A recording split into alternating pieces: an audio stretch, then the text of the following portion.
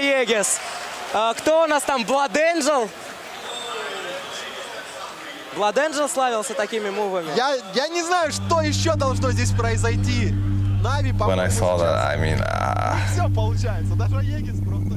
I felt so bad for him. I felt so bad for KYXY. I think it stays with him maybe all his life. If we're gonna have him in the seat, we're gonna be talking about it with him. Poor guy, don't bully him too much.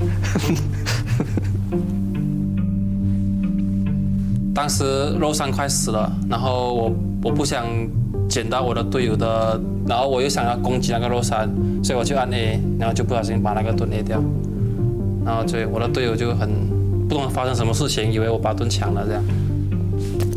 That's what he was doing. Literally, that's what he was doing. Just spamming it like that, you know, just going ham, making it feel like it will kill it faster or something like that, or like you're just so nervous, probably. 当时我是超级内疚，因为那个是我们败者组的决赛了，就毕竟我们赢了就可以去决赛。那我是觉得非常的内疚，因为我们很难才达到这个地步，这样子对。打完比赛过后，我的队友就告诉我不要那么内疚，因为我也是有功劳才能够达到前3这个成绩的，对，就这样叫我不要内疚。The truth is that mistakes they happen, and this is when you need your team, you need your teammates to be there for you, just like when you're going to be there for them once that's going to happen to them. I think every pro Dota player at some point has made a fatal mistake in a game, and all you can do is try and move past it, and either try and still win the game if it's winnable, or just go on to the next one. 然后也希望那些有做失误的人不要那么觉得内疚，因为毕竟还是要继续成长，这样，对，没错。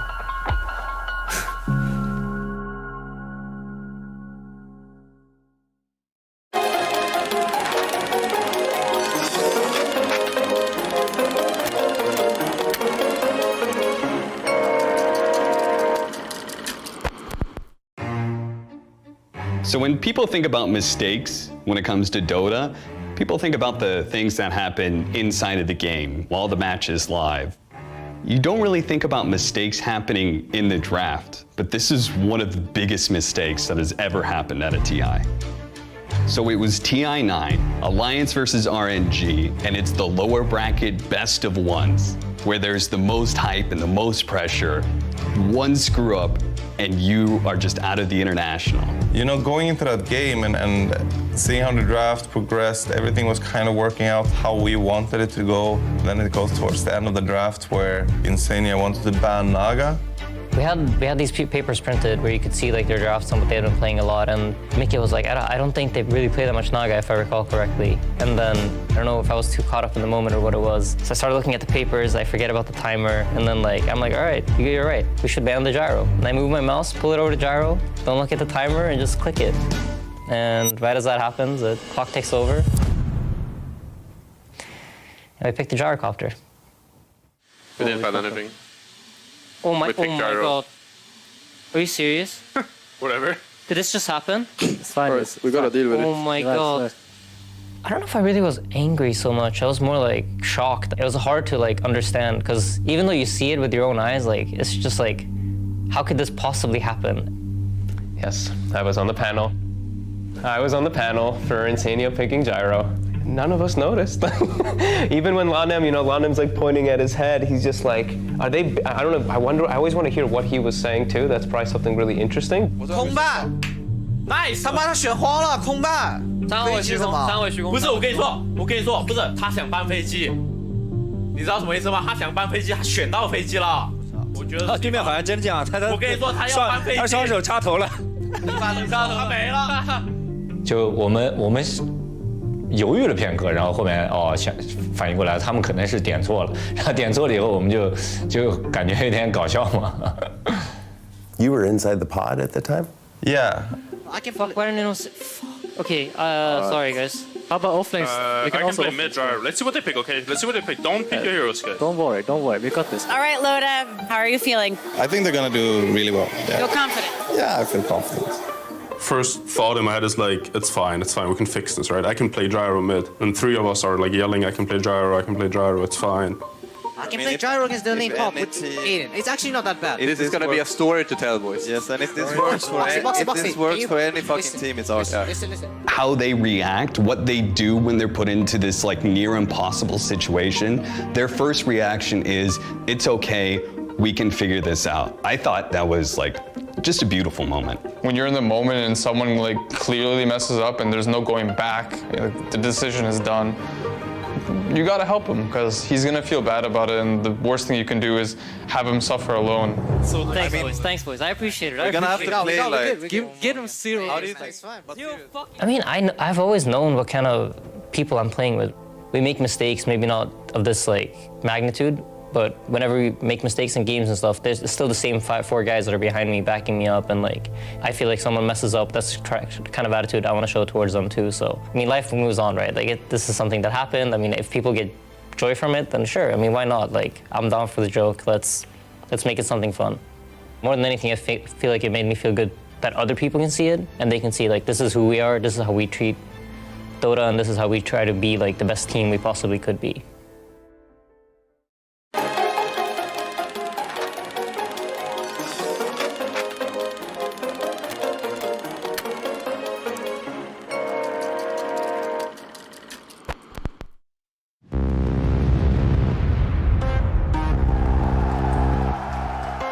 The concept of Dark Horse in Dota has always been a big thing, and I think there's a lot behind it, a lot more than what people think. It's some team coming out of nowhere. People don't expect them to be there. Someone that will upset the whole tournament and that will make everyone go like, wow, these guys did something spectacular.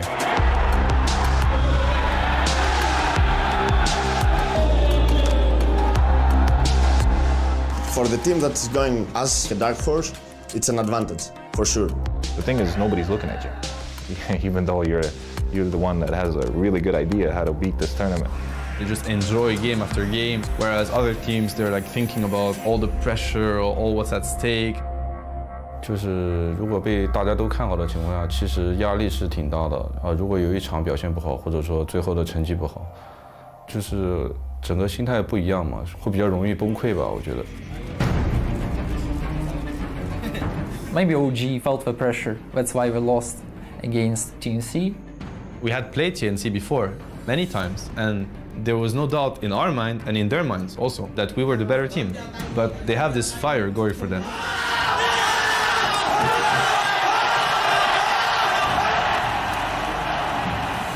It's scary. It's really scary to play these teams because they have nothing to lose. You underestimate a team, you don't play your best just because you feel it's going to be, quote unquote, a free win. But that free win is a free loss. That's what happens. 我觉得黑马队的性质就是对当前版本有自己的一套独特的打法。 I think DC's what they were doing the most at TI was really focusing on split pushing. I could count 5 teams or even 10 teams that would be ahead of DC, but they go to the grand finals.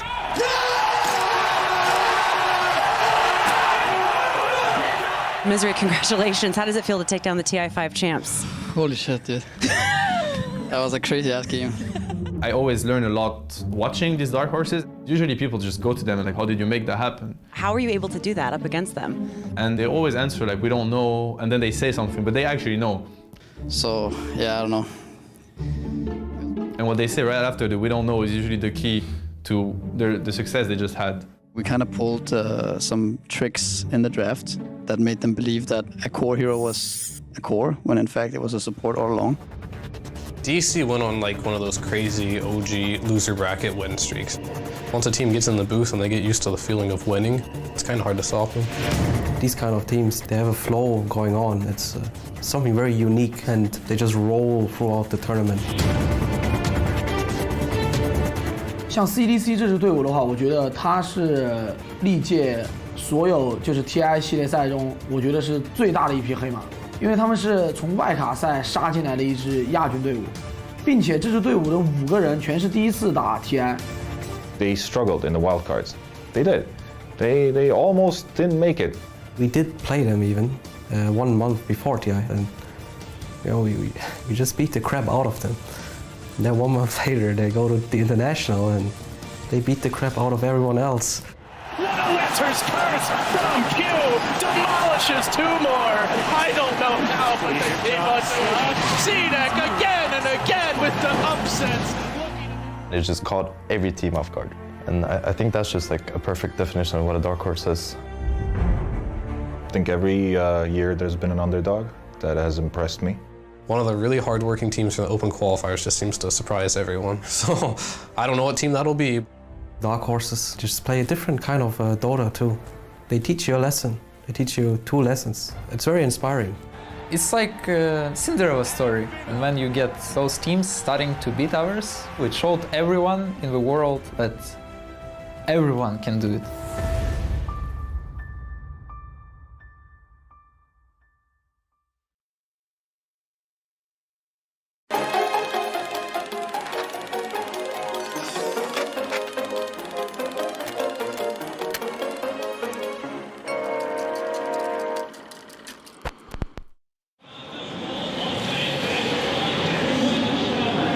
First thing, all the games are final. If there's a bug in a match, we're going to play. We won't go back for a bug. It's just part of the game. Geometry site does not reveal wards. Okay? So keep that in mind. You guys probably does not reveal wards. It's a bug. We heard that there are going to be some tournament for a huge amount of money. 当时听说有个 TI1 的比赛嘛，就想玩一个 DOTA 1的加强版 DOTA 2嘛。I think I got the beta key first time somewhere 2 weeks before the first international, maybe 3. Well, the first moment in which I loaded up Dota 2 was actually a complete disaster. It was a very mixed feeling for me, at least. This looks great, but I actually don't understand what's happening at all. Maybe one guy liked it. I thought it was pretty cool, but everybody was just like, what the fuck is this? The initial reaction, not just for myself, it was just like, this isn't Dota.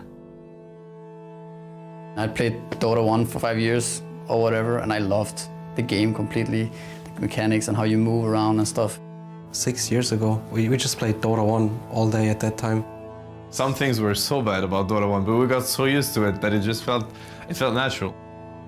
Changes to something that's really important to you is always hard to welcome, not in the sense that you look at it in a bad way, but you know, it's like everything's gonna change. 1 week after, even maybe 2 days after, you're gonna look back and be like, I was so stupid to even hesitate. TI was on such short notice, hey, we're gonna make a tournament, $1 million. We're like, okay. It's like, is this real?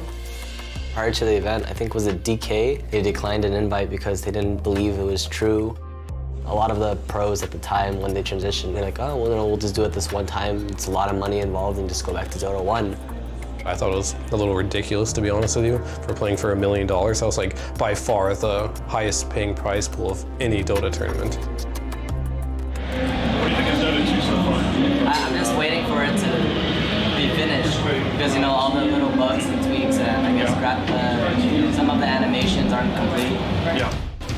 I think everyone kind of understood and accepted that no one was going to be ready. We just went with it. We accepted the fact that this is the game now. 当时我们去打 TI1 的比赛的时候，然后我队友他连就是装备都怎么买都不知道，然后就很尴尬。We took it very seriously. During that time, we wanted to be the best team regardless. We didn't even want to lose anything that was, let's say, fake. We didn't care. Na'Vi, they had a set number of heroes, maybe 10, 15 heroes that they played throughout the tournament. And we were choosing them by attack animation. We were thinking, okay, those guys, they have some broken attack animation. Let's choose them. We really never played in booths like that. We abused the booths. Dendi was just jumping up and like, screwing around with people every time the first blood happened or something like that. Tagil, you do this. Tagil! Tagil! We were like not realizing that we actually play for this amount of money. We were just playing and having fun. We were so confident. I remember we were so confident that we're going to win because I joined the game and I feel so free. When the first international ended and we saw the whole spectacle surrounding it, everyone knew that this was something that was going to come long term, and other tournament organizers immediately jumped on it and wanted to run this game. Esports definitely grew a lot the next coming years after that, more than it did prior to it. As much as people dislike the changes in the beginning, they're all for the better, and I think Dota now is better than it's ever been. It just felt like this is going to be the future. You know, it set a message. This is what esports is going to be.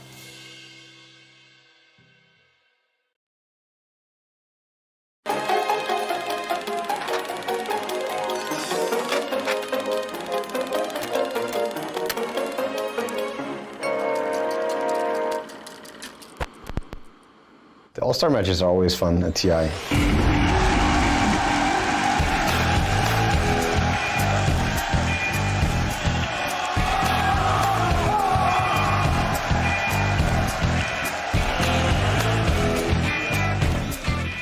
This is where, you know, everybody gets to have fun from players' perspective and fans' perspective. Community could vote for players, and 10 players who would get most votes would play 5 against 5.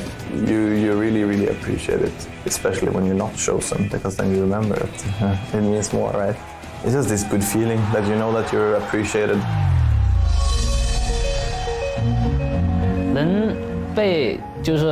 能被邀请去那个打明星赛，其实我觉得就对自己来说就非常兴奋吧，因为我是一个明星。很喜欢那个就是有写着我名字的那件 T 恤，然后但是我还是比较喜欢玩，不喜欢当 coach。就是很开心啊，就感觉他们穿了就是那个衣服，就好像在支持我一样。TI3 one, I guess, was the most memorable one, where Dandy, you know, ran around after he killed me.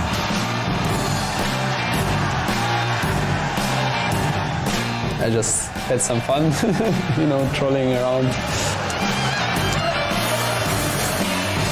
Whatever, still won the match, easy. Last year was crazy, like, because it was 10 against 10. That was great. I had to pick one guy, and some other guy stood up, and it ended up in a rock, scissors, paper. You know, I felt bad for the guy, but at the same time, you know, everyone was having fun. I think last year's All-Star match was by far like the best one. For some reason, you have to sit here. Like everybody else chose their own spots to sit. Something's going on here. How confident are you in this team? You know, sitting next to Dendi. Old times, you know. You wish it were Dendi. Isn't it? When mask was pulled off, I was like shaking my head and then like, oh, I'm sorry, people around me, all in my sweat. Oh, Dendi. It was amazing. And I had a lot of fun. 所以当时我觉得娱乐的时候，我买圣剑，我还是要继续全水去虐他们，然后对不起，我虐了你们，但是输了那场游戏过后，竟然开心，但是又有点丢脸的感觉。我对明星赛的印象，我觉得现在是做的越来越娱乐了，因为本来就大家不是为了输赢就做的越来越有趣了。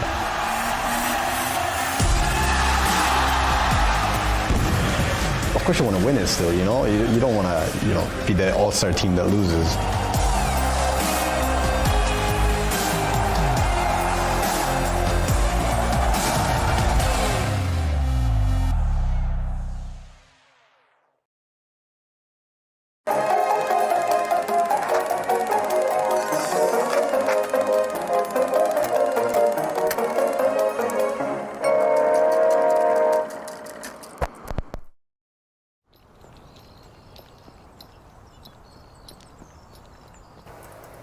I would love to see being a professional gamer is actually worth your time and like you can make a living out of it. I'd obviously like for it to be a professional sport like any of the sports out today and if they've grown.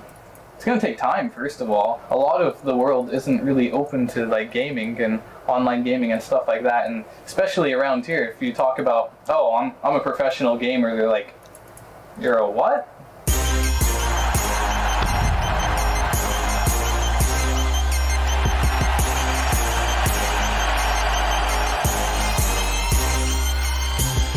Fear Darkness was like an idol for all the North American players. I just respect him a lot as a person and as a player. Fear 这个人呢，其实一直都知道他是美国队长嘛，他是EG的灵魂吧。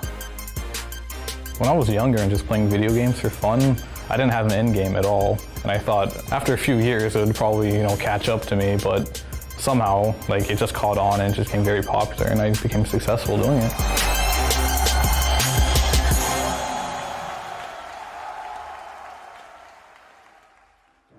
be able to be on a top team. You need to play, like 6 to 9 hours a day at the bare minimum. The thing that happened that almost made me quit entirely was when I got my first arm injury.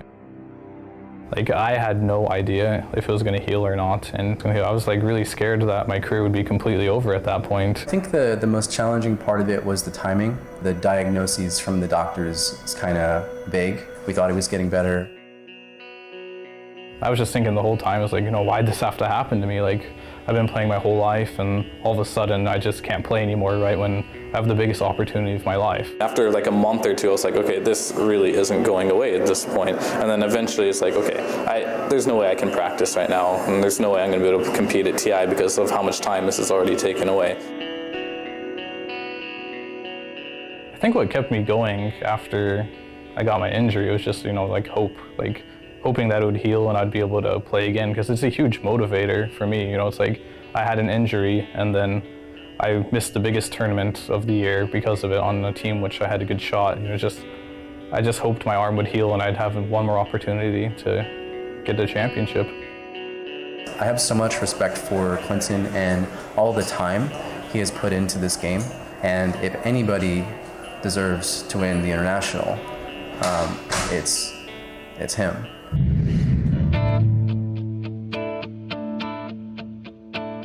Fear, coming off of a pretty serious injury. Does it do anything for the confidence of the whole team having him back and a part of it? I think everyone on our team has the utmost faith in him to be a strong player that we know he can be. He's also our carry player, so a lot of the game rests on his ability to help us win.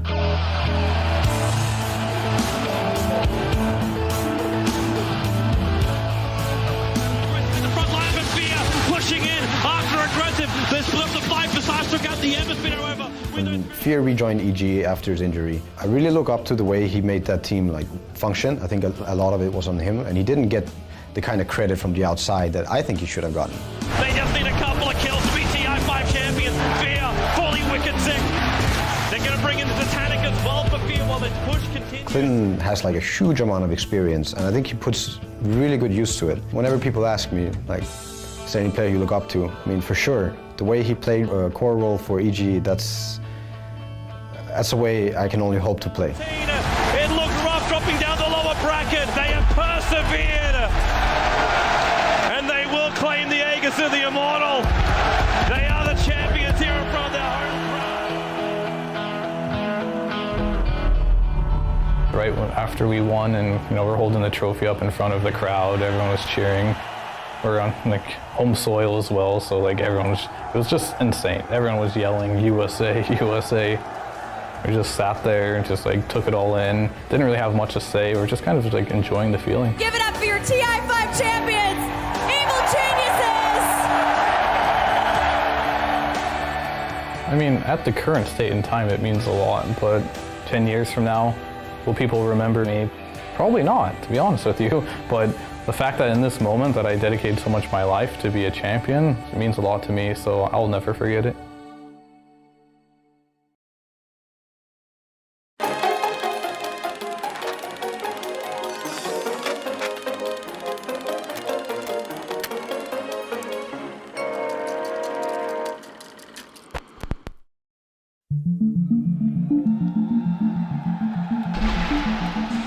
Point for the upper bracket semifinals. Tong Fu taking on the fan favorite Na'Vi. When we picked Baijian Chen, we were sure we were going to crush the game early on. Navi's trying to no, they pick it. They took the punch. You can see Dendy smiling right now. Oh, yes. He wanted it bad, and Puppy gave it to him. Yeah, for some reasons. That game, it didn't work out. Vacuum back into the call down. Dendy biting up more than he can chew. He will be cleaned up. Now Puppy caught out in the middle of the fight. We were getting stronger and stronger. In this point of the game, there is nothing else in the whole game that can change anything. And Tong Fu is beginning to grind Na'Vi down. They got a 5-kill lead, right around 5,000 gold to their advantage. This is really troublesome for Na'Vi. The game was on the edge, and we could lose it any moment. I was sure about that. We knew we needed to do something, so we started to try something out. Tong Fu is going to continue to push. They're not done. Mech still hasn't even been used. There's a hook. Howell brought all the way back to the base. Cleaned up by the fountain. 但是突然被勾的时候，其实一开始因为那局我们优势很大嘛，一开始会觉得也没什么，下次注意一点就行了。Dandy said, "This is the only way we can win the game." Us too, just doing that stupid stuff. I was like, "All right, let's go." Dandy's gonna try it again. Can he? Got him that time. See you in the base move. Whenever I saw enemy around, I would ask Papi TP me. He would TP me and I would try hooking. Oh, there we go. The hook. Got him. Fountain hook, fountain hook, fountain hook. It would continue. Yeah, why not? Yeah, why not? You know, just keep it up. 然后结果他不停的go，就感觉怎么说呢？就感觉很神奇吧。Tongfu didn't know what to do. Like they actually screwed up quite a lot. It's hard to stay calm. Mentally, you're panicking. Apocalypse is happening in your head. He just goes to Tongfu. Gyrocopter is Aegis, siege high ground, you know. Everybody knows the simple road to victory. The game should be done as simple, but he just got removed. Oh, he got him! He got him! They're on their feet, they're chatting! All it took was one fountain hook.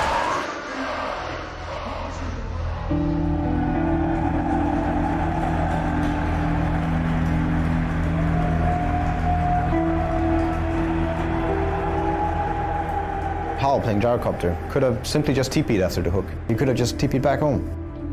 然后最后就是被勾回去了，2条命死了，然后就导致最后的一个比赛输掉嘛，就非常的遗憾。The fact of the matter is, like a player that was on point probably would have still won that game as Gyrocopter. Probably should have never gotten hooked. Probably.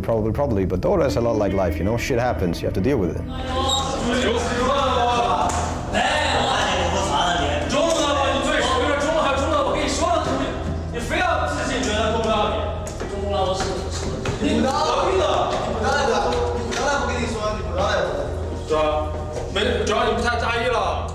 Hooking Tongfu players with Chen teleport was one of the most amazing things that I've done. It was vicious, and I was part of it.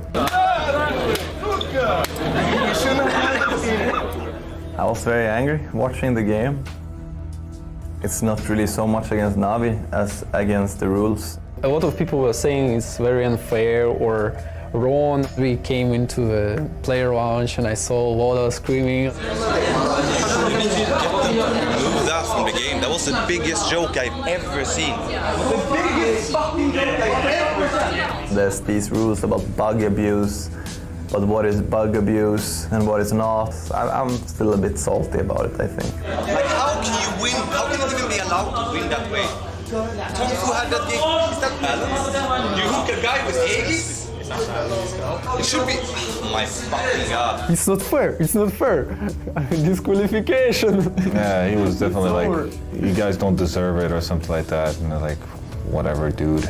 Let them try this thing. They can do it, go on, try this thing. You have to respect the skill that it took for those fountain hooks to happen. If it was completely broken and super easy to do, everyone would be doing it. They weren't afraid to try it or make it happen. I was sure the game was fair, even after like I heard those screamings. 因为在我们那个中国人眼里，就是觉得输了就是输了，就是不会说因为他全水沟是一个可能相对来说比较不太平衡的一个东西吧，然后会去埋怨什么东西。我们就觉得输了就是我们自己技不如人吧，包括国内的也都会觉得对方会觉得对方打得厉害，不会说因为这个东西太 bug 了或者怎么着。这也是下一年赢得 TI 的一个原因吧，但是当时我没有找他们讨论过这个问题吧，我怕提起他们的伤心事，他们打我。Some exploits are fun and good. This was one of them. Maybe a bit too strong, but still. It was too strong. 就之后削掉的倒是就是没什么了嘛。You can discredit the game, but in reality, like, Dota is still the same. You can still win games in the most weird ways that haven't been seen or done. It's the same for everyone, so it's fair for everyone, and it's just kind of a part of the way Dota tournaments go.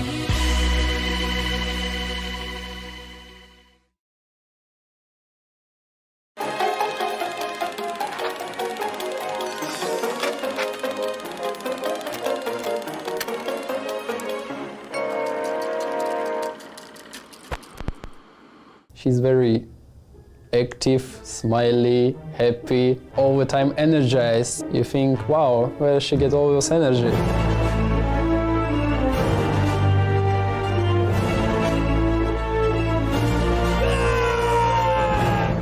this Casey. 他是一个应该是主持吧。 Casey's, I mean, she's what do you call it? A hostess? My job at TI is to make the players look good. I want to know how they're feeling in the moment and allow the audience to get to know them in perhaps a way they haven't yet. How are you feeling about the tournament so far? What has been the highlight for you? Having a diarrhea every single day. What was that? Having a diarrhea every single day. Oh. Yeah. That sounds lovely. I'm going to send it back to James. Thank you again. Ice. He's just really good at making situations awkward. You didn't mean diarrhea, you mean diary, like you wrote your diary this morning and they're like, nope, diarrhea. Oh, God. Folks, I heard him right. He knew exactly what he was doing. He knew it made me feel uncomfortable. And I respect him for that.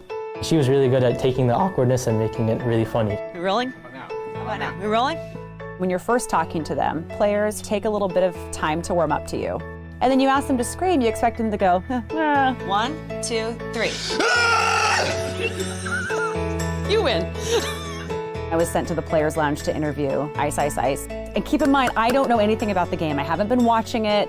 I don't recognize the professional players. So you're going to be playing tonight in the one-on-one championship, is that right? That's correct, yeah. Are you excited? Yeah. Are you Ice? No. What's your name? I'm not. Are you Michael? No, they're trolling you. This entire room is going. Hi. How's it going? That's right. I immediately went back to when I was in middle school and everybody was laughing at me for something. I have no idea what it was. There's something going on here that I'm not aware of. One of the hardest interviews to do is if you're talking to someone who does not want to speak to you. Is it that they are nervous? Or is it that they just don't want to frickin' talk to me right now? He's like, yes, please move on. All right, duly noted. I'm gonna stand up and move. There's so much trolling, I don't even know how to navigate this. I don't mind looking stupid, I don't mind looking silly, I don't mind looking bad, but I never want to make someone that I interview look bad. Casey is doing great. She's doing great for the scene. When she comes to TI, she interacts with these crazy-ass fans. I think she does a good job understanding people and getting people to open up a little bit. I want to get trolled by Ice. I've been trolled by Ice. He's really good at it. My job is to also give a voice to the fans and give them an opportunity to come together as a community and connect with the players. You can't be afraid to not look polished. I'm anti-polish. Be yourself, be in the moment, show how you're feeling. If I had a time machine, I would go back to 10-year-old me and I would start playing Dota 2. And I would be here as a player and I would be going for $18 million. And y'all be interviewing me and you'd ask me questions and I'd say, I don't know, I have diarrhea.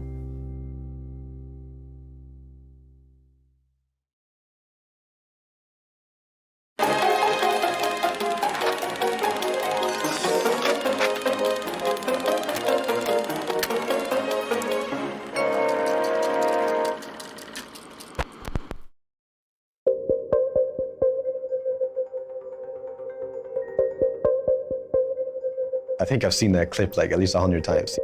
It's legendary.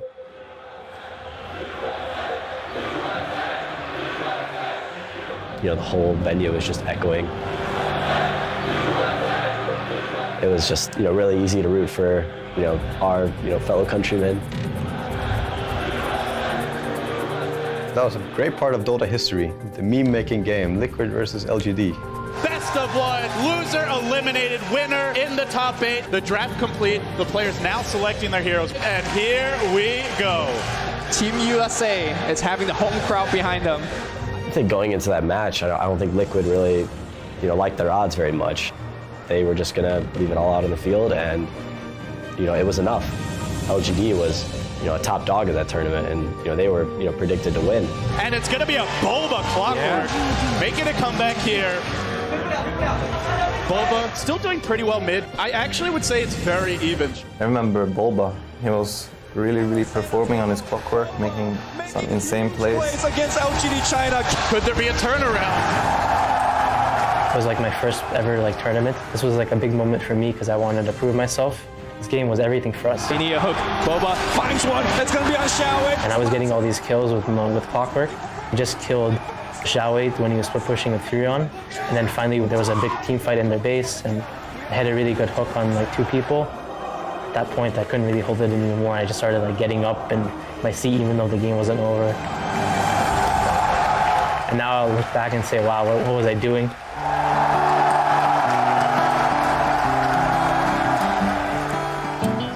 I used to have a soundboard. My #1 most clicked one was the LD part when Liquid, they won. I think it goes like this. Siler to fall, Liquid are doing it. Siler to fall, Liquid are doing it! And Baba is on his feet. I believe that's how it goes, but it's so epic.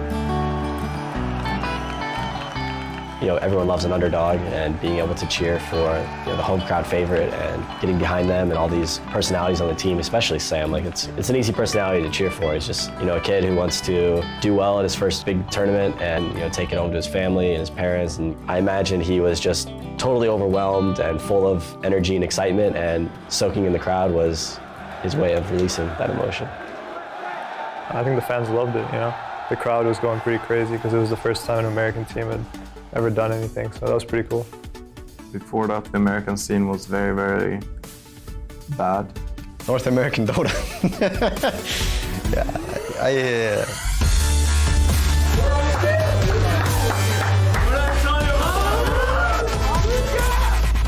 It was cool to see that everyone can beat everyone in tournaments like this, so everyone have a chance to win tournament.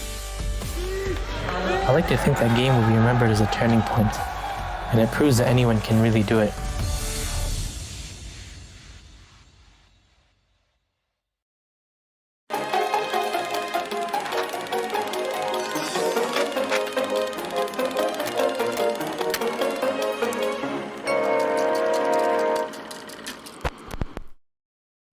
I think for any team that is in the finals, that's just 100% focused. You know that you're the 2 best teams in the world.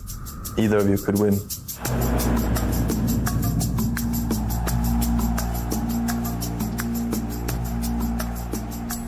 It's a very weird feeling. It feels like you need to win this with all your soul and body and mind. Like everything that you've achieved in Dota and that you've done in Dota has built up until this moment.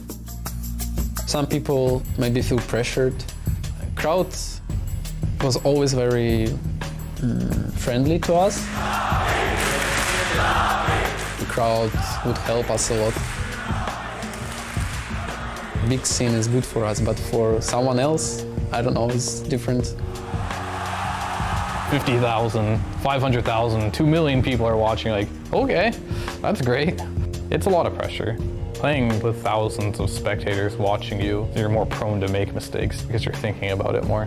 Just keep your cool and not let any distractions such as the crowd or the pressure get to you. Guarantee you someone else on the other team will let it get to them, so if you're able to keep your cool, you're probably going to win. Dota is a sick mental game. It brings out the best and worst in you. Who ended up winning the mental warfare always won the series. That's how you're going to win tournaments. That's how you win the tournament. If you break the other mind, it gets really easy. Some minds are really hard to beat though. Well, at TI5, I had no anxiety. Like, I was totally comfortable in my own skin, and I think that I played really well, and everything was great. But then I go to the Summit 4, this $100,000 tournament versus this $18 million tournament. I'm sitting there in the finals, down 0-2 against VP, and I'm just like having trouble breathing. It's weird like that, and you don't know when anxiety is gonna hit you. If you're freaking out, somebody else is probably freaking out too. Just a screw up in the game, you made a mistake in the game and that's why you lost. Those things can happen, but those things should not eat you. Sadly, a lot of people end up thinking about their loss a lot because they could have done better. To lose in finals, just one step before winning, it's hit you much harder. 输了以后，第一个感觉就是我很对不起所有的粉丝，因为他们一直以来都很支持我，尤其是在场所有的观众也是在呼喊着我的名字，所以我觉得很对不起他们。然后过后我很伤心，然后我就出去躲在厕所啊，出去啊，一直流眼泪，就很久才能平复下我的心情。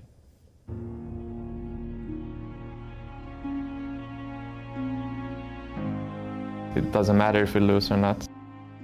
just those words reminds us of what we've done and that we don't need to be afraid of losing. It sounds like maybe not a winning mentality, but I think it's the opposite. You remove the fear of losing, so you would not be afraid to do risks, which can be very necessary in these games. I hadn't won a lot in my career up until, pre-TI4, but then after we started winning, it was a different kind of scene for me. You got more fans, you got more prestige, everything changes when you start winning. Things just worked out for us, and TI5 was our tournament to win. That was one of 2 tournaments we won throughout that entire year, and it was the big one. 觉得自己这是真的吗？就是我当时拿完冠军第一时间就问自己这是真的吗？也没有一些很高兴的一些反应，然后觉得后面确定自己不是在做梦，然后就非常的兴奋吧。就是如果我会给一个没有打过 TI 决赛的人的意见的话，就是当你打 TI 决赛的时候，就那几个小时，希望可以好好的珍惜，因为时间过得很快，一下子就会过去，然后你会很后悔当时没有好好的享受。The strongest players doesn't win, it's the strongest team that wins. And it's almost always like that. If you don't perform every second of your games, you might lose to a team that's actually not better than you, but they're just hungrier. I don't think any Dota player will go into these games and crumble under pressure. This is when you get your strongest. This is when it's going to be the hardest to break you. I strongly believe that if I woke up a morning and I had to play the TI final, I would play the best Dota of my life. And that's all that would matter to me. If I played my very best, nothing else would matter.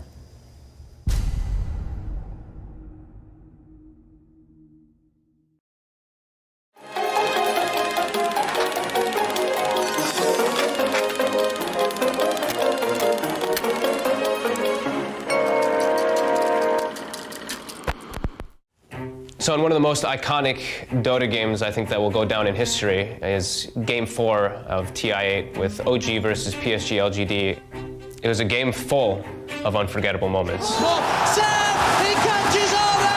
They're going for top, they're trying to make space. Is it half out? Sam gets the goal!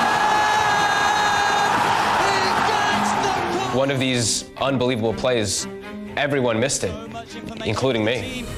He's got eyes on him. Get the punch on the wrong target, but the snowball pass will catch Anna. Anna, he's in trouble. The blood right silence connects. He's got the man to back up in a second, but can he really play his way out of this one? He cannot. Anna down for a minute and a half. And I was like, what happened? Like, I didn't quite understand. People were asking us like, what about the Ana, the selling items? I was like, what are you talking about? Which item did he sell? It's actually hard for anyone to understand because it all happens so fast. Ana, I think he just immediately recognized, I'm dead. We lose the game. I need to do whatever possible to clutch this. So he drags his items and sells them to ensure that he has the buyback gold. My buyback sold. Buyback? Yeah, okay. It takes me 40 seconds to break it down. It happened in what, 1 second, half a second? Like he realized they were ganking, he's checking his buyback goal, and in the meantime he's juking them. He's doppelgangering with PL, microing an illusion to fake like it's the real one. I mean, that happened in 1 second, I mean, it's mental.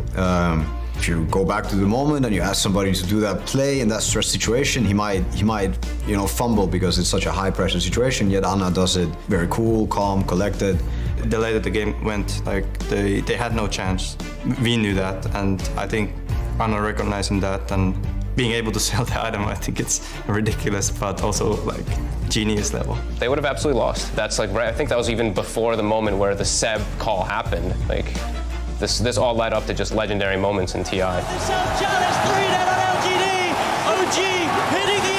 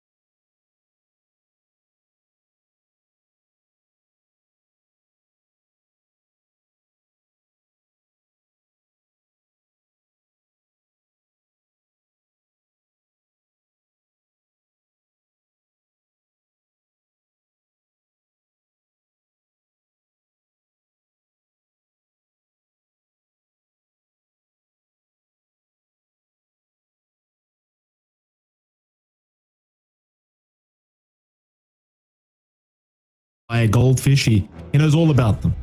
All about them. Don't ask him about bowlerfish though. He's got no clue about that. Still, we've got a couple more bans to come before we can see these drafts continue. NGXC, Jonathan, they've got a void on their hands.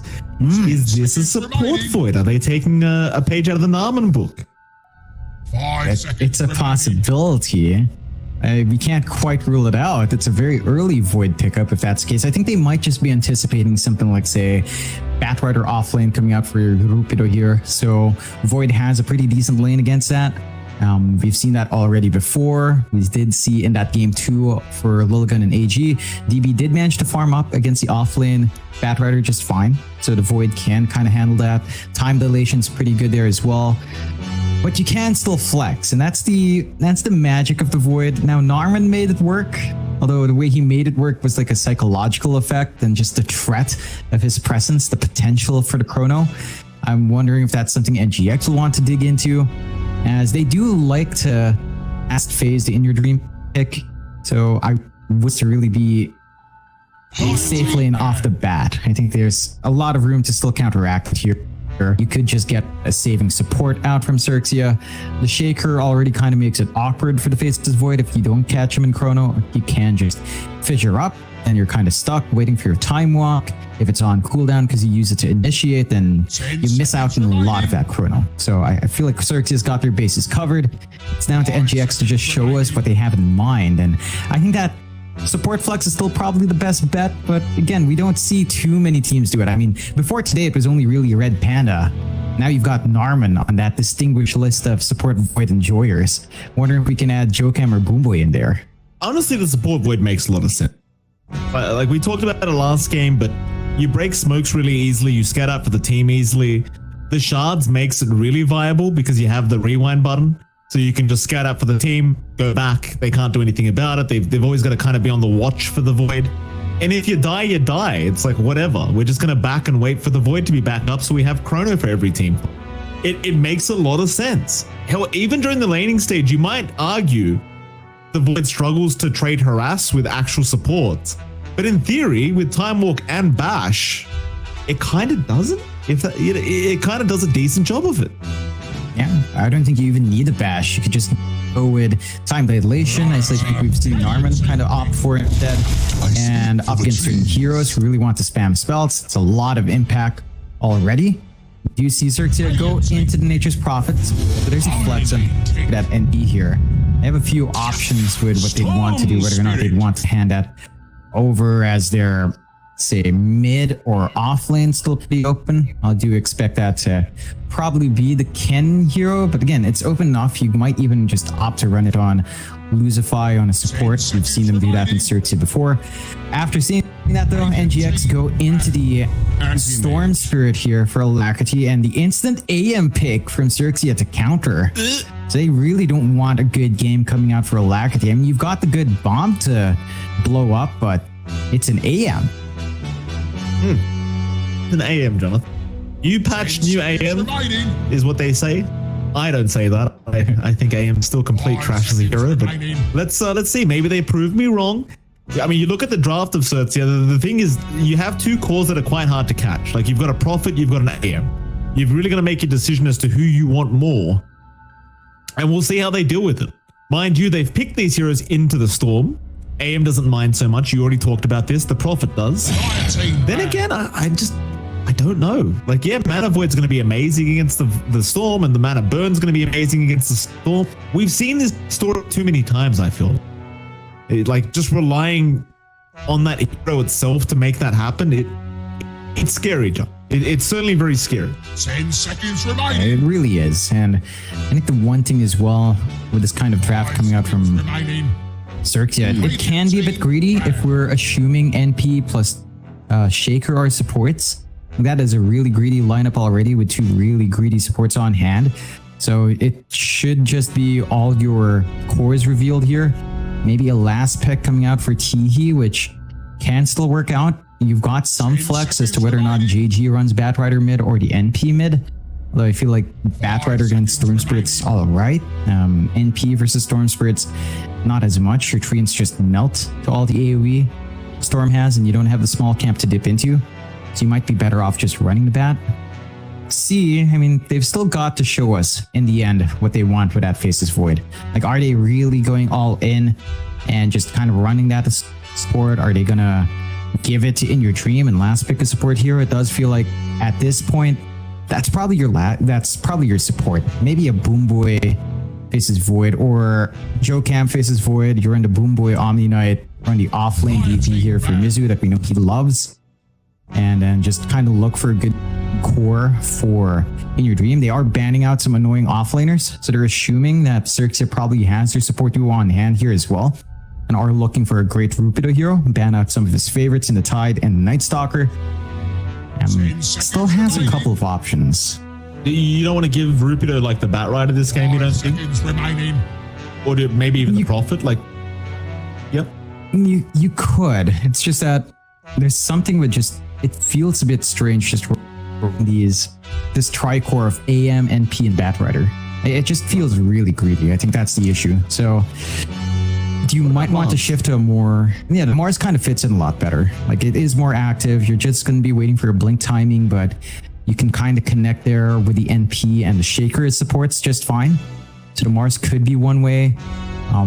It does give ample room here for NGX to kind of find maybe a good core, but NGX will have to pick up first. So XERXIA can kind of adjust. And again, I'm still curious what NGX will want. You can see that XERXIA are also banning offlaners, so maybe they're expecting the safe lane Void and the support DP Omni. And that could be what they're seeing here, as they are banning Mizu heroes on the off. I'm not sure if that's really what they'd want here, though. You know what, John? If there wasn't an Earthshaker in the game, I'd say, like, screw the Storm, go Alacrity Meepo here. Because you, against AM Prophet, the Meepo is going to be a real nuisance. I mean, there's no space for it anyway, and against the Shaker, it's a bit too risky. So even against the Batrider, it can be pretty risky, but it would have been fun to see the old Meepo against AM. That would have been nice. Instead, we are going to see the Snapfire popping out, so a bit more of a standard draft here. That should be either the POS 4 or POS 5. Both supports very flexible on the side of NGXC. XERXIA, how do you want to finish this? I mean, you think there's still a Rupido here that needs to be picked up. NGXC would agree with you on that thought. They have banned out offlanes in their last pick phase. The Mars is still there if you wanted to go down that route. But I would dare say you are lacking some damage even with the setup of the Mars. But it might still be a decent pickup, like against the Void during the laning stage. Good catch for the Storm. Then again, you're up Knight, so Heavenly Grace is a bit annoying to try and play against as the Mars. But then again, anything's going to be annoying with a stun against the Omni Knight. 20 seconds left to think about it. Choose your hero. All right. Oh, okay. That's the answer. Yeah. Yeah, Primal Beast. We haven't seen it all day. Rupido is picking it up on the offlane. We do have the offlane Primal Beast. JG will take the Batrider on the mid. Ken sticking the safe lane and the anti-mage. Lucifice on the Shaker. So you are running the Shaker NP support duo, which is a little bit greedy. I think XERXIA is going to have to try to play around the early threat, have Teehee have a lot of presence in the first 6 minutes of the game.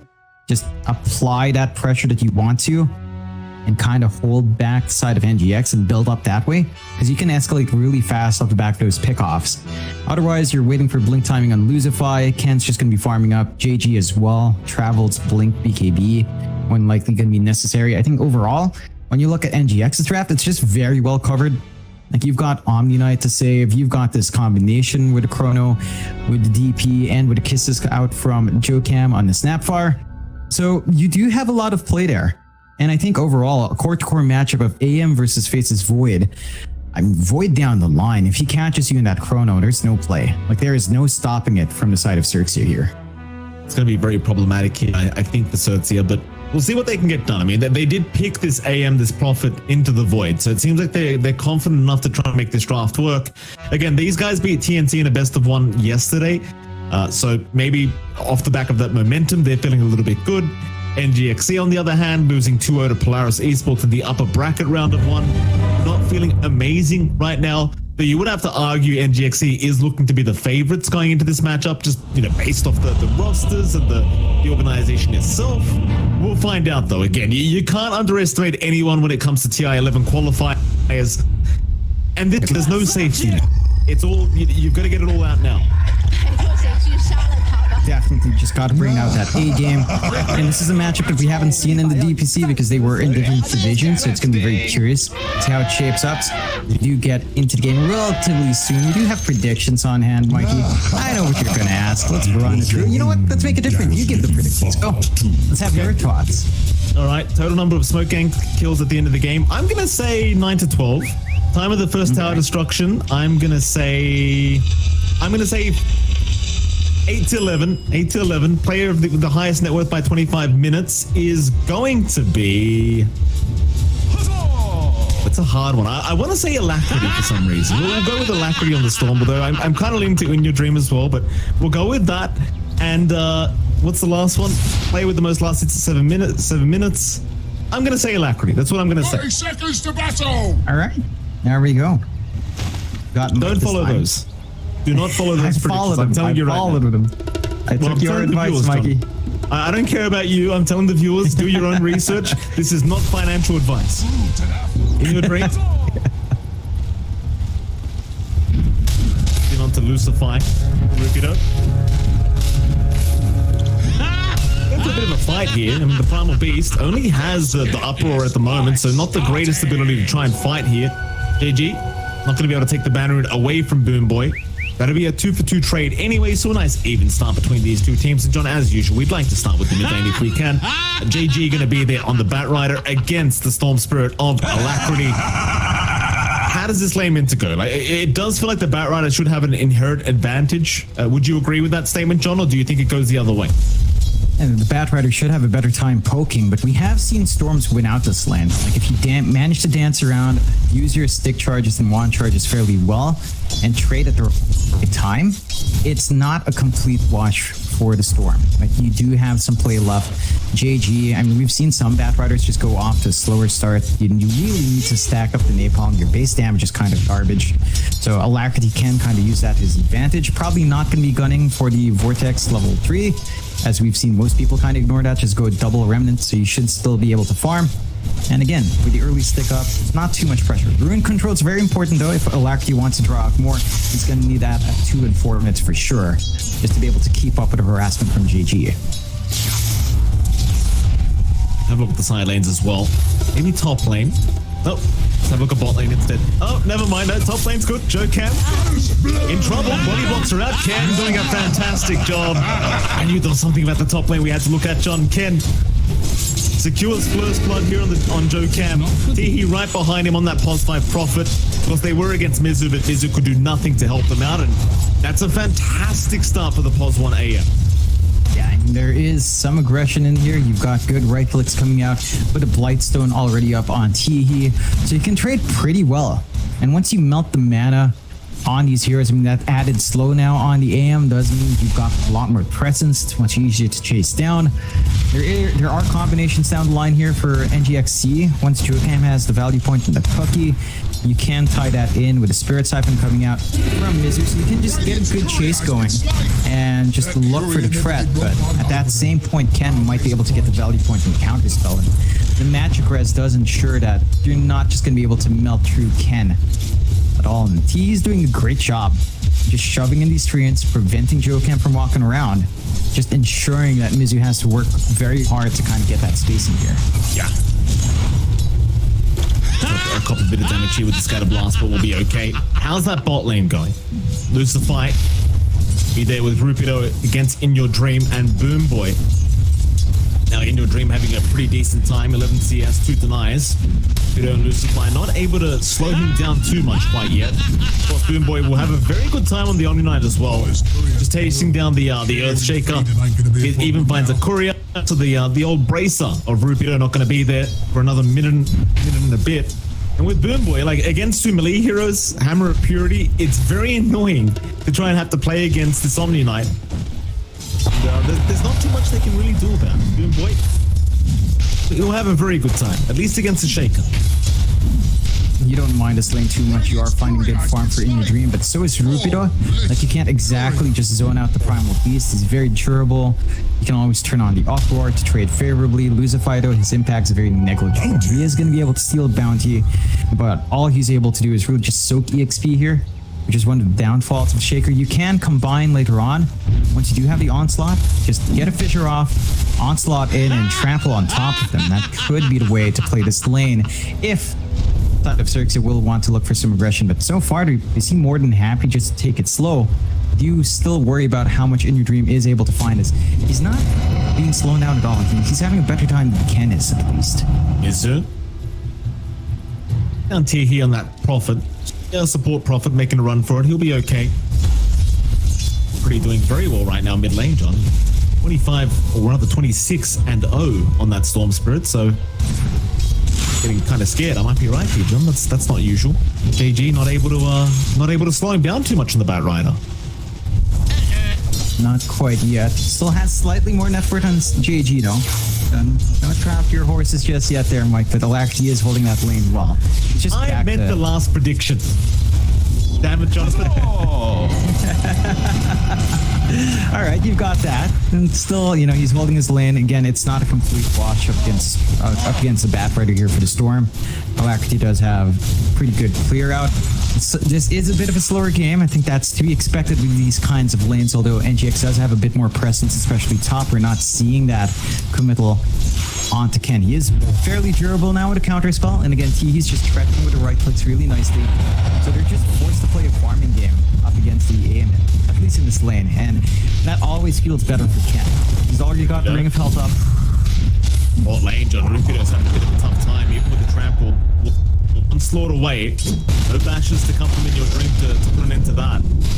Even with the trample, it's kind of hard because again, Boomboy with the Heavenly Grace, he just tanks you up, he gives you that extra regen, and suddenly trample just doesn't feel that good anymore. Yeah, it's certainly not that start we'd expect from the Primal Beast. I mean, this here is a lane dominant hero, but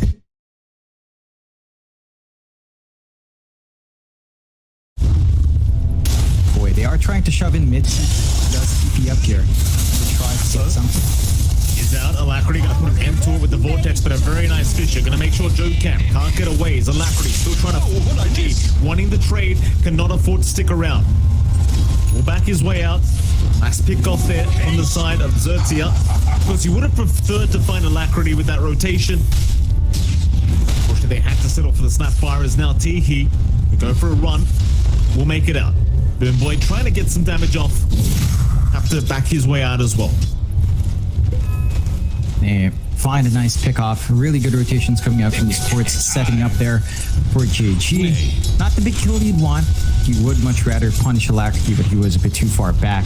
But you'll take what you can get. 0-2 start, 1k lead up for XERXIA. They managed to kind of reel in this game just a bit more. They are finding much better farm on JG, and they have managed to suppress In Your Dream despite the more free lane. He's not actually able to work his network off.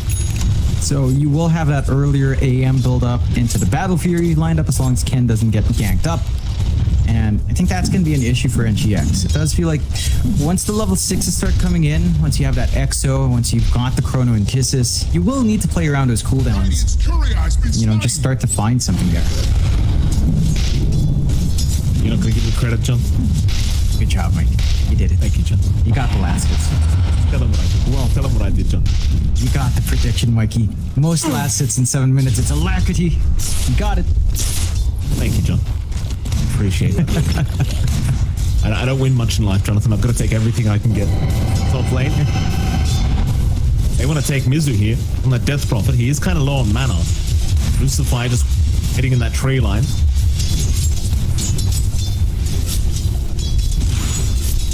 Denied. So very patient here up at the top lane. I'm not sure if they can actually set up here for the Death Prophet. He does have level 3 Spirit Siphon with 1 charges and a Mango. So it's not like the mana burn's going to really matter. He should be able to get some Spirit Siphons off. Of course, he can't really help the cause either. Doesn't have anything like a stun to throw out onto the DP, but they are going to try. Mizu, Fissure is going to lock him in. Mizu, perma-stun. Mana Void is there, but the heals are out. Mizu going to try and run, and they can keep trying to chase, but he is just slowly healing up. Now the Sprout, the body blocks, but here comes Alacrity. Problem is, he vortexes himself, so chasing for more. He'll find Teehee on the Prophet, trying to run, but it's not going to be enough. The Fissure not there in time, and now Lucify Well, that's what I was just talking about, John. I'm not sure what the attempt was there. DP, arguably the hardest hero to kill on the side of NGXC during the laning stage. They were just waiting for that mana void. Still not enough damage, and Muzu more than happy to drag those heroes in. 2 big kills coming out for Alacrity. He's going to be feeling great after all the action on his mid lane. That is providing space for the shove in Mordo. He instantly TPs towards mid. Got JG around as well. And should top up his bottle, and they're going to be able to just try to shove. It's not quite full commitment. I mean, the tower's still fairly healthy, but they're doing consistent damage to it. Dream, Chrono, he's got 2 of them. He'll focus down the easier target in Teehee. Lasso, meanwhile, on the side is going to catch the Omni Knight, so they'll try for a trade, but a nice cookie out, connecting on 2. Lucify, he's in trouble as well. Vortex out, JG trying to help. Here comes the onslaught. Rubido, he's going to jump in, but Alacrity is able to zip his way out. So it's going to be a 2-for-2 trade. Pretty even between the 2 teams. Both support duos dropping from either side. As Alacrity is still being chased down, in your dream, we'll try to cut them off. Rubido, 5 seconds away from the onslaught, but it's too late. Heals up there from Boom Boy. He's going to be just fine.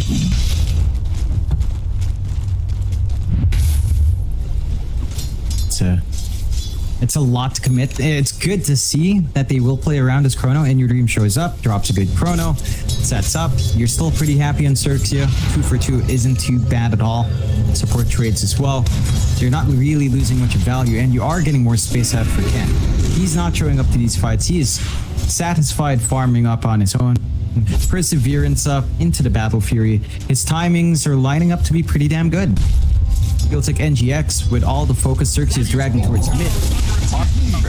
Inevitably just allowing that AM to farm up as freely as he wants, and the Void just farms a bit too slow to the top. Green. Double. Rubido. Go for the chase. Has no more spells to throw out. He doesn't have the teleportation available either, so he's not going to be able to keep chasing. Can be just fine. They will be able to secure the bottom tier 1, while top lane there is an exorcism being popped here by Mizu. JG. So intense, he doesn't even have it up. He's just going to try with the Firefly to delay this tier 1 going down. Lucifer is there now. Mizu, fine for now as the zip is back from Alacrity right into JG. Gotta be careful with that mana though, Ken. He's got the mana void. Alacrity trying to run. Can he make it? Not quite. Ken secure the kills now. Mizu gonna be targeted. Here comes Rubido looking for the body blocks, but Mizu, he has the phase boots. He's got a back office now. They go for the full scale team fight. Boom Boy, he'll comp the pulverize out from Rubido into the lasso onto the Snapfire. Joe Cam's gonna drop as well. A terrible team fight for NGXC as Mizu, he'll be able to get through the Sprout. He's okay. The top tier 1 tower is under siege. Should drop eventually. Great counterplay coming out from XERXIA. NGX, and it looked like they got a good angle out with Alacrity, but he is just too vulnerable to that AM. You are seeing the value in this pickup for Ken. Every time that storm comes up, and he's not quite ready with any protection, you know, it's not like you're going to rush BKB for his item here.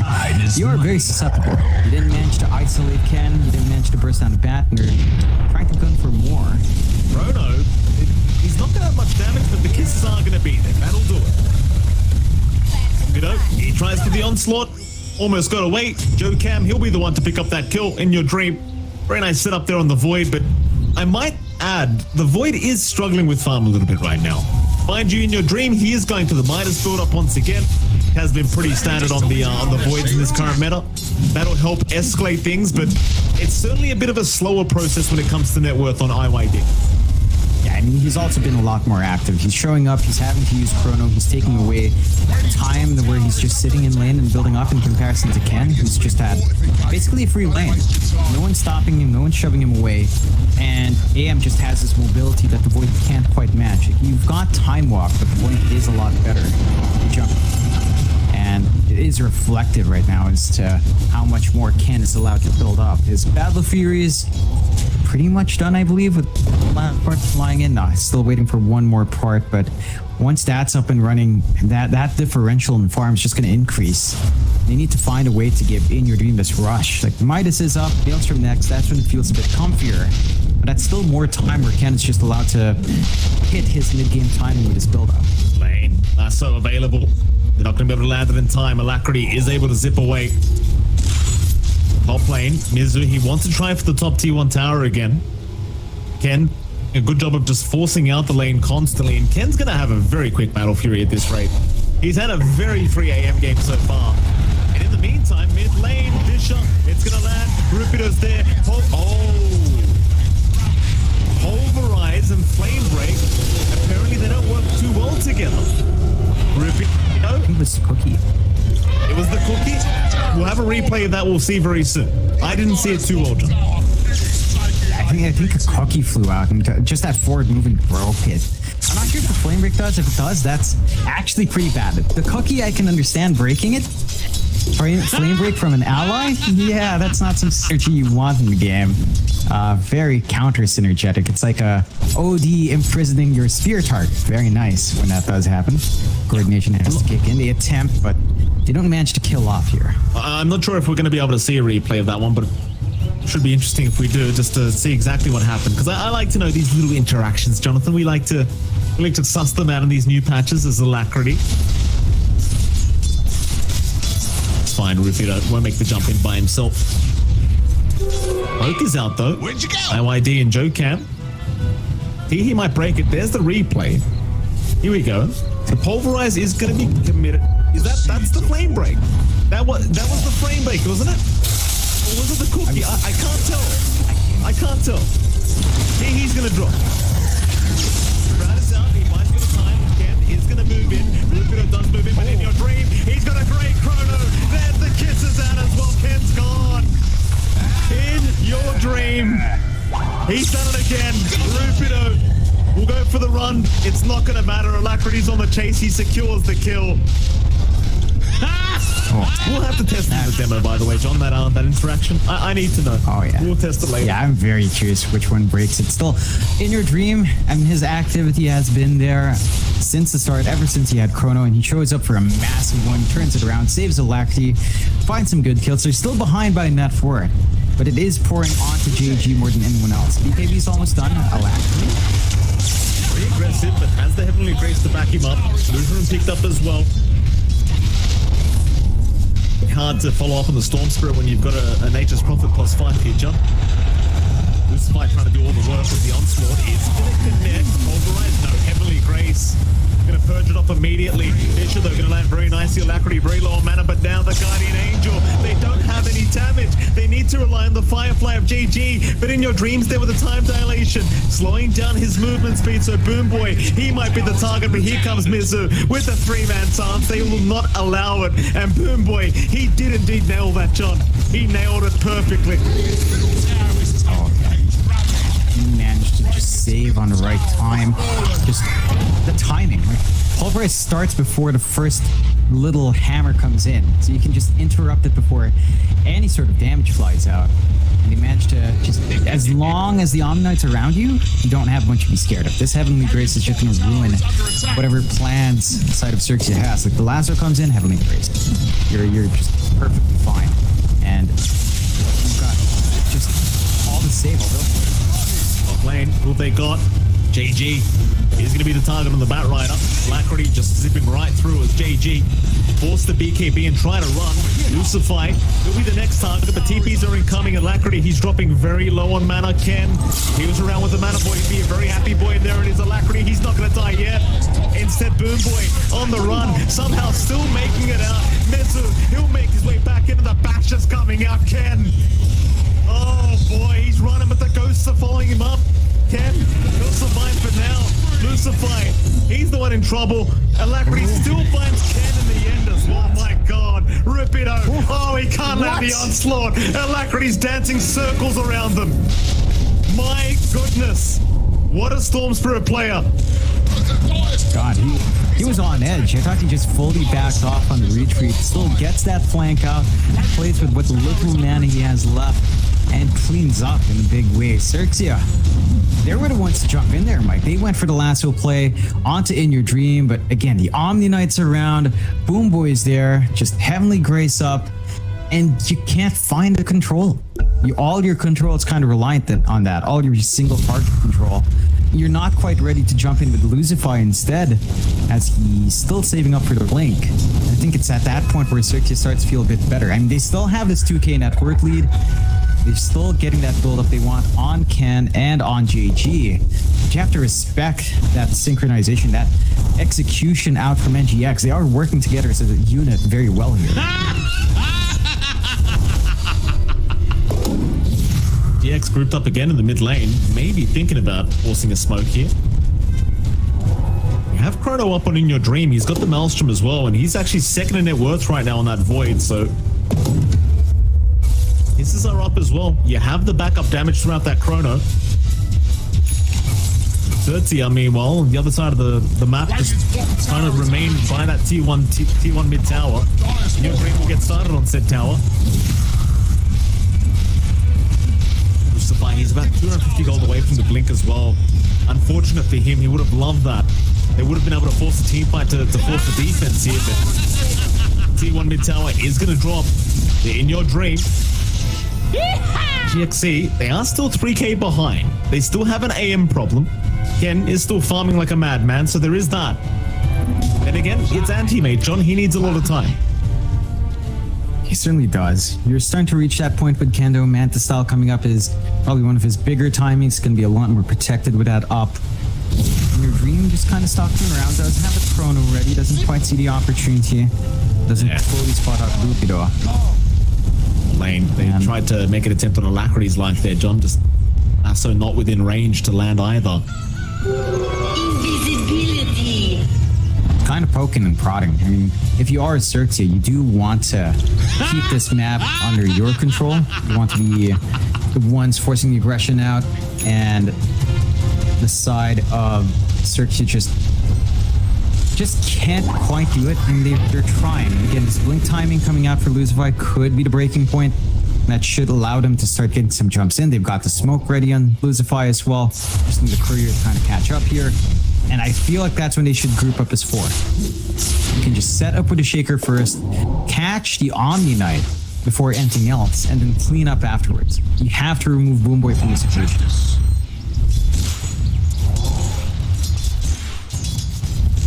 4k advantage. Still for the way the Dire. So you've got something going here, XERXIA. Bot lane, or rather top lane, excuse me, Rupido. Not spotted out by In Your Dream. Is going to be able to back off in time. He's still kind of watching Mizu down bottom lane, but can't really do much himself. You do have JG around on the Batrider, but he's just farming at the moment. He doesn't seem interested in trying to go for an attempt on the life of Mizu. And 4-man smoke up as well. Chrono's up, Jesses are up. They want to try and make a play, and they have found Ken. The counter score is there, but now the Chrono. He never got the Mana Void off. Alacrity baiting. He could have blinked away. Instead, he wanted the kill attempt, maybe thinking Alacrity made a mistake. He had not, though. He trusted In Your Dream. Meanwhile, missed the reaction. Bottom lane. BKB popped. Lasso is available. The silence will wear out. Waits patiently, but Mizu still not that easy to kill off here. Rupido is going to go for the onslaught trample into the pulverize. Mizu has literally no help incoming. He has been left alone to die. Middle tower is under attack. Do find a kill. That does cost the BKB charge from JG, but you're pretty happy. You find some punishment. It's still a bigger trade in the end for NGX finding that AM. The reaction time for In Your Dream was just insane. To see that window, to hear that little audio cue and instantly get the Chrono, and they had to control the synchronization, the coordination out from NGX is just perfect. Still, XERXIA, they see this opportunity to go into Roshan. Manta up on Ken. They've got the damage coming through from everyone pumping up. No Chrono here from the side of NGX. No kisses as well. If they want to steal, it's down to Alacrity. They're going to have to try. Roshan getting very, very low now. Alacrity in the mid lane will suss out the situation.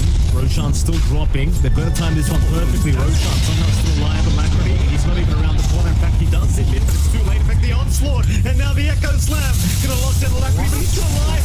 The Omni Knight keeping Alacrity alive so he can keep going.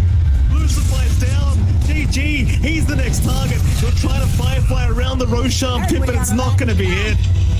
Boomboy is making their life hellish on this Omni. He is making it impossible. He's playing like a god, and the Mana Void came out from Ken this time while the Storm was fairly full of mana, and as the Guardian Angel came out, no physical output was coming in. So many big spells expended there. The Slam gone from Lucify as well. And you've got that secondary life, but you lose 2 heroes in exchange. NGX will take that. They're more than happy. They take that fight without Chrono. So they can just keep building up on In Your Dream until that's back off cooldown. They can try to catch out the AM. And dealing with his 2 lives is difficult if you are mainly just reliant on a Chrono. So the ideal circumstance is perhaps just catching him off guard first, using the Chrono for follow-up. That is easier said than done. And despite all these raids, XERXIA still maintains better map gold right now. 3k up, they've just worked the map a lot better. Stupendous! Oh, hold on a minute. Three-man stun here from our Centaur neutral creep. The best stun we've seen all game, John. There you go. MVP neutral. Smoke out from NGX though, without Chrono. Just need one good spell use here. Dire's top tower is under attack. They're going to break the smoke. This is not the target you're going to lose straight off the bat. They might have to help him out. Fisher is there. BKB pop. They'll back off for now in GXC as they do get the pulverize onto Alacrity, but he's fine. Meanwhile, Boomboy, he is down. Maybe this is the team fight. In Your Dream, he's only found the profit. That's not the Chrono they wanted. They'll lose the Pos 5 TE profit, but it won't matter. Ken's going to jump back in. In Your Dream's out of mana. He can't time walk. Mana Boy with the heavily graced Boomboy. He fought back again. What? He'll save the day as Joe can. What a cookie! Oh, and they bash him up. Oh, boy, In Your Dream. Over here. Barely survives the chase down. Ken Alacrity, he doesn't have Vortex yet. Charles is going to connect. Alacrity, he'll keep going. He's out of mana. Ken, he's going for the man fight, but there's no damage to the cookie land. Show Cam again. Oh, In Your Dream says it all. Boomboy is ruining the dire side. Boomboy, what a buyback. He's saving them, but they got really lucky on NGX. There's follow-up bashes from In Your Dream, because if he didn't find those bashes, he would have been dead.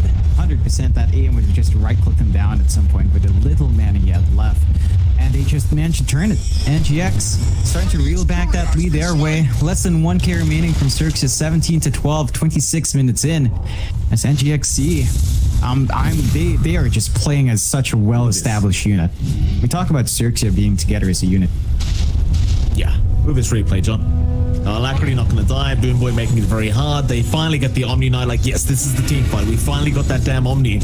Chrono's there. Immediate buyback. He knows Boomboy. He knows something's gonna go wrong here. This is not a good team fight at all for NGX. They should have had no reason to win this. Like, Mizu does a great job of zoning up the shaker, but then In Your Dream, God, he barely gets saved. One right click away, and then the cookie follow-up from Jocam. Ah, that's sickening. The perfect cookies coming out at the perfect time. The bashes you need right when the blinks are about to go off. NGX finds everything they can possibly ask for. And they've got a really good game set up. They've got to wait for the next Chrono now from In Your Dream before forcing a big fight, although Alacrity's dancing. Yeah, there's the fight. Hands up. Knows he can't survive. He will drop. Meanwhile, JG, top lane going to try and chase down the Omni. In Your Dream is there to try and help out, but Chrono's on cooldown, so Boomboy might have to die back here. They've got the pulverize. Slam him down, take him out. Nailed it. Nailed it. In Your Dream, you'll just have to watch as Boomboy. He'll have a laugh from the grave. Yeah, they commit a lot just for that Pos 5 Omni. And Boomboy doesn't mind. He's not a high priority target in terms of net worth, so he's not bleeding gold out. That XERXIA can bounce back with. He's saving up for a blink, which is set to come out fairly soon. So it's going to be easier for him to hang all the way back out of Danger's way and save his teammates as need be. Side of XERXIA, for their part, you have this build up on Ken. He's got the Basher up, going into the Abyssal. So he definitely has more presence here, and you've got enough to buy the blink out on JG. The initiation should be a lot easier with that Aether Lens blink already up. They can start to play tag here, but they need to be able to jump together. Like Lucify has the slam just ready to go. We haven't seen the biggest slams yet coming out from her shaker as well. does feel like NGX has been very disciplined to kind of just split apart very, very well in these engagements. They're really gunning onto the objectives. They have been using this NP very nice dildo. Stay here. Yep, nice curse there, John. We all do it, don't you worry. I've done it a few times this qualifier already. Alacrity. I mean, Alacrity, the thing is with this Storm, John, he feels so safe on this map right now. Like, he just feels so darn safe. He just finds another 10, 1, and 8 on the Storm. It's a stellar performance so far from Alacrity. Really is, and he's gonna have Ags up really soon here, Mike. About 380 gold away, 370 gold away. So with that AoE vortex, that will just enable In Your Dream to either look for bigger chronos or not even rely on the chrono at all. Like, you can play off the back of these big mini black holes, get a good cookie on top, clean up afterwards, and there's no counterplay here from XERXIA. All their supports are very aggressive. There's not much save here unless you say hold back on the Shaker and try to just keep playing with a Fissure rather than gunning forward for the slam opportunity. It's a little bit tough. In comparison, NGX with their one defensive support on Boomboy, it's been massive. Like, just the saves have been the big difference maker. The fact that you can break off the lasso, break off the pulverize with just one laning spell and Heavenly Grace with 100% uptime because of duration. And it really makes it tough. Like, XERXIA has to be able to jump that backline. They need to repeat what they did last fight. Just find Boomboy, he won't have buyback. The fight becomes a lot easier after that. Go again. Big smoke up. NGXC. They want to try and make their way over into that mid lane. XERXIA ready for it, it seems. They are grouped up. Only person missing is Ken on the AM. He's just farming for now on that anti-mage. In Your Dream, frontlining for his team. Lucify in position to break the smoke, but barely will miss out. Lines being drawn out towards the top side. NGX, they want to maybe go for a top tier 2 tower. All ultis are up, so they definitely want to force a fight. Thing is, in the meantime, the bottom tier 2 does go down, and XERXIA, they'll keep just pushing out that bot lane and trying to force them back. Meanwhile, Alacrity's got an Aghanim Scepter up now. So, problems, because AoE Vortex is available. Yeah, and that just removes their reliance on the chrono. It's going to feel a lot easier. In Your Dream's not going to be pressured as much. Alacrity can just make these solo plays, and... He misses out in TE with a zip. Almost finds that opportunity. Still did pop the haste, so they might want to get aggressive. There's a clump up bot here. There is. Bottom lane. Jump in. They're not going to find anything. Here they go. Chrono. Oh, they've got Ken. That's the target. That's the one you really want. Alacrity zips in. They lock him down. Ken's gone. 75 seconds without the anti-mage. That's your highest net worth hero on XERXIA, just dropping so easily. And it goes back to what you were saying during the draft, John. You get caught in chrono, there is nothing, and I mean nothing, that can be done. No, the AM has no counterplay there. You have a really good sort of a counter in the void, really. And the follow-up stun, the zip across from Alacrity, it all lined up. That it really came off the back of Mizu with his jump away with the blink. And he finds Tiki here, but he's in danger. Yeah, top lane. Miz. Maybe up, gonna be just fine to walk away.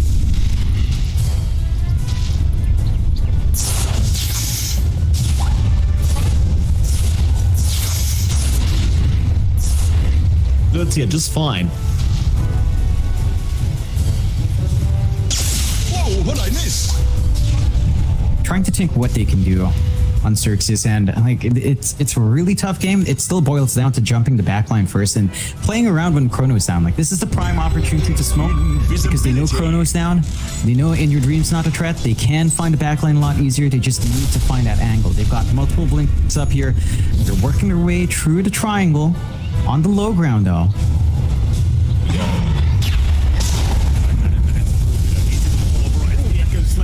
Fight, not messing around, but there's your guardian angel protecting. Yeah, but there goes the Omni. They finally got him down as Mizu in trouble. It's a great fight for XERXIA. They find 2 for nothing. That's what you want to see. And Roshan is actually respawning as we speak. Perfect timing here for the Dire. You have to watch Alacrity. It's really easy to steal with that vortex. They have any read here from the side of NGX that Roche is happening. You've still got the Storm. Roche is falling fairly fast though, so NGX has to move quick if they want to counteract. Gets us around. It's going to slow down things a little bit. Onslaught away, and we'll walk out as well. You won't have that available now for the Chrono. Take off Chrono in your dream, has it up in Alacrity. He gets caught out in your dream. Holds a Fisher block. The Fisher block not allowing any damage onto Ken. He's alright. Dokam will try to run, but suddenly XERXIA. They've got a bit of a comeback on the way here, John. Back towards the Roshan pit they go. No way to stop. Talk about the danger of the Void here. If you pick the Void and you see the Shaker come out, you have to ensure that you've got the time walk ready when a Fisher comes out. And he didn't quite have it. In Your Dream had to use it to jump forward. Big cooldown committed, not much or nothing at all found off the back of it. Now with the secondary life up on Ken, the game does become harder. Because you have to wait for the next Chrono. That's more than enough time for XERXIA to find some outer towers here, maybe even threaten the high ground. And for the side of NGXC, it's all about just proper Chrono usage, saving your backline, ensuring that Alacrity doesn't get blown up like that. That was a surprise reveal as well. Like, you can't quite just zip up and Vortex for free. Some caution is necessary. Certainly is. Suddenly XERXIA looking like they're making a massive comeback in this game. Ken, he's gotten to that point where he is very scary on the anti-mage now, assuming he can just avoid the Chrono and the lockdown that's been being pumped out here from NGXC. Seems to be the key to have Alacrity down. Speaking of, he'll zip in. Vortex is there. They'll try to blow off the AM and the Aegis immediately, and in fact they might just.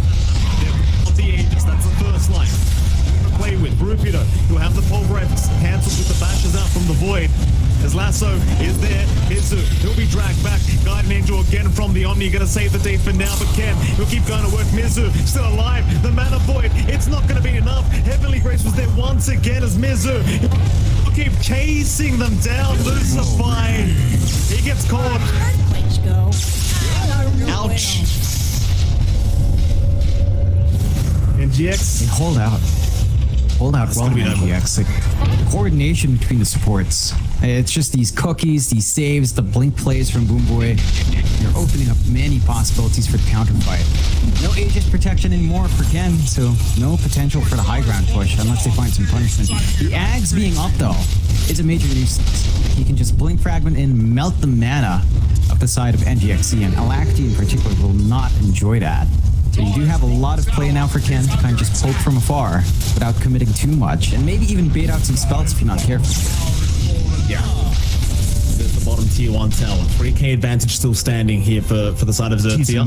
Boy, Dire's bottom tower is taking a beating. Yeah. It's hard to even talk about the AM versus Void matchup here because we've already talked about it with the Chrono kind of countering out the AM. I was about to ask what you think either Harry needs to do, like what kind of item pickups we're looking for. In Your Dreams kind of already answered that question though. He is going into the Refresher Orb, which I think double Chrono is just the answer every single time against AM. And Ken's going for what seems to be an Octarine build-up with the Aghanim Scepter build-up as well. Yeah, honestly, that's really annoying. Also, the lower cooldown on Blink's gonna feel pretty damn good here.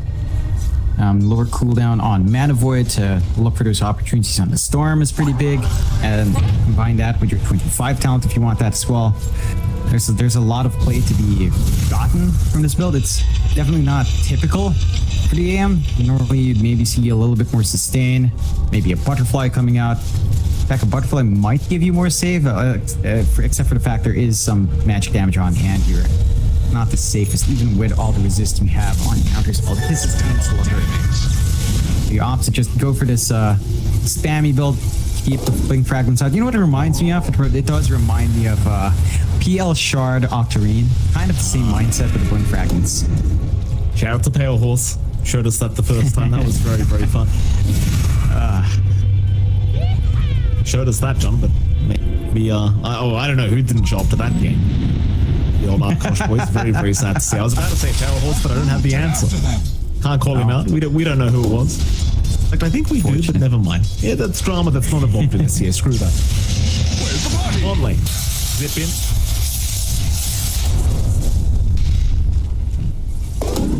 Alacrity, not gonna find anyone. Tell you what, you love a time. Ooh, hold on a minute. Primal Beast gonna get silenced up there by Mizu. Is gonna be fine.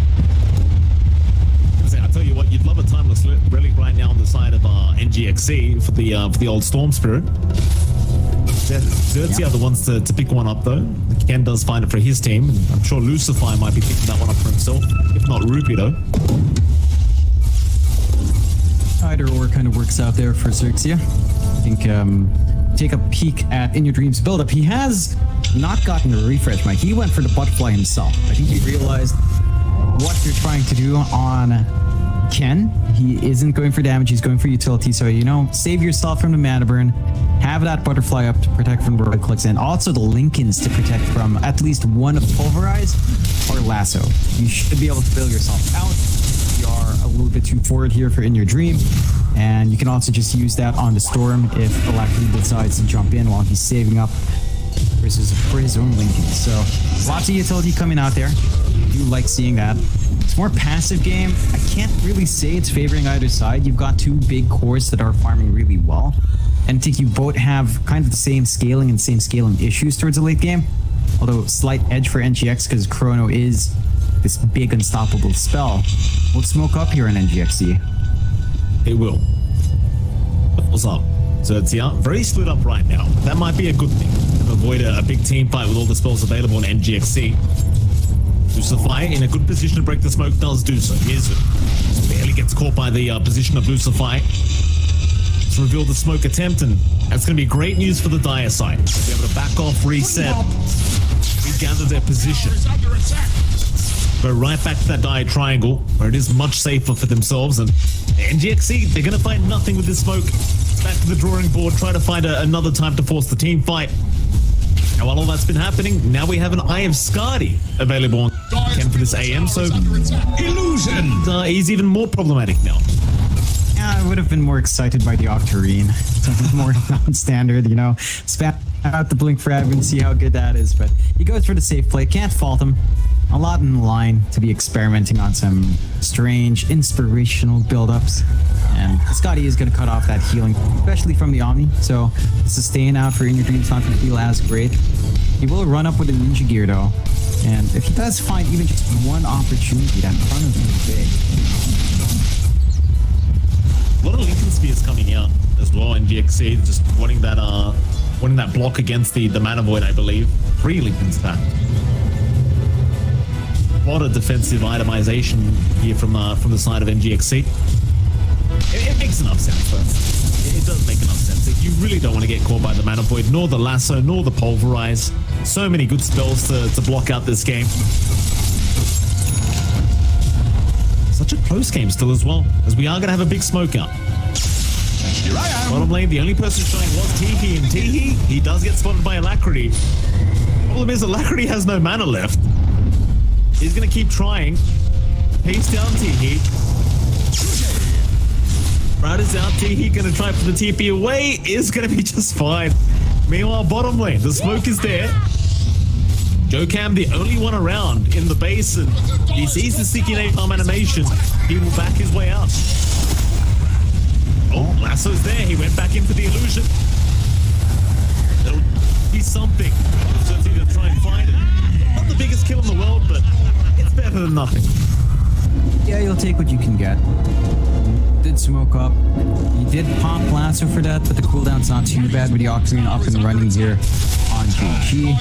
So you're going to have it up by the time you run into another hero here from NGX's end anyway. And they're doing a great job of just suppressing them. Like NGX are still unable to find XERXIA with another smoke out here. Go. He's going to be there to break the smoke. Lucifer not reacting fast enough to the fish up.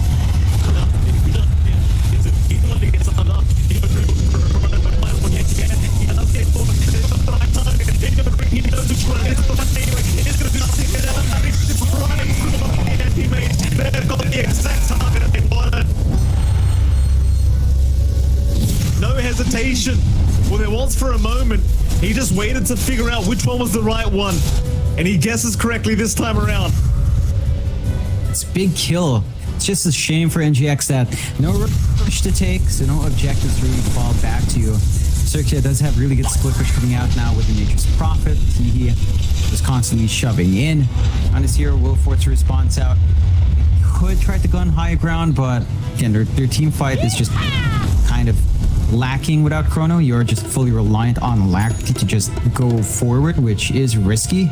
And Roche, I mean, it's respawning in half a minute, but so is the AM, and around about the same time. So you will have an opening there for XERXIA to kind of play back.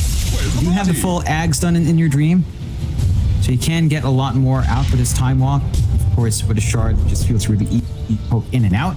So it should be one way to maybe figure out the real AM from illusions as well, and just kind of get that initial control to maybe set up for your storm here. Angle. As safe as it used to be for XERXIA, they do back their way up for now. Immediately relocate back down towards the bot lane to keep that creep wave pushed out. Roshan still not up, but it will respawn. Alacrity, you left a static remnant there, so he should know about it. First dibs on Roshan is going to be with NGXC.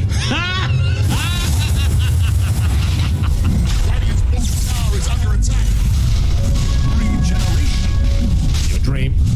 It started, but there is a smoke. XERXIA, they can't let this go down for free. Mizu is going to jump in though. In goes in your dream, just chipping away at Tihi. Mizu dropping a little bit lower. Will pop his BKB and will be able to just heal up with the Spirit Cyclones, and now the Omni gets caught by the lasso. Can they take him down in time? They've got the Salves, they've got the Pulverize, they've got Bird Boys now. In goes Zephyr, or excuse me, Alacrity with the Vortex. Rupido, he'll go for an onslaught back the other way.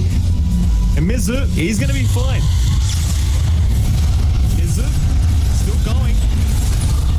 Rupido, again jumping in the Mana Void. It will be blocked off by the Linkers as now in your dream goes in for the Chrono. He's got the anti-mage once again. Can he make it through it? Not quite. He has no buyback. He is down for 100 seconds. Meanwhile, Mizu still going. Pops the exorcism now. Back towards Rupido, who does avoid the cookie. The Bishop allow him to walk away, but Roshan is freely going to go the way now of NGXC. There is no carry to fight back. Shout out to Zephyr, by the way, John. No idea why his name popped up in my mind, but there you go. Because Kenny's a great guy. You know, I'm missing from Stockholm still. Roche goes the way of NGX. They've got the cheese down. They've got the Aegis up. Bring Your Dream refresh shard here as well. So you already have that double Chrono ready to go here for In Your Dream. Double BKB usage. Big win for NGX. Yeah, they're playing from a net deficit, but we're at 45 minutes in. 2k gold really doesn't account for much. It mainly boils down to really the supports, because Lubu is so poor and Tihi and Lucifer are so far ahead at that's where most of the differential is at, which doesn't matter as much. Omni might just doesn't get as much to use anyway. Gonna be okay. In your dream. Back in. Meanwhile, Boom Boy, he does drop ball lane. Tihi able to take something. T2 tower though, still under siege. He's able to go ahead and take it for himself. Problems as the onslaught. Rupido is still trying to chase. Not going to be able to find anyone. So they get themselves an Omni Knight. They lost themselves their profit. Not too big of a deal on either side of things. They could just wait for the respawn timers. 25 to 20 now. The net worth lead is literally just less than 1k. Graph is all over the place, but currently 64% the way of NGXC in terms of win probability as JG. He's a much bigger target. BKB up. TP is available. He'll be forced to commit it. They won't have the right click damage to get through his life. He'll be just fine. Backs off. He's trying to stall out, trying to cut off these waves, but NGXC have a good response to that. They've got the mobility ready with Alacrity, and they should be able to find that tier 2 bot if they want to commit. Connected in your dream here. Age is still up for 3 minutes, a long time, even with the aim respawn. And Chrono is back up with a refresh. So double Chrono ready, push is ready. They clear out the bot tier 2. All outer towers gone for both sides. And they even up the map control. So it's anyone's game at this point. I would give NGXC the advantage. Double Chrono is very hard to play against. They're trying to shove top, but high ground begins here. It'll be a tough high ground defense to come.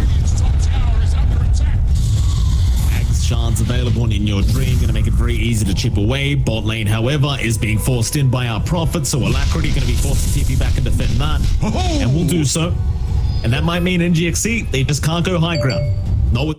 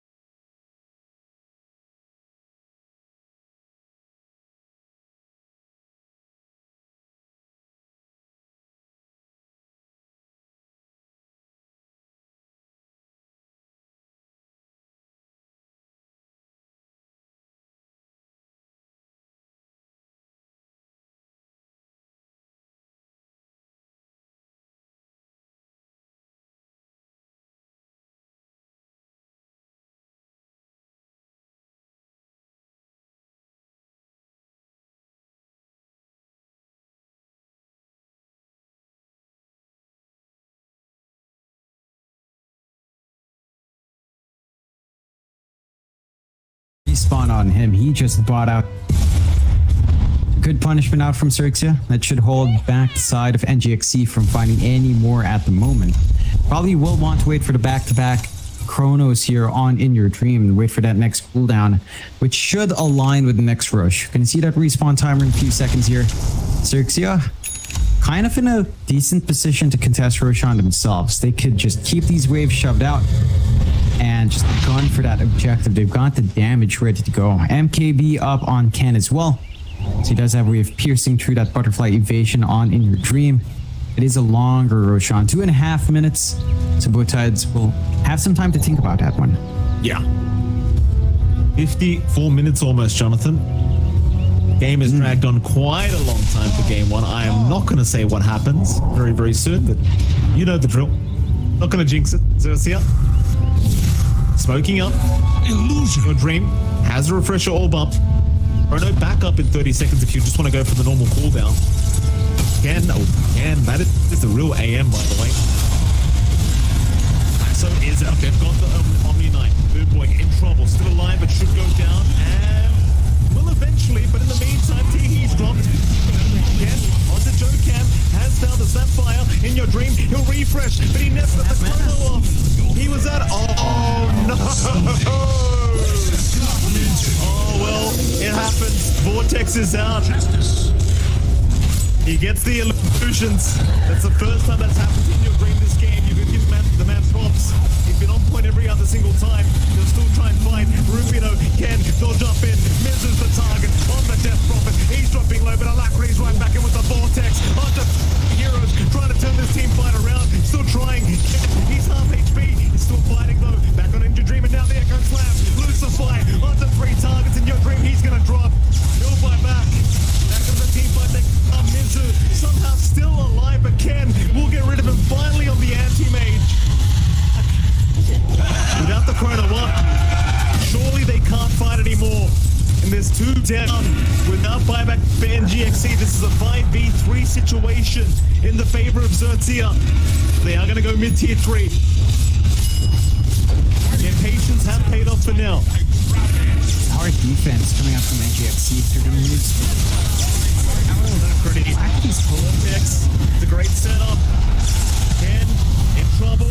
Onslaught. Rubino getting chipped away at. Somehow alive. Surely not for long, but no, he walks out. He walks out. He's fine. Instead, JG, he's looking for a lasso. Onto In Your Dream. Lincoln just find it with the pulverize. It's gonna hold down the void. There's no buyback available. He just died back as Mizu. Alacrity. They're gonna keep trying. It's up to them to try and pull this game back their way. Ken, he's been silenced up. Can they get the damage output? Alacrity, he's trying to get the backside. Lucify, he will drop Alacrity. Still trying. Will survive a little bit longer, but he's out of mana. Onslaught is there. Rubino. He'll jump back in and XERXIA. They made it done it. There's 5 heroes down without buyback. Oh, what a comeback from the Dire. What a comeback. They played really well. There's no way he died for Joe Cam, surely. He won't. He'll be okay. Here we go again. Pulverize all over. Who the hell knows where this Joe Cam Sapphire's gone? It won't matter.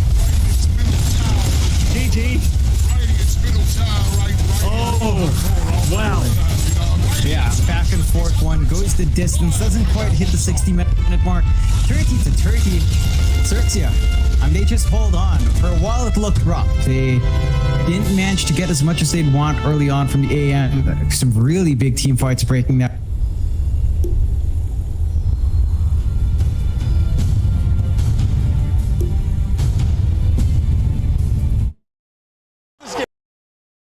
So much, man. We are going to... The best plays come from just feeling it. Like, you don't have to think about it. For some reason, through all those like tens of thousands of hours of Dota, you've learned to see an angle. It's incredible. This instinct when you're just playing the game and you're not really thinking. I mean, to make a play like that, it's wild, man. That's a real 900 IQ play.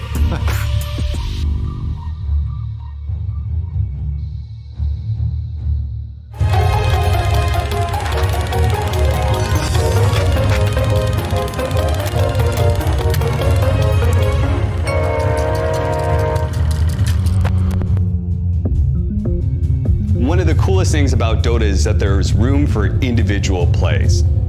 And nothing stands out more than a simple juke. And now Burning, he's got the double gap. Oh, he's going for the mind games there. He's doing it. Oh my God, did he actually get out of this as well? I think what makes a great juke in Dota is the anticipation and understanding of the situation. One of the best jukes that I've ever seen was Zai when it came to Evil Geniuses versus Newbie in the upper bracket at TI6. He had this sick play as Elder Titan where he completely lost Newbie. Here around as best as possible. Zai trying to play around this Roche. KP trying to juke out the Burrow strike. He knows it's coming. Did he just do it? Oh, he did the job. Zai, he throws out the stall. KP, he force taps himself away, blinks back in, goes for the right click. Unbelievable. Jukes him out beautifully by Zai. One of the biggest things in Dota is what's going on when you can't see parts of the map, you know? Like, if you can't see it, you don't really know what's going on there. You don't know where people are, and you're scared. So it's just me left against KPI. I think I'm super low on HP, and I'm pretty close to dying. And so I just, like, gave it a shot. Because the Roche areas, it's incredibly tricky with fog sometimes. So if you see from his perspective, I'm just, like, disappearing and popping out over and over again, until I finally leave the pit and then manage to force Steph on the high ground. Yeah, double fog, force Steph high ground, juke the stun. Nasty.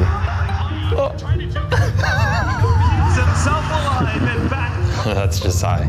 He's very good at positioning, and he's rarely wrong. So if you think you're out-calculating him, you're probably not.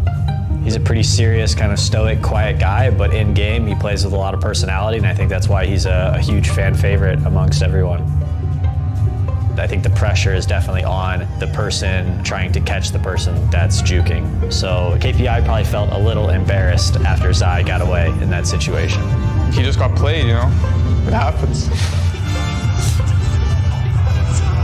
Okay. Where does that take you back to? Looking back, it's not a really good play anyway. In a real situation, I should get the kill like 100% almost because I have stun available, I have force staff. And maybe if I like force staffed first up the hill and then saved my stun, I would have got him as well. But I just stunned because I went with my instinct and I missed. And then he TP'd away, so it looked pretty bad for me. But yeah, it was a good play by him. Like. And you missed by like a unit. Yeah.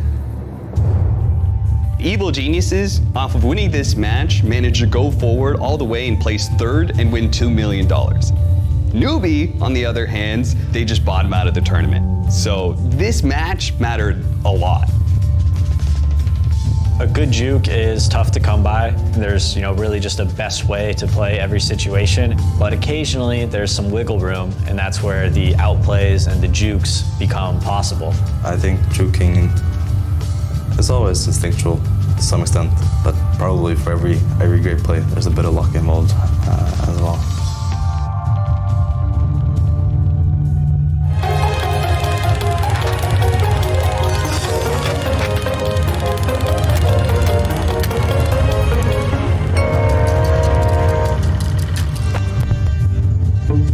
The International Grand Finals is a strange place to try unorthodox builds.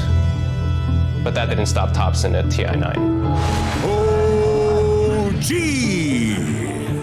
versus Team Liquid. Grand Finals, Game 4. Look at that build by Thompson.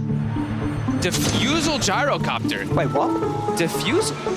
It gives you a lot of agility and it gives you ways to run around and chase heroes down, I guess. It's different. Did you guys talk about that beforehand? Nope, we did not talk about anything that we were buying or doing, more or less. I mean, we had everything that we talked through, but the diffusal gyro is not a thing that ever came up. No, we didn't know. No, I don't think we knew. We didn't practice it a single time. We were in the middle of something, and something was going on in the game, like, I don't know, we were smoking or something. And then I was like, all right, my gyro just got a diffu, I just made a joke out of it, and then we just kept on playing, right? We just trusted him. Hi, diffu. There's no mana. Yeah, I rocket at the Omni. They have diffu actually, they're gonna remove my mana. I can kill the Wisp. I won't have mana. There we have it, Miracle's mana. It's pretty much entirely gone by Thompson's focus. He'll look towards GHG. He's trying to off, but he can't get out. There's no mana. He's dead. OG pushing Liquid back to the base. The diffusal is absolutely working for all their mana. But I don't think anyone would have expected to see Gyro, the deciding game. I mean, I always had a bit of a different view on Gyro, and that game specifically, we were playing against some Bristle Omni heroes that are really mana dependent and are really tanky. So like, you know, you buy some Mage, what does it do? Not really much. Basically, the problem was like, if they run out of mana, their heroes are pretty useless, basically. So I was like, I mean, diffuse, so like, why not? Just try it. You thought you saw it all in game 2, you thought you saw it all in game 3, and then GG is called! OG are your two-time TI champions, they've done it, folks! Yeah. How did he thought about it? Like, it's good against you. He won him the game. Yeah, it's well, my mana, just stick to his DB mana, and he burnt, he just was so good. It's different. Yeah, he's playing fast. He's playing fast. Fucking Thompson. I was not surprised by the diffu itself. I was more like, very like, wow, he's really good. Like, he's smart kind of thing. Because doing that, it takes a lot of courage. It takes creativity. There's very few players who have an open mind. And Thompson is one of these players. Flopson is like, he's a master of weird builds. He thrives in an area where like he knows something more than you do. It's really good to see, like somebody pushing the ideas.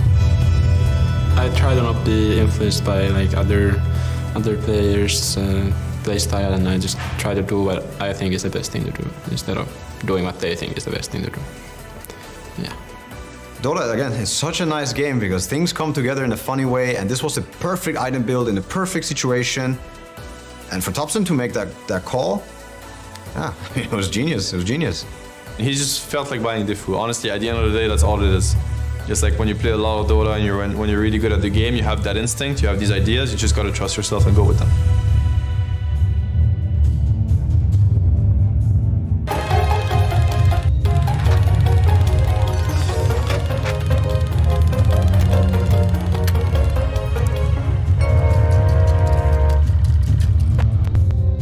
Players know what to do in an instant of a second inside a game. That goes for commentary as well. If a commentator knows this is the moment. Here comes the Ice Blast, ready for the dog! In from Universe!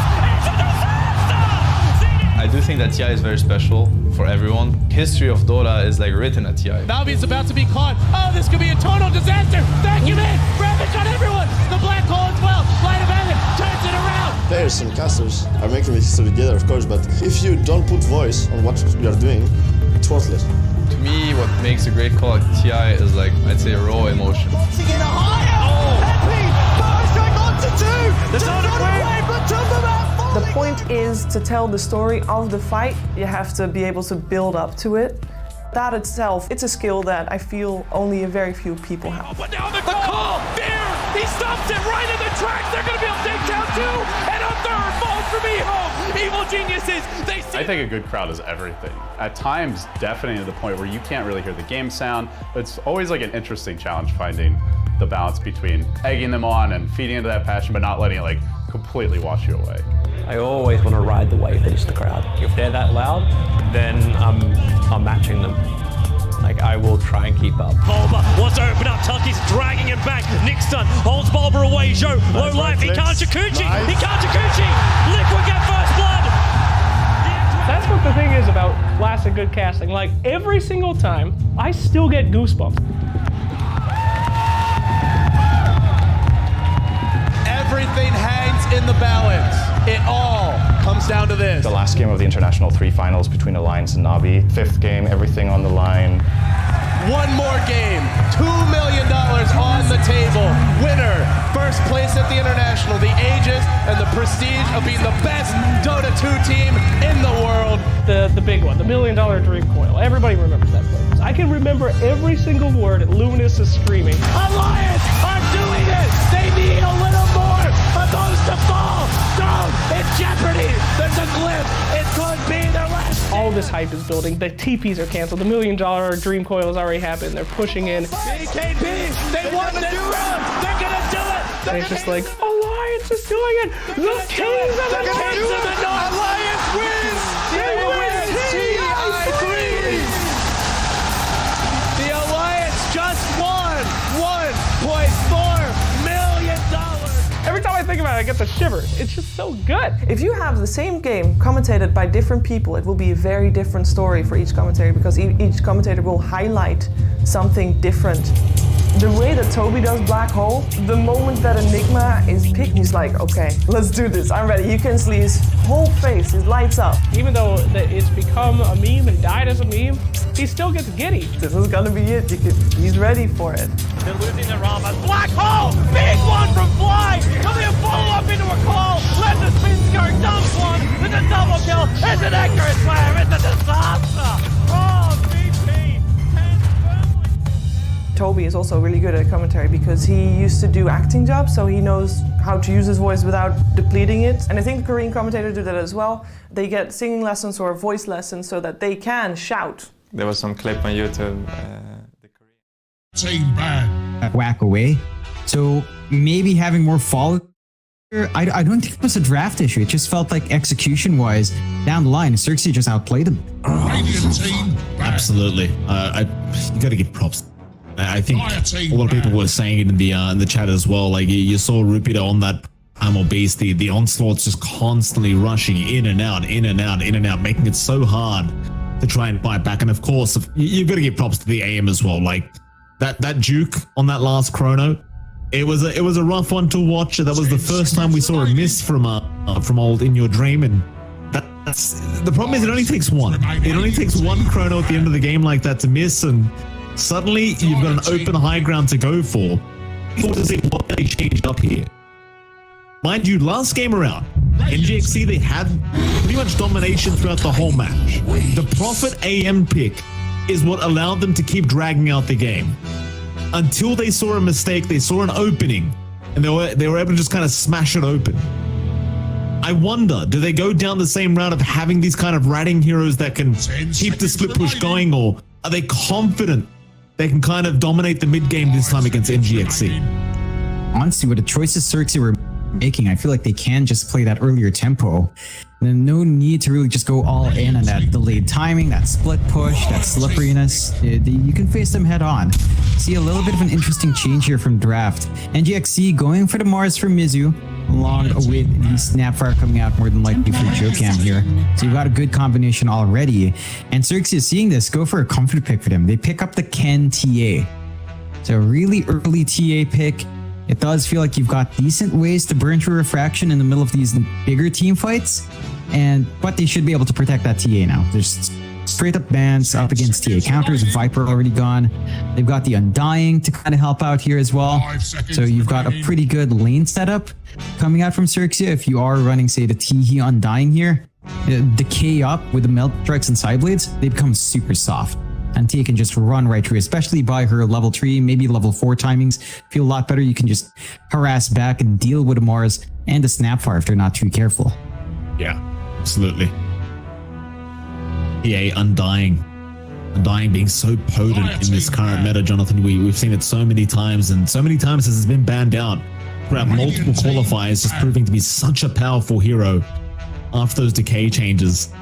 And you and I, we've had the pleasure of practicing the Undying many times since that change. I gotta tell you, it's just so easy to land two-man decays, and you see the close-up there of old Mizu, and I mean, he's got the face of someone that's not happy after that game number 1. You can't quite blame him. Serious mode now here for NGXC, that's for sure. Got Mr. Fishman at the back as well, giving calls. Good old Winter, hiding from the camera, as I'm sure he's doing on purpose. Mr. Shy Winter. Absolutely. Remaining. He had a spectacular draft. Like the execution was on point, just that mistake at the end. That's all it takes. And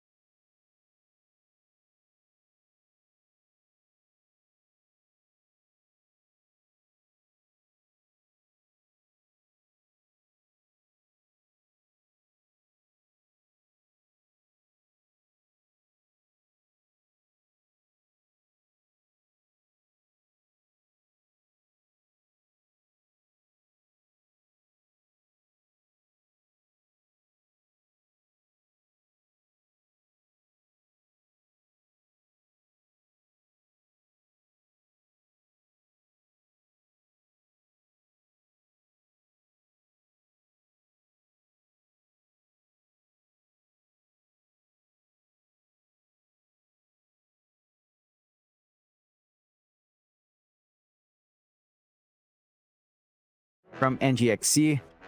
So you can still kind of have that combination. I think Boomboy and Jocam showed us that they can sync up really nicely together with that set of heroes. They've already got the setup in the Moors, kind of provide that range, artillery range for the Snapfire to spit into. They go into the Venomancer instead, so they want a TA counter. They go Veno. Mike, I know you've got words about that Venomancer. I mean, it's into the TA at the least, so you've got that burn. But we've seen games already where you pick Veno into TA. It doesn't feel like it's enough down the line. Here's the thing. If it's a core Veno, I'm going to get upset. If it's a support Veno, I'll accept it. It's as simple as that. I think support Veno is perfectly fine. The Plague Wards give you a lot of vision. They're very annoying to play against. You want to pop your Gale, a few wards, and a Poison Nova, and then just go die. That's fine. My problem is when you see core Veno come out, it just doesn't, for me, it doesn't do enough, right? Mind you, it's a new meta. I'm going to reserve my judgment until we see it this time around, Jonathan. I'm not going to call it trash yet. Not yet. Yeah.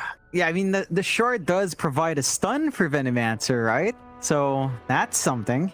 Yeah, if you dispel it off, it's damage and a stun, so a little bit more utility on the Veno. I haven't seen it in play yet in a pro game, so you can see if that's something NGX will gun for. And again, whether or not this is something I like a core, I mean, this should just be the Mizu Mars, so that should be a support coming out, probably Boomboy on the Venomancer.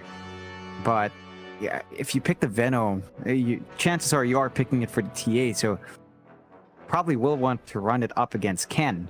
Maybe they just flip the lanes around, keep the players and the heroes as is, or Jocam ends up running Veno, which is fine. I feel like Jocam's a very flashy Fordo, and Venomancer's definitely not that flashy for it. Like, you can get a blink, the end result's the same. You jump in, you use your spells, you die, and that's it. They go with the Ursa coming out, so you've got a good laning combo now to run the Snapfire Ursa, and that should lead to the Venomancer running top up against the TA. You've got the cookie combination for the Ursa to play with. Really easy to just overwhelm that lane. It does look like for XERXIA, you've got the option here to run the offlane Dawnbreaker or the offlane Undying. It's open enough that either one can work out. The Undying probably feels better in lane. Dawnbreaker's damage values were cut by a good margin. So you could maybe make the argument for Rupido offlane Undying, which I believe we have seen at least once before. And that was also before this patch. Oh, you are correct. We've seen it a couple times, actually, and it is quite potent. That is for sure.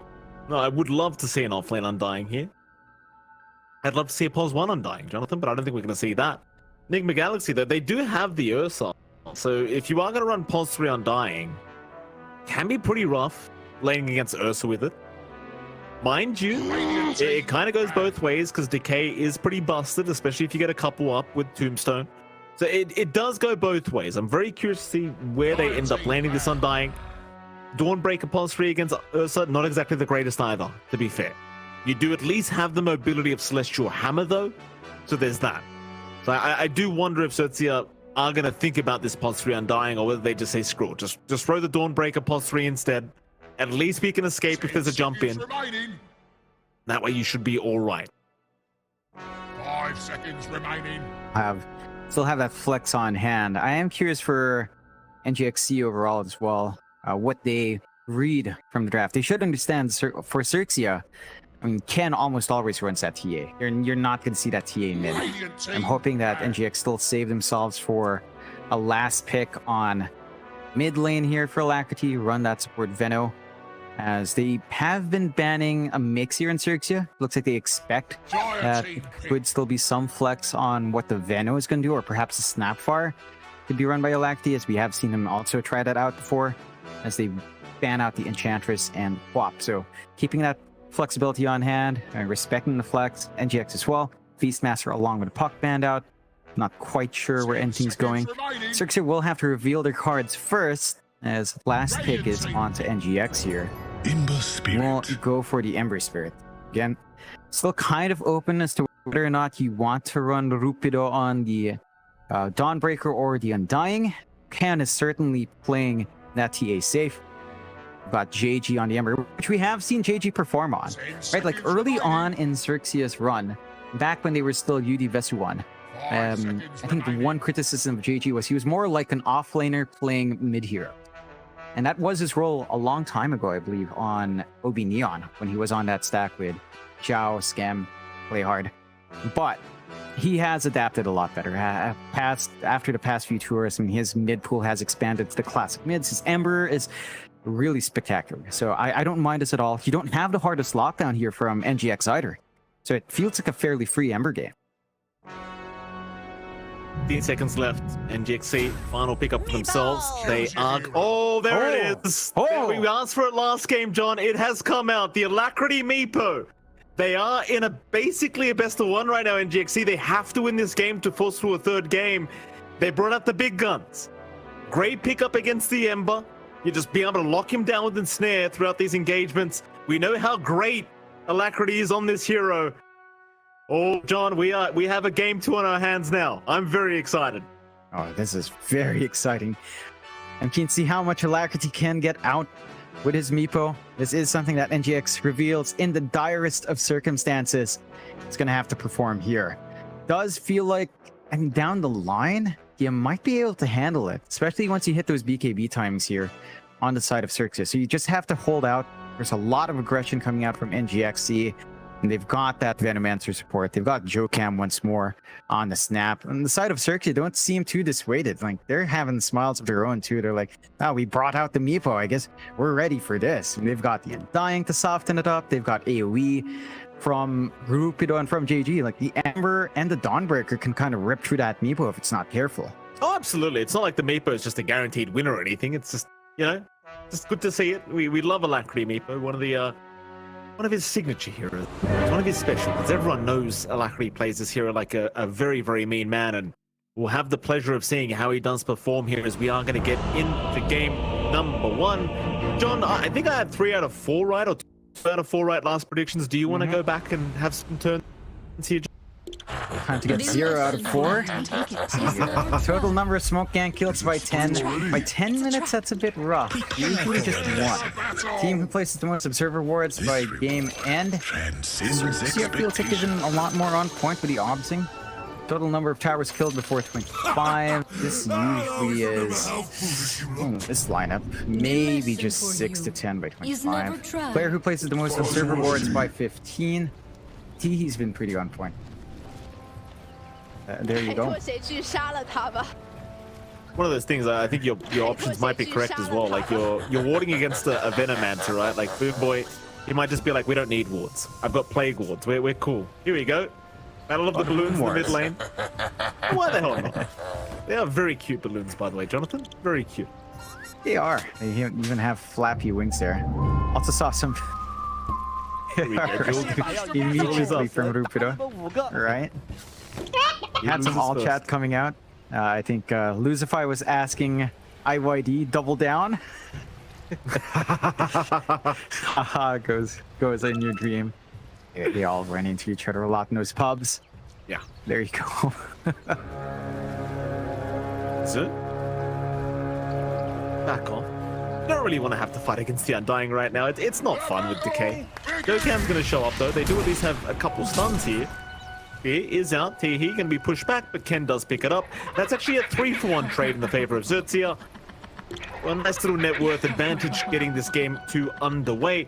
Well, of course, we'll start off with the mid lane as we always do. You're going to have that signature Alacrity Meepo against the Ember Spirit of JG. John, it's been a long time since you and I have seen Meepo in the mid lane. Who has the hero advantage? What are we looking out for? I'd say the Ember actually doesn't have too bad of a time. Meepo is going to need level 3 to really feel alive here. And JG should just be able to play around with his Flame Guard, play around with Sliding Fist, still be able to control that creep wave a little bit better. The awkward thing for Meepo is, without the small camp, his jungling with the Divided We Stand clones just doesn't feel as good. Like, that small camp just... I mean, you could try large camps, but you're gonna need to dedicate the main Meepo there as well. You're gonna have to juggle around. So that gives JG a pretty free lane, and if you're not careful, the Ember can just escalate super fast. Phase boots and Orb Corrosion timing up against a really squishy Meepo that's fairly easy to burn down. Yeah. Side lanes, Jonathan, what's going on there? Top lane. The Undying currently chasing down Joe Cam, Mizu, and Ken going at it as well towards the north. Mizu has landed a very nice spear onto Ken. Creep Wave actually just really getting through the HP pool of Ken, so he's going to be a little bit cautious, but let's have some old stick charges. He's going to be all right. Tries to connect back with the Creep Wave, does connect with the range creep. But Mizu's got another spear up, so Ken, kind of in dire straits right now, does need to be very cautious. Getting some good aggression out early on. Like the TAs level 1, level 2 are just not great, especially if you go for the melt to try to harass. Mars can just kind of control you really well, and with Teehee cut off, Ken is just a sitting duck. So good read from Mizu to just apply that pressure, pull back the wave, fix the equilibrium back to normal, just go back to farming. Ken just gonna have to try to catch up. He needs Teehee around, he needs some EXP, but once you have some of that up, it does become a little bit more manageable here. Fault lane. Just find Rupido, Boomboy, and In Your Dream going at it. I don't know who has the advantage in this one. Like, he's with the Dawnbreaker. It's such a lane-dominant hero. You never know. Just one Celestial Hammer into a Starbreaker, and it's just so much damage output, even against the Ursa and Venno. Now, Boomboy doing his absolute best to chip away at the HP pool of the Dawnbreaker. More tangos to be brought out here by Rupido to make sure he can remain in this lane, and it's just going to be standard against the Venomancer. You can't really avoid buying more regen. There's no two ways about it. Yeah, you're just gonna have to dive into those resources. Boomboy should have a good time here. Again, just with the Gale and Poison Sting, Rupido can't really back off there. There's only so much Lucify can do. He does get a good D ward on the camp, so you can have a pull point as well to equalize the lane if you want. But In Your Dream is pretty alright. It's not amazing free farm. Rupido is still finding his own CS, so you're pretty happy anyway on the side of XERXIA. Like, the impact of Boomboy, it's there, but it's not as annoying as it could be just yet. I think for In Your Dream anyway, he has got the Diffusal build-up going, or at least queued up, and it does seem like he's accepted that Alacrity is going to be the real carry this game, perhaps. You're going to have kind of those two position twos. Top lane, Teehee being chased down, does go down. Joe Cam able to secure first blood on the Sapphire. Very nice start here for NGXE in their off lane. Just catch him out a little bit far out, and it goes for a little bit of a reset as well, although you do have the mangoes on hand now. For Teehee, so when he spawns up, should be alright. Ken is happy enough with the space to get dragged pretty far away from him, so you get some room to just farm up himself. And unlike the side of NGXE, Ken has to be that hyper carry. Like, you will enjoy the farm on JG as well. EVA has very early spikes. In Your Dream, he keeps going. He wants the man fight, but Rupido has the backup of Lucify. Risky attempt there from the Ursa, though I suppose he just thought he wasn't getting out anyway. So he may as well just kind of accept his own death. Yeah, you have to respect that output coming here from the side of XERXIA.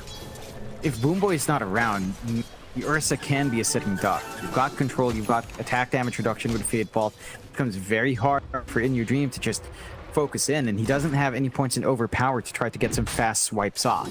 So, have to watch that spacing there. Good read coming out from XERXIA once more. They've got a good forward ward to tell if Boomboy's around. So every time he kind of leaves that area and he's not in lane, they know they've got room to kind of be aggressive. Bane's out mid lane. Alacrity. Quite a bit of HP on that Meepo, but we'll send it back to the fountain for a reset. No, he'll stick around mid lane and just clear out the wave.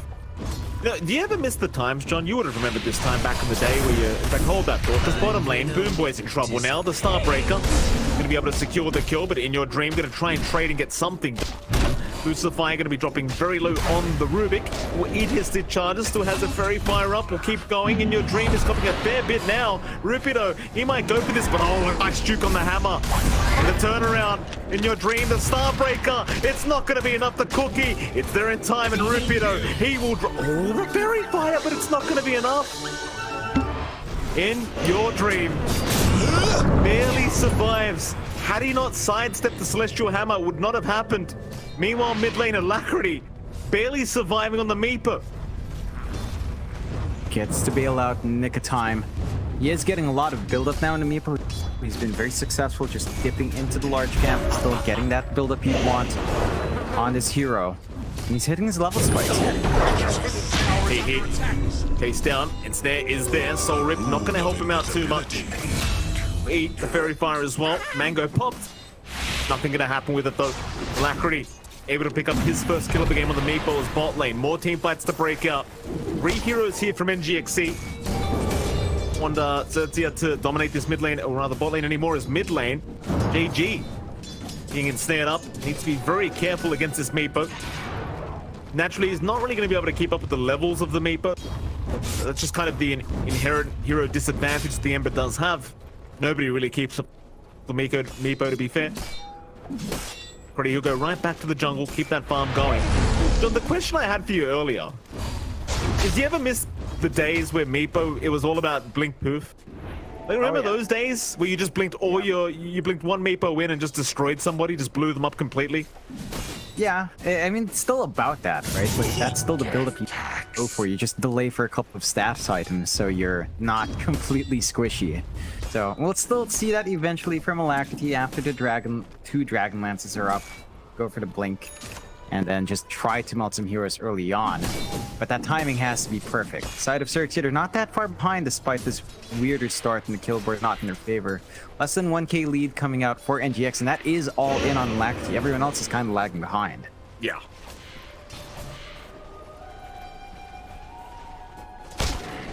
What a 2 now.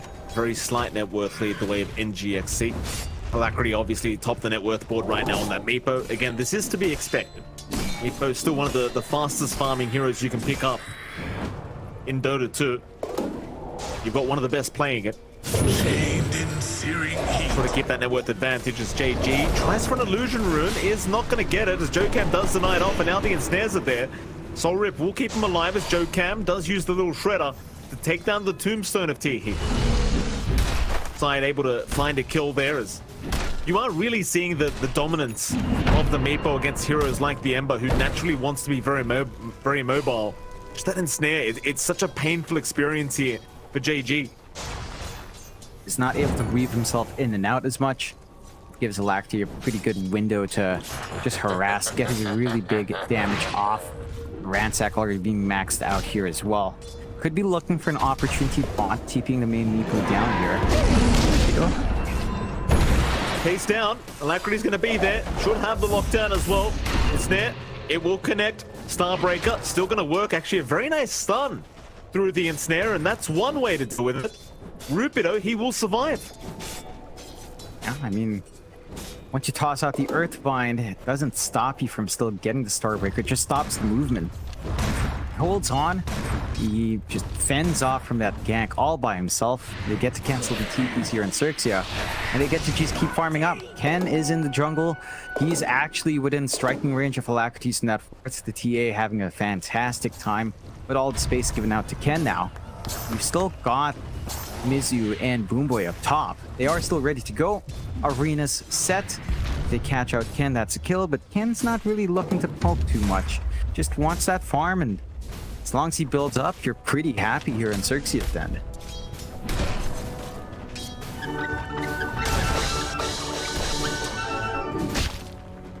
Worth lead, still staying less than 1k. You've got the props to the TA as well this game. John Ken doing a fantastic job of keeping up as mid lane, and snares out again onto JG. There's going to be a Solar Guardian. Chains out, they're locking down. Rupido trying to move in, but now Mizu with a nice rotation. Going to make sure the Dawnbreaker cannot pursue any further. Let's be frank, Alacrity, he was way too tanky anyway. He was not dying. They hold on trying to drop all the remnants there, so JG doesn't try to go for the bomb. And do have way too much stats on Alacrity. One Dragon Lance up, second one coming out next. A lot of durability on that Meepo right now.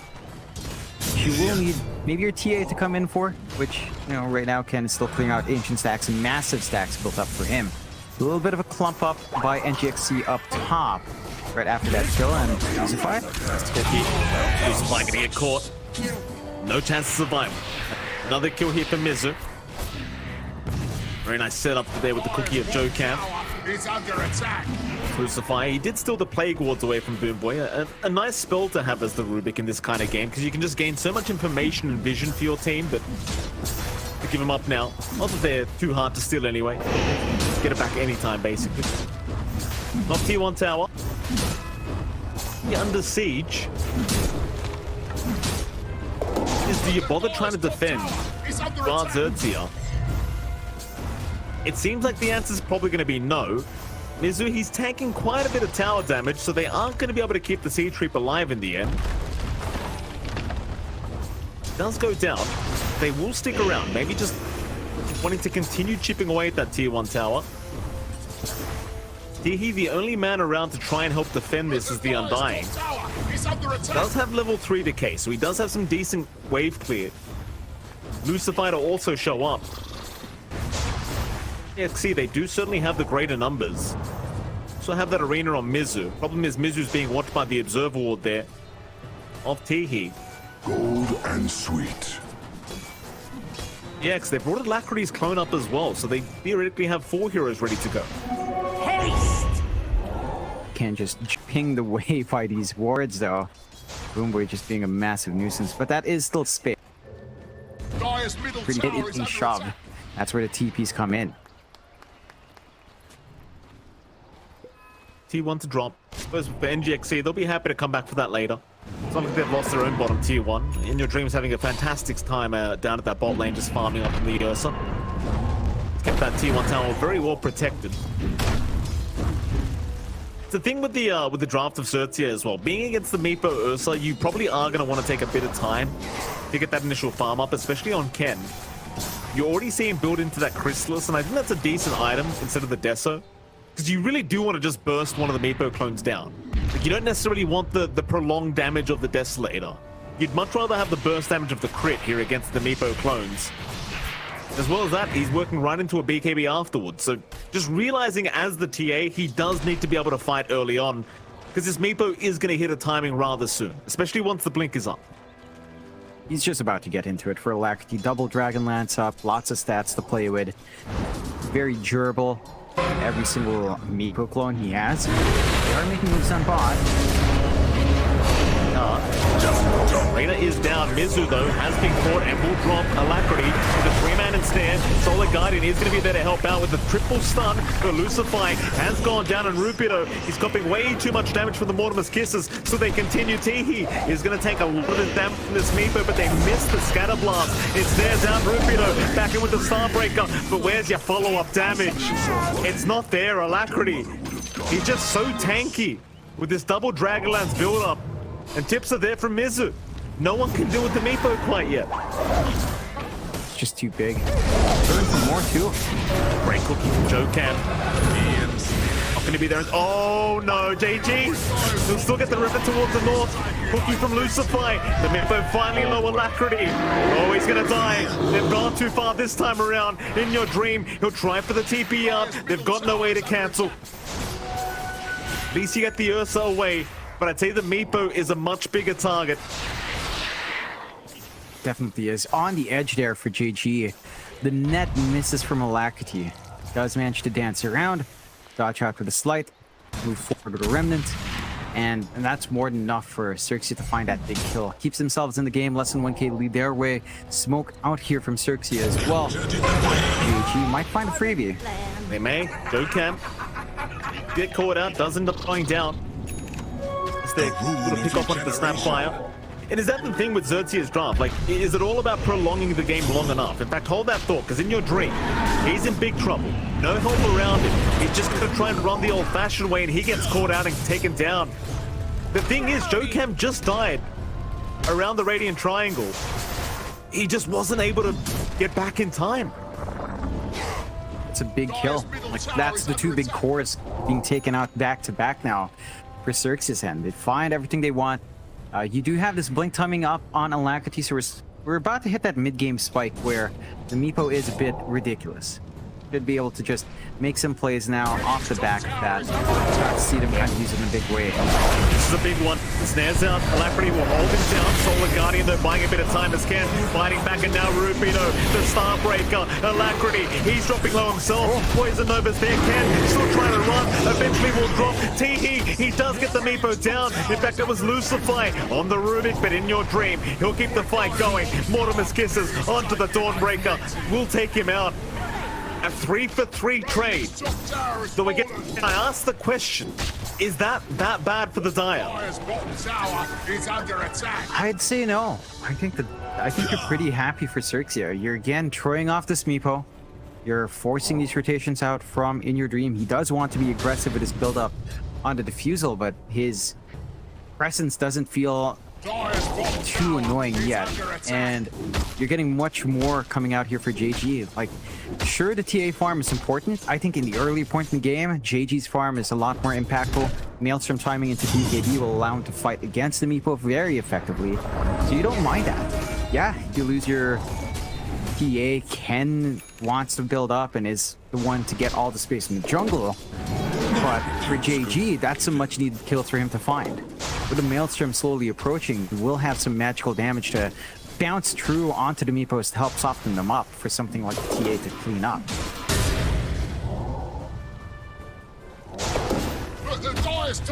They'll go back to the T1 now, GXC.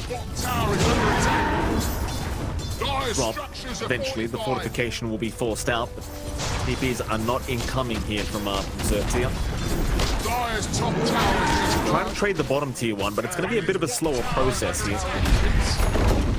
Thing is, in GXC, they're not going to try and defend this, so it will eventually just drop. Ken's still top of the net worth board on the TA, doing a brilliant job here on this carry. You know, I really do appreciate the fact that he went back for the Chrysalis instead of the Deso this game. Now Roshan gets started. You do have the Ursa, you do have a Meepo, you want to try and rush this. JG, trying to get some vision. Hehe will drop the Tombstone. Mizu is there though with a very nice arena, and with a little shredder, they've gotten rid of the Tombstone. Roshan still dropping. JG, he can't even get close. Alacrity will be the one to pick up the Aegis on the Meepo. And GXA do get away with a pretty big objective for themselves now. Yeah, it's a big thing to take, but secondary life on Alacrity. We see how long it takes for Alacrity to fall in these fights as well.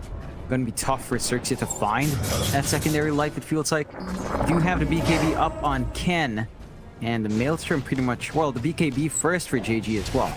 They prioritize durability, they prioritize dodging out this damage spike from Alacrity. And that might make the blink poof just feel a lot less impactful, though you don't really mind too much as long as you do manage to get the follow through there from In Your Dream. We'll see how much XERXIA can get done with a spell immunity, as it does cut off the Meepo fairly well. But you still have to worry about In Your Dream kind of jumping you anyway. When the Daedalus comes out on Ken, that could be a scary point. Too far off it either. On mid tower, that's going to be the focus now of NGXC. Dire's middle tower is under attack. Dire's fortified, I see. Alacrity will get to work. No real fear in the world as his team is right behind him, just smoked up. Teehee again being caught out. A nice arena from Mizu, just locking down that pulse visor as Rubido also dropping. Teehee, he will eventually go down. Boom Boy, he will be traded, but that's still a positive trade for NGXC. Still, here comes Ken, trying to get some damage off onto Alacrity as JG is trying to back his way out on the Ember. That go back in for the buyback of Jokan, but the remnants aren't going to do enough quite yet. Meanwhile, Mizu has found Luce's fight on the Rubik, trying to force them back. It's not going to be enough, and In Your Dream, he's got it onto JG. They found the Ember instead. They'll let the Rubik live. It's a much better kill here for NGX. And another successful team fight for the Radiant side. Make it work. They just force out that engagement. XERXIA just not ready. Use their BKBs pretty well, but just get ripped to shreds. And Mizu just showing up on his Mars, getting great arenas off. Always managing to get the Bulwark off before the steal comes in from Lucify, so you never get anything useful for the Rubik. He has to focus on different heroes. But it just feels like you really want that Mars for the control. Probably your best bet. Maybe it's time to start to think about just stealing from Jokam. The Blast, the Cookie are all pretty big to have, as Mizu's just way too quick with his fingers. Lane, Lucify. Barely avoid the ensnare there of Alacrity. Of the Earthbind, excuse me. Topside, Rupido is farming the Dire jungle, so Alacrity might be able to spot him out. Won't do so yet. While all this is happening, In Your Dream, working on towards the Basher, almost has it up and available. Life even harder now for XERXIA. There it is. Basher now available on the Ursa. NGXC, they understand their spike. They want to go for that top tier 2 into the outpost and try to secure that next Roshan. Endless now up on the TA though. Again, he's TP'd in with no mana. He's got a clarity going, but a little bit awkward with that low of a mana. Luckily for him, the fight isn't broken out, and in fact, they're going to smoke anyway. Alacrity, they see the clone in your dreams right by him. They don't want him though. They want Boomboy first on that Venomancer. Get rid of the easier targets. Get rid of those supports. Poison Nova's going to be popped anyway. And Alacrity, he'll still jump in onto JG, forcing out the BKB. Meanwhile, the Tombstone, nobody's focusing it down. Alacrity, he'll get stunned up by Rupita, but is still alive as Teehee. He's the one in danger, trying to survive. He has a Soul Rip. He'll hold on. There's your decay. The Soul Rip never comes out, but it won't matter. He does die. The Aegis is gone on Alacrity as Mizu. He'll jump back in. Spear is out onto Ken. They've got the TA locked down. Lucify trying to survive. Solar Guardian is there. Onto the Meepo. Cookie, but what a Starbreaker. After 4 heroes, still the TA is going to melt to the damage of the Meepos. Now JG's called out. Mizu just locking everyone down. Full team wipe. In fact, Lucify, he brought back on the Rubik, but he can't do anything. And Mizu with these spears, he has been landing every single one. Yeah, he's been carrying this. He's been enabling all this movement out from NGX. All the great arenas, all the great spears, splitting up these fights, forcing awkward angles out from XERXIA, and they just get speared up. JG gets speared, Valgo saw Ken get speared up as well. He's just been doing phenomenally on the Mars, and Alacrity's just been there to follow through. He loses the Aegis. They do have the damage on XERXIA. They're showing us that this Meepo is not invincible. With the Daedalus up on Ken, you've got some damage to kind of deal with it, but they need more. That's a massive loss now. 21-12 in NGXC's favor. Again, when things are tough, they fall back to Alacrity with that Meepo, and is ready to kind of enable that. And as we're seeing out from Mizu, as we're seeing out as well from JoeCam and Boomboy, like they've been willing to sacrifice if need be. The presence of this Poison Nova, it's also been a nightmare for Ken. Like when the BKB fades, that Boomboy just has so much presence, and the TA without the blink is just kind of stuck in place. Very, very tough. Oh, again. Out from XERXIA, but you kind of wonder where they go with the smoke. Fun double damage. We're going to make sure he does secure it for himself.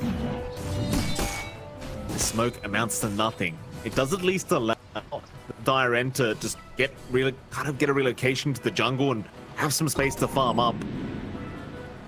Do need the space right now, even if Ken is top network. Needs a lot more on this TA to be that powerhouse they need him to be. In NGXC, they know exactly where they are.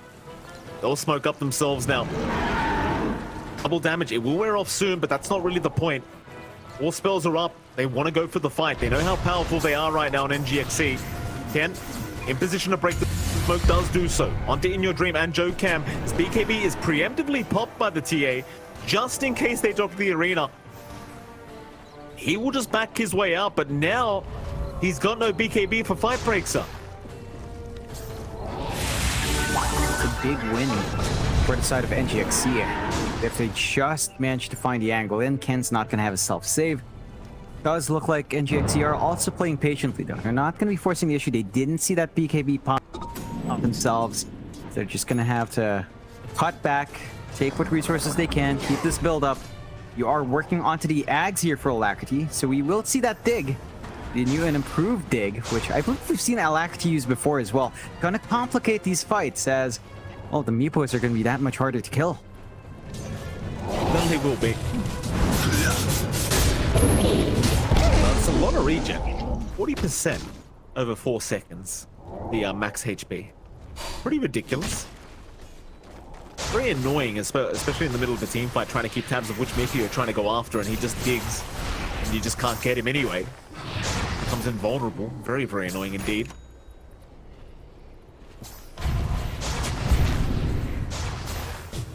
XERXIA wards out in the Dire jungle. Mizu, oh, that's a quick lift up. Lucify not having it this time around. Forcing the BKB. out of the Mars. They might still have an opportunity at going after Teehee, but with the Tombstone there, they do not feel safe. Hard location to try and secure the Tombstone kill. BKB and Mizu down. GXC, I just have to sit back and relax for a little bit. Roshan is up in a minute and a half after all. Would rather save everything till then. Problem is that they do get their outpost back in that dire jungle. DXC don't really have that kind of control in the dire jungle anymore. Allow an opening now for the dire team, having access to their own jungle. And I think it is going to be more about just waiting for Roshan now for either side. Oh yeah! Yeah, just patience game. A minute left on the respawn. And GXC has a big advantage going into the area. They've just been able to play around with their team fight so well. They've got a lot of PoE presence. They've been able to cut off Ken every single time. It does have that blink up, but you're still playing into the Veno. Once that BKB fades, you just have so many ways of getting kited around, and NGXC, they managed to balance between In Your Dream and the lag. So fine here. Yeah, not gonna go for the chase again. The tornado is down, chains is there, they cancel off the poop into the Solar Guardian. Mizubi drops the arena, but it's not gonna Starbreaker. Alacrity's gone. Immediate buyback. XERXIA, they need to retreat. GG, he's fine to Remnant. They have wasted the buyback of Alacrity. That's a huge win for XERXIA. The lesson for you. That's massive. At the least, Roshan only 20 seconds away. So if NGXC played patiently, they should be able to see that next Roche, and they should be able to compensate for that buyback with a secondary life. XERXIA, they just see an opportunity, they take it. This we've seen from them in game one. They're very good at eyeing out these small openings that NGXC creates and just dogpile onto them to find an advantage. Getting the build-up they want. Butterfly coming out next here for Ken, a little bit of evasion to dodge out from Nepo hits. Roche quickly melting to the side of NGXC. I wonder if they give the shard up. No, they won't give it. In Your Dream will take it. I wanted to see the Nepo shards that divide withstand fling toss to a target. Sounds funny. I don't know how good it is, but it sounds really funny. It doesn't sound very good, but I haven't seen it in a pro match yet. So to be fair, we haven't seen it. I think Alacrity doesn't think it's very good either, John, to be fair. You probably would have had it a long time ago. But it does sound very funny indeed. Server will drop on the high ground. Off the dire base, prepping. They'll see Rupido. They won't go for the speed back yet. On the Dawnbreaker. Oh, he's going to be careful in Your Dream. Immediate jump in. Disarm is there. Lift is up. Lucify, making sure they cannot catch the Dawn. Good saves from XERXIA. NGXC, one little pierce onto the high ground and the game could just change entirely here for XERXIA. They do force the TPs down bot. They saw the shove in from Teehee and Ken. They do want to prevent any sort of split push from happening, but majority of the heroes are still stuck at mid. They don't have the Mars for the team fight. Mizu not going to be around in that mid area. So if XERXIA reads that, could be their opportunity to fight, but it does look like, again, with the ages up, caution's the name of the game here. You gotta give props to the Dire again, John. The fact that they're still... Yeah, this TA, Ken, still top of the net worth board.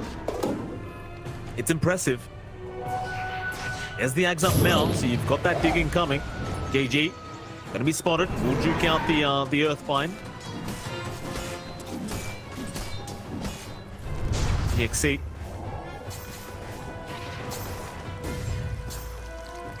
Still going to be fine. They're just making sure that they're in position to be able to defend that high ground whenever they need to.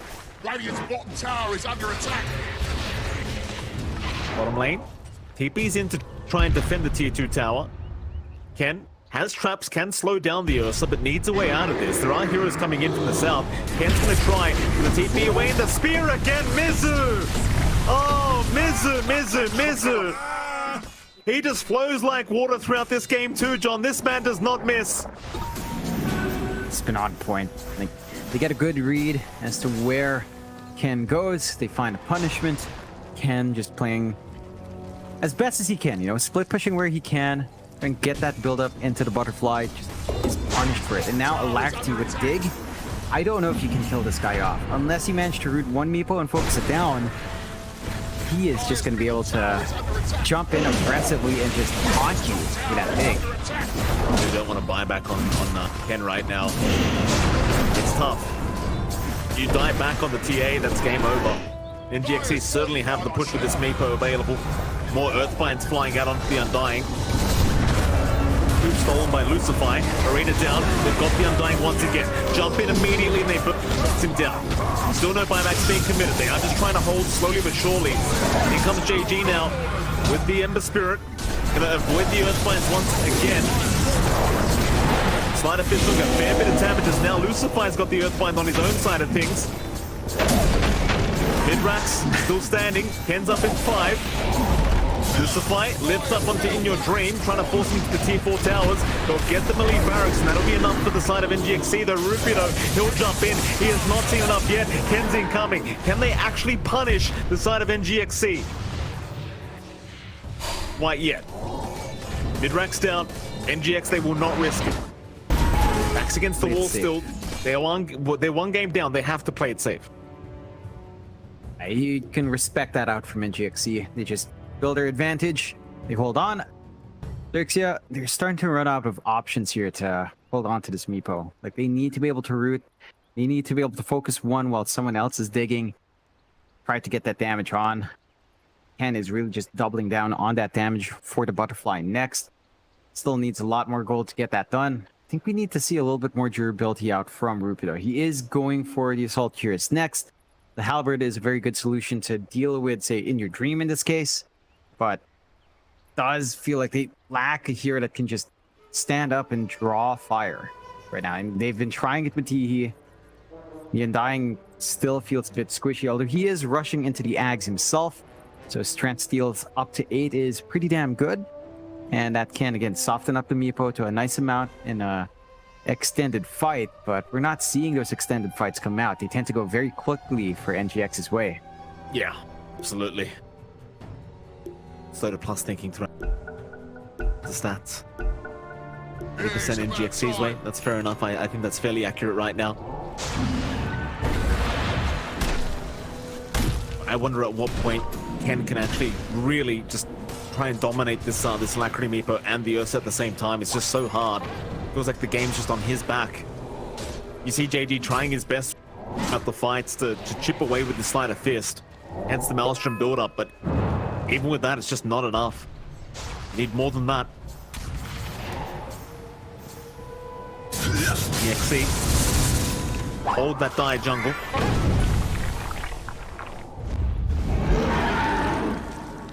Smoke is out. 5-man smoke here. EXE. Problem is, no one's outside of the base here for XERXIA. I say that, but they smoke up as well. Perhaps they're about to venture out. Line has been drawn right into the dire triangle, but NGXE are already there and waiting. They have the high ground. Teehee, he breaks the smoke. In Your Dream, immediately with the bash, it does get the Undying. That'll be enough. They want to back out now. They will not fight without Teehee up. They need that Undying. They need to soften up. They need that Tombstone to kind of just provide some distractions, some much needed slows coming through. Love the build up here from Mizu. Got his own Heaven's Halberd.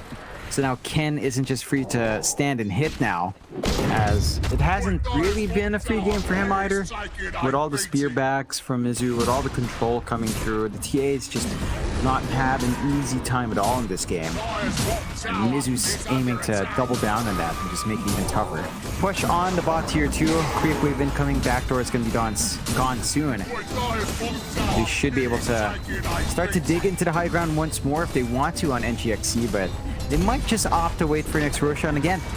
They've got the time, they've got the advantage. 13k up, they will go for the smoke though, so maybe that pick off first. Casual double damage rune sitting at the bot rune spot as well. No one from NGXE seen that quite yet, sadly. Ken knows about it, he's got the trap there, but he can't make his way over there, sadly, either, so nobody's gonna get the root. He's not yet. Wrap around. JG gonna go for the TP out. Does make it out. Very nice timing for him. Immediate counter smoke. We go XERXIA. They have not left buyback gold on Ken. This could be a last ditch attempt in this game number 2. They did buy out the full MKB here. go. High jungle, Teehee looking to place a ward up. Does have the tombstone, will drop it immediately, but Boom Boy tries to get it down immediately as well. Lucify with the lift up onto Joe Cam. Meanwhile, chains out onto Alacrity, but JG's been caught out. They've got the Ember forced up onto the high ground. He's fine for now. Poison Nova, Boom Boy, he'll pop it immediately. Nobody actually dying yet, but Ken, he's been caught now. He'll pop his BKB, but he's been disarmed. He cannot hit them. This is not the fight they wanted. Now Mizu jumps in again. The arena, the spear, everything being thrown. Ken is down. No buyback available. Rupido, he will keep fighting. He has no choice in the matter. JG's gonna fight back, but the Earthbind's immediately there. BKB forced out in your dream. He does die in the Earth, but what does it matter? They've got Rupido down. JG trying to run. He's Earthbinded up. He's gone. Is it spring Do you already? call it? Is it spring already? Yeah, it's a hard game to turn around from for XERXIA. Side of NGXC, knowing there's no buyback on JG and probably knowing there's no buyback here on Ken, should just go for the tier 4s. I don't see a good defense coming out. Yeah, Laracti goes for it. Buyback from Rupido. How do you stop this move on? Immediate spear out Rupido. He's going to try and delay this as much as possible. Tombstone is down. PA down for another 30 seconds. It's such a hard defense to ask for. Slowly trying to chip away at Alacrity, but it's just so difficult. Rupido just being abused here by Mizu, speared right back into the fountain. Mizu tells him to just go home. Go home, as the Ancient is under siege now. They at least found Joe Cam on the Snapfire, but Alacrity's the main problem. Rupido is still trying. He makes the jump in. It could be a dieback, though. The Earthbinds are out, locking him down. He's gone. The TA, 5 seconds away. The Undying barely surviving with the Ghost Scepter. Lucify, he's back. Here's the buybacks. Ancient's still exposed. Ken's back into this one. He'll go with the side blades, trying onto Alacrity, but the Ancient is being focused by the Meepo. This game is looking over. They can't stop it. Arena to make sure. Wow, wow, wow. NGXC, they will force this to a game number 3 here against XERXIA. And John, it's one of those best of 3 kind of days, apparently. You love to see it. Yeah.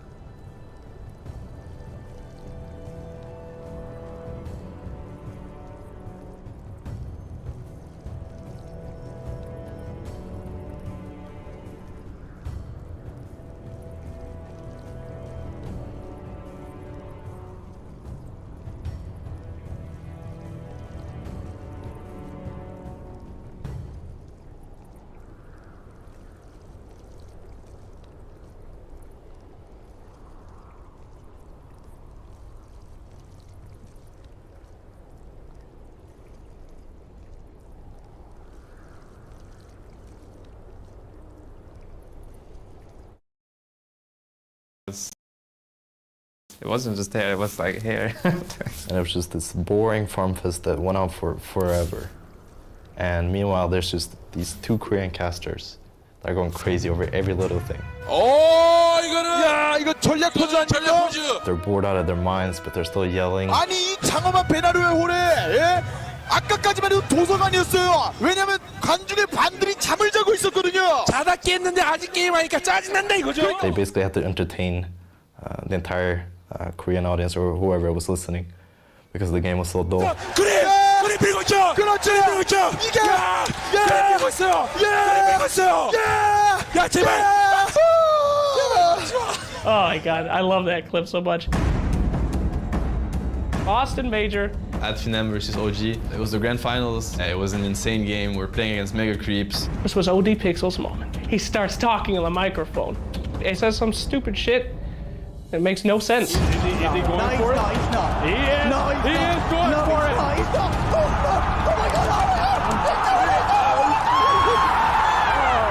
No, no, no. Oh my god! That could have been it! Anything he said would have gone down in Dota 2 history. And God, if it wasn't the perfect response to that moment. The best commentators are the ones that can actually entertain the crowd and, more importantly, create the memories. When that one amazing play comes along, you have to elevate that to become memorable for eternity.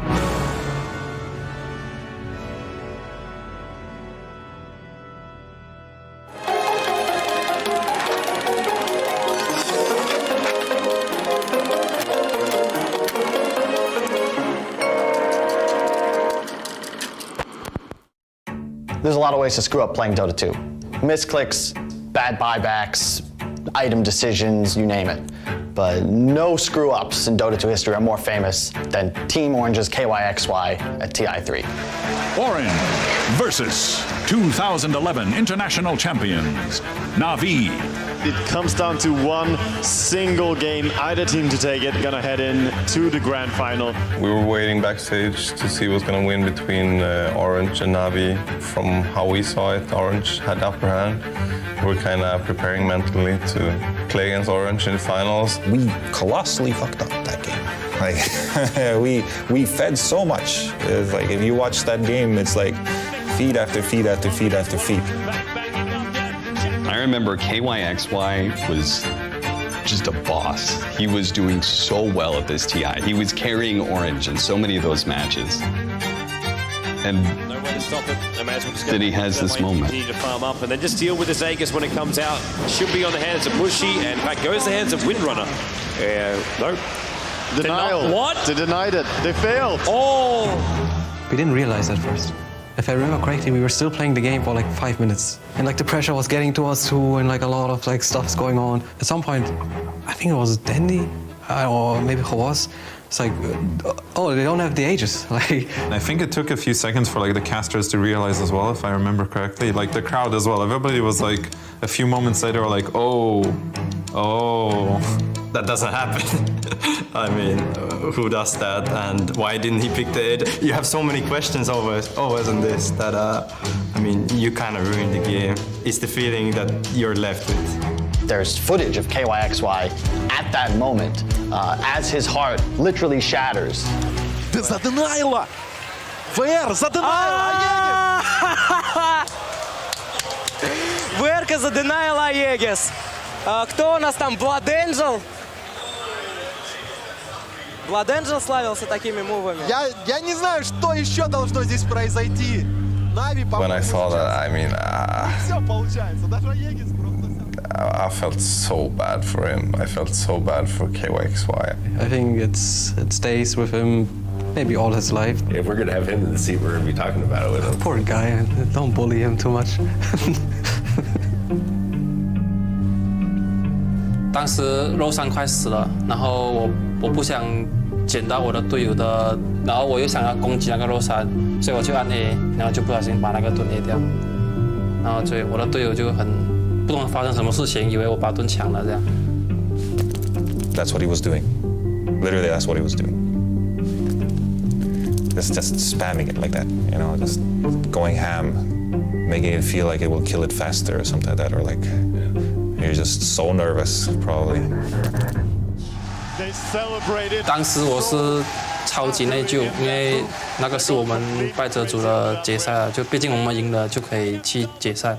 那我是觉得非常的内疚，因为我们很难才达到这个地步，这样子对。打完比赛过后，我的队友就告诉我不要那么内疚，因为我也是有功劳才能够达到前3这个成绩的，对，就这样叫我不要内疚。The truth is that, you know, mistakes, they happen. And this is when you need your team. You need your teammates to be there for you. Just like when you're going to be there for them, once that's going to happen to them. I think every pro Dota player at some point has made a fatal mistake in a game.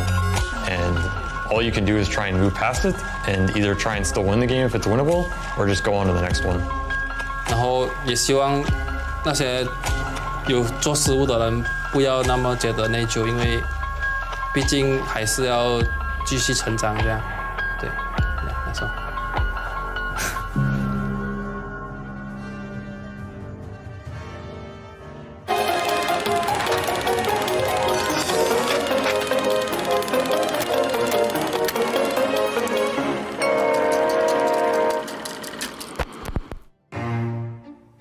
So when people think about mistakes when it comes to Dota, people think about the things that happen inside of the game while the match is live. You don't really think about mistakes happening in the draft, but this is one of the biggest mistakes that has ever happened at a TI. So it was TI9, Alliance versus RNG, and it's the lower bracket best of ones, where there's the most hype and the most pressure. One screw up, and you are just out of the international. You know, going into that game and seeing how the draft progressed, everything was kind of working out how we wanted it to go. Then it goes towards the end of the draft where Insania wanted to ban Naga. We had these papers printed where you could see like their drafts and what they had been playing a lot, and Mickey was like, I don't think they really play that much Naga if I recall correctly. And then I don't know if I was too caught up in the moment or what it was. So I started looking at the papers, I forget about the timer, and then I'm like, all right, you're right, we should ban the gyro. And I move my mouse, pull it over to gyro, don't look at the timer, and just click it. And right as that happens, the clock takes over. And I picked the gyrocopter. We didn't find anything. Oh my god. Are you serious? Whatever. Did this just happen? It's fine. We gotta deal with it. Oh my god.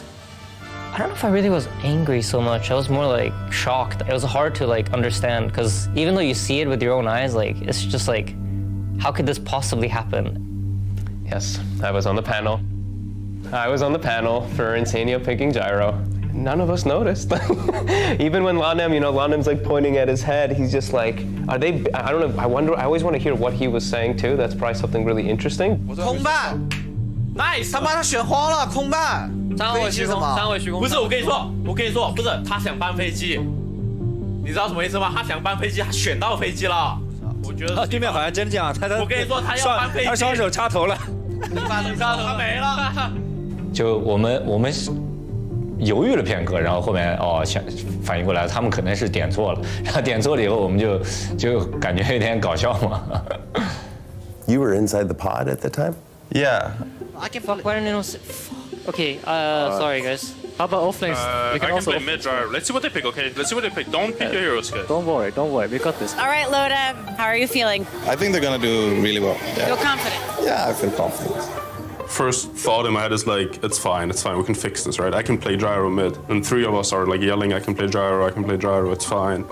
I can play gyro against the lane top with Aiden. It's actually not that bad. It is going to be a story to tell, boys. Yes, and if this works for any fucking team, it's okay. Listen. How they react, what they do when they're put into this like near impossible situation, their first reaction is, it's okay, we can figure this out. I thought that was like just a beautiful moment. When you're in the moment and someone like clearly messes up and there's no going back, the decision is done, you gotta help him because he's gonna feel bad about it, and the worst thing you can do is have him suffer alone. So thanks boys. All right, ladies and gentlemen, welcome back. We are going into our third game of this best of three series between NGXERXIA and, of course, the side of XERXIA. Jonathan, it's been a hell of a day in the lower bracket. Both series so far going to 3 games. Both series so far being pretty darn hype as well. You love to see it. Both these two teams here, Jonathan, one of them has to stay home and one of them will proceed to the lower bracket round of 3. Jonah, talk to me about it. I mean, it's been 2 games already. Is there anything in particular you'd like to see from these two teams during this draft number 3? I think they've got to be ready for hot picks coming out. I mean, it looked like NGX was ready for the early TA pickup for Ken. They kind of set up for that really well, and they had Mizu play this fantastic Mars game. From laning onwards, he was just doing an amazing job, especially once the blink was up. Of course, we can't discount the Alacrity Meepo that just had... Well, it's Alacrity Meepo, right? It's something he performs on. It's something that he can just really flash farm on. He knows the ins and outs of that hero really well. I think that's something XERXIA has to respect. They do leave a lot of those options in.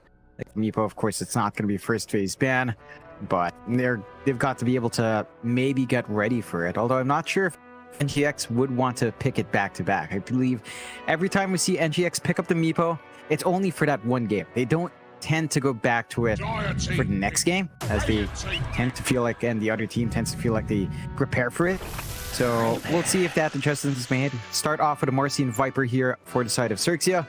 For NGXC, they do go with the DP, so some flex there. It should be Mizu once more in that hero, but you can still kind of throw it as a support perhaps for Boomboy. You can still throw it onto mid for Alacrity, depending on the matchup. Absolutely. And I do like the point you went to as well, John. I mean, with the Meepo, you don't generally want to do it a second time because, every team's going to be ready for it the second time around. And chances are they are going to just constantly be thinking, is there a chance? Is there a chance they go down that route again? For now, Viper Marcy is the opening here for XERXIA. Looks like NGXE do manage to pick up the Death Prophet, as we do get to see the lovely face of Winter. There you go. He does pop up there for a couple seconds, John. Very, very handsome young man. He calls himself an old man, but I don't think he looks like an old man. Definitely young at heart at the least there. We found out in person. Very joyful fella. Do you see the Terrorblade come out here from NGXE as well? So an early lock-in to our In Your Dream specialty. Terrorblade into Viper is an interesting one because you do have a good amount of magic damage early on. And of course the Marcy can make that pretty annoying as well with a sidekick onto the Viper, so you can just run down. There's some options here for XERXIA. You could run the Lucify Marcy, offlane Viper just to deal with a Terrorblade. So I think that kind of balances out the lanes quite nicely for XERXIA already. There might be something in mind here for NGXE. They might look for something like the Omni Knight. You can see XERXIA already taking care of some saving supports. Abaddon gone. Wouldn't be surprised if they respect ban that Omni that Boomboy had, just to ensure that you can run down that Terrorblade. 10 seconds remaining. Banouts to come out. Of course, the TB, one of the In Your Dream specials. Love to see it coming out here in this deciding game of this best of 3 series. Bans, though. Seems like NGXE are going to focus on the position 1 bans themselves. They do get rid of the Morphling, which is still a natural counter towards the Terrorblade. Don't want to have to give that Metamorphosis away for free to the old Morphling. On the side of XERXIA, though, I imagine it's mostly about support banouts now, as they do get rid of the Abaddon. Omni Knight as well. I mean, we saw Omni Knight being very, very potent in our first game, even if NGXE did end up losing that game. Certainly wasn't the fault of Boomboy on the Omni Knight. He did a fantastic job, but they will not be willing to go through that again here. So it's I don't quite blame them. I'd rather not either. The very, very scary kind of support to have to play against. So we do also see the Void being banned out, so Pos wants to be removed once again for this dire end of things. 10 seconds remaining. One more before we get to see some more picks to come out. If you're still worried about a random Meepo pickup, this is where you ban it, but I don't feel like that's something NGX will go back to. Again, just considering that you've got to agree to your core this time for In Your Dream. That farm sharing is not going to be as even. So it should be a little bit more playmaking here for Alacrity. Maybe just take care of more saving supports if you really are worried about that. Again, the Omni Knife is a good one. Abaddon kind of signaled that Omni would go. Dazzle's an option as well. Dazzle Terrorblade's also a pretty damn good lane. Reflection plus Poison Touch is pretty good. And the Shallow Grave is really annoying up against a hero like the TB who can send her away.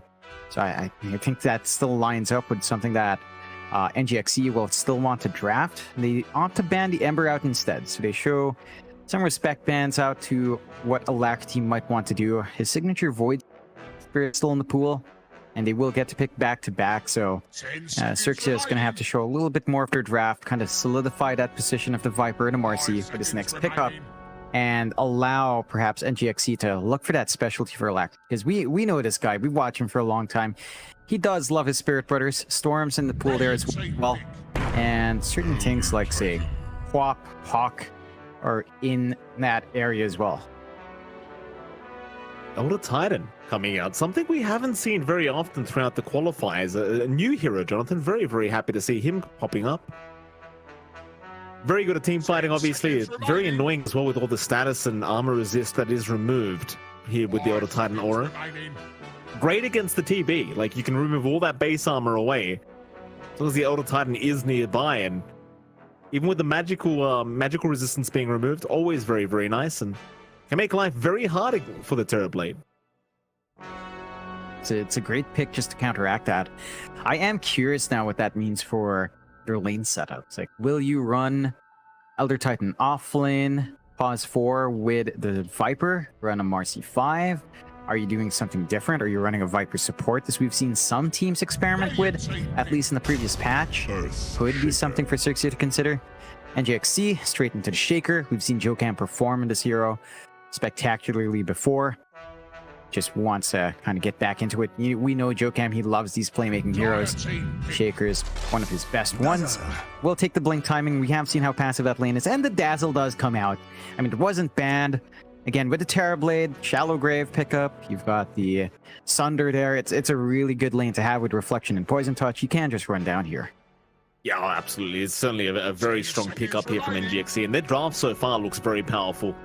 I mean, on the bright side, again, XERXIA, especially with that Elder Titan, I think it's a great counter towards the TB, just being able to... Because he just has such high base armor naturally due to all the Agi game. It's going to be very, very effective. And now a Slark comes out as well.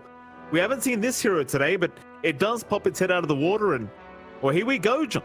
How do you feel about the Slark versus TB matchup?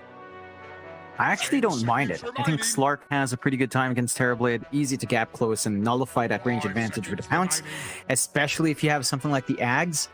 If you can farm that up here for Ken, it's going to feel pretty damn good. Death Shroud is going to be really useful as well, to just heal up in the middle of it. And you have a really good combination with Marcy. Like, Sidekick on Slark is pretty big, so he's going to be lasting long into his fights. He's got Life Stealer regen out from Marcy, he's got the... Shroud regen coming out from his ult as well. So it's going to be hard to pin him down unless you just get your chain stuns off. Pre-BKB, if you will want that for the Slark, it can be a little bit tough here. And big timing is, of course, the blink on Shaker. Shard on Dazzle, it's also big to kind of cut off that Slark. That it is. Final bans to come. Hango being removed here by NGXE, maybe just focusing on the Rupido heroes once again. We don't know where the Viper's going to go this game. It could be a Pulse 3 Viper, could be a Pulse 2 Viper. Very, very flexible here for XERXIA. Bloodseeker also being removed here from the side of XERXIA, so just not wanting that against the Slark. Just one of those natural counters. Very annoying for the Slark to have to try and play against. You can always just kind of have that thirst vision and not allowing the natural passive heal to come in from the Shadow Dance. One more ban for either side. Plenty of reserve time left to think about this one if they wish. There's some strange pocket picks left for XERXIA. I recall that JG does love to run something like Timbersaw mid. It doesn't quite look like the clearest game for that, but it does look like a decent enough Timbersaw game to run into the Terrorblade. Reactive armor up against physical core is always great. Dropper strength down is always nice. Or dropper primary attribute always okay, although strength heroes are best for that. That is a pocket pick. There's something we haven't seen from JG in a while. It is his DK, that frontline playmaker. DK can sort of line up. It just doesn't feel like none of that really fixes the issues. Maybe Alina fits in better for XERXIA. Like having even more magic damage onto the Terrorblade, having this really good reach. Alina has insane range as well, and that's 100% up, unlike Terrorblade, who has to rely on the Metamorphosis. Be a good way to close out here on XERXIA, but NGXE could also kind of fit it in. It's just really greedy with a TV. And they go with a Storm instead. They get that jump. They've got the initiation to cut off. The Slark pre-BKB is going to be annoyed, although Dark Pact is always there to kind of save you. But it does provide that backline you can and probably will want, especially against something like the Elder Titan and Marcy. Like if these two supports are allowed to do what they want, they've got a lot of AoE control. We saw Alacrity playing the Storm earlier on as well, I believe, during Game 1, and he was doing a fantastic job on that Storm. So we the Invoker comes out. Fair enough. That's interesting. This is a very, very big switch up from XERXIA. Invoker, again, I believe first time we're seeing this one today as well. So 2 brand new drafts ahead of us. Invoker versus Storm, how do you feel about that? I think that's pretty alright for the Invoker. It's not a lane that you really struggle in. You should be able to farm, you can harass out down the line, melt the mana of Alacrity if he's not careful. It's a fairly good Invoker game as well, and you've got some good combinations. Again, buffing up the Slark with Alacrity plus Sidekick. It's a ridiculous amount of right click. Even other heroes like Rupido, you could just buff up and have him spit like a madman. Just melt through in your dream if you're not careful. I like the draft of XERXIA. I think they've got some good solutions early on. They can just run down. Their lanes look pretty good. Like Rupido up against In Your Dream on his Terrorblade. It's a Viper against TB. That is not a fun lane for In Your Dream, even with this combination with the Dazzle of Reflection plus Shadow Poison or Poison Touch. It is much more favorable for Rupido, especially if Lucify can land the stunts. You have more control there. It's going to be a fun game number 3, I think, Jonathan. If you were to pick a better draft going into this game 3, did you have one that you think you'd prefer? Yeah, I lean towards XERXIA. Again, their lanes look a little bit better. I think they've got the answers here for the Terrorblade. They should be able to make it a bit tougher for In Your Dream to just get that free farm game that you want. and kind of stall out the timings there. So I like what I'm seeing. They just have to play a little bit quicker. If the game does drag on, you can have some issues with In Your Dream, and you will have some issues with, say, Alacrity if the Ags timing comes out and the blink of Jokam's on point, and then they have a lot of fight as well on NGXC. All right, John, predictions quickly. It looks like we might actually break out for a team fight very soon if we're not too careful, but smokes are broken. Do you want to go for some predictions here? Smoke Gang kills at game end, probably 9 to 12. They've been really active with the smoke. Teleports canceled by stuns, maybe 1. It's either 1 or 0. It's always a bit random. Probably 0. That one. Team with a first tower kill. Push lineups much more suited for NGXC with Terrorblade. Time first barracks destruction. Ooh. Puffer one. 30 seconds to I want to say it feels like we're gonna see that by maybe 27 to 31. Bigger point of that range is 20 to 30. John? There was a bit of all chat going on. I'm not sure if we can translate that. Boomboy was having something to say. No idea what he was saying, though. You probably don't either, didn't you? What the hell? I have no clue. Never mind. XERXIA. They're going for a three bounty rune trade here, and yeah, they're going to find it. NGXC not willing to fight this one out, so they'll accept the 1 bounty rune that they do end up taking here within your dream. Instead, they are focused more on blocking the creep wave up at top lane, thanks to Jokam and his Fisher. Or you're going to have some clarities ready for this. Always wanting to start with the creep equilibrium your way, especially against a hero like Slark. Just make his life a living hell as much as you possibly can early on. And we'll sort that out. And of course, we can have a look at the mid lane here. JG and Alacrity going to be going at it. The Invoker versus Storm matchup. Is there an inherent hero advantage you think here in the mid lane, John? Do you feel like JG should be having the advantage or Alacrity? I think it should feel a little bit better for the Invoker. You could just kind of...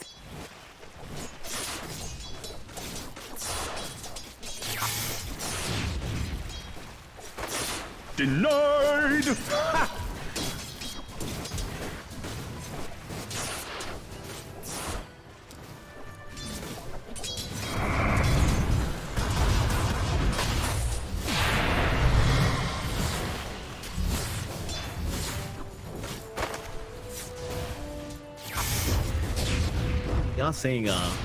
We're seeing the bottom lane there. Ken was there on the Slark with Teehee. Teehee taking a lot of damage earlier on. Boomboy and In Your Dream laning against those two. So Ken deciding he doesn't want the top safe lane, rather he'd prefer to go after In Your Dream.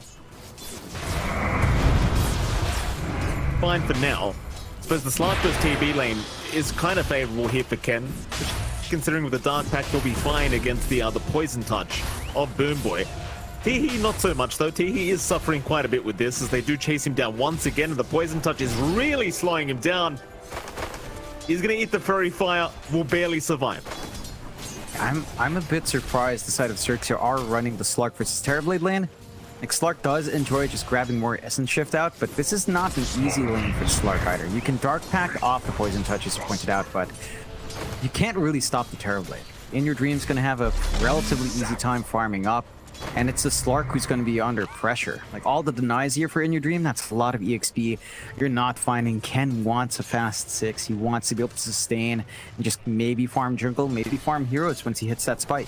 What about the top lane, John? You've got Mizu there on the Death Prophet along with Jokam on the Earthshaker, and naturally, of course, Lucify is there on the Marty along with the Pod 3 Viper of Rupido.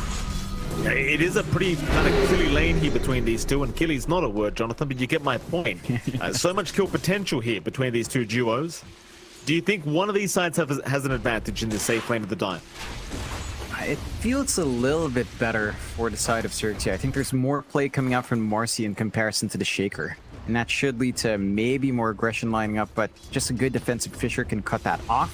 So it should kind of just lead to this more farmy lane that we're seeing right now. It's also hard to run down a DP, as we've seen. Spirit Siphon is pretty annoying to go up against, so you shouldn't be under any direct threat.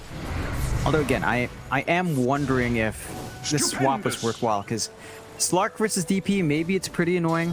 You know, Spirit Siphon is still an issue there, but you are most certainly just not annoying In Your Dream enough to kind of justify this just yet. I still feel like Rupido would have been able to handle that TB a little bit better. And you should still be able to farm a little bit on the Slark up here, although again, the range disadvantage might just be enough, along with the Spirit Siphon, to shove you away there. Yeah. Very back and forth.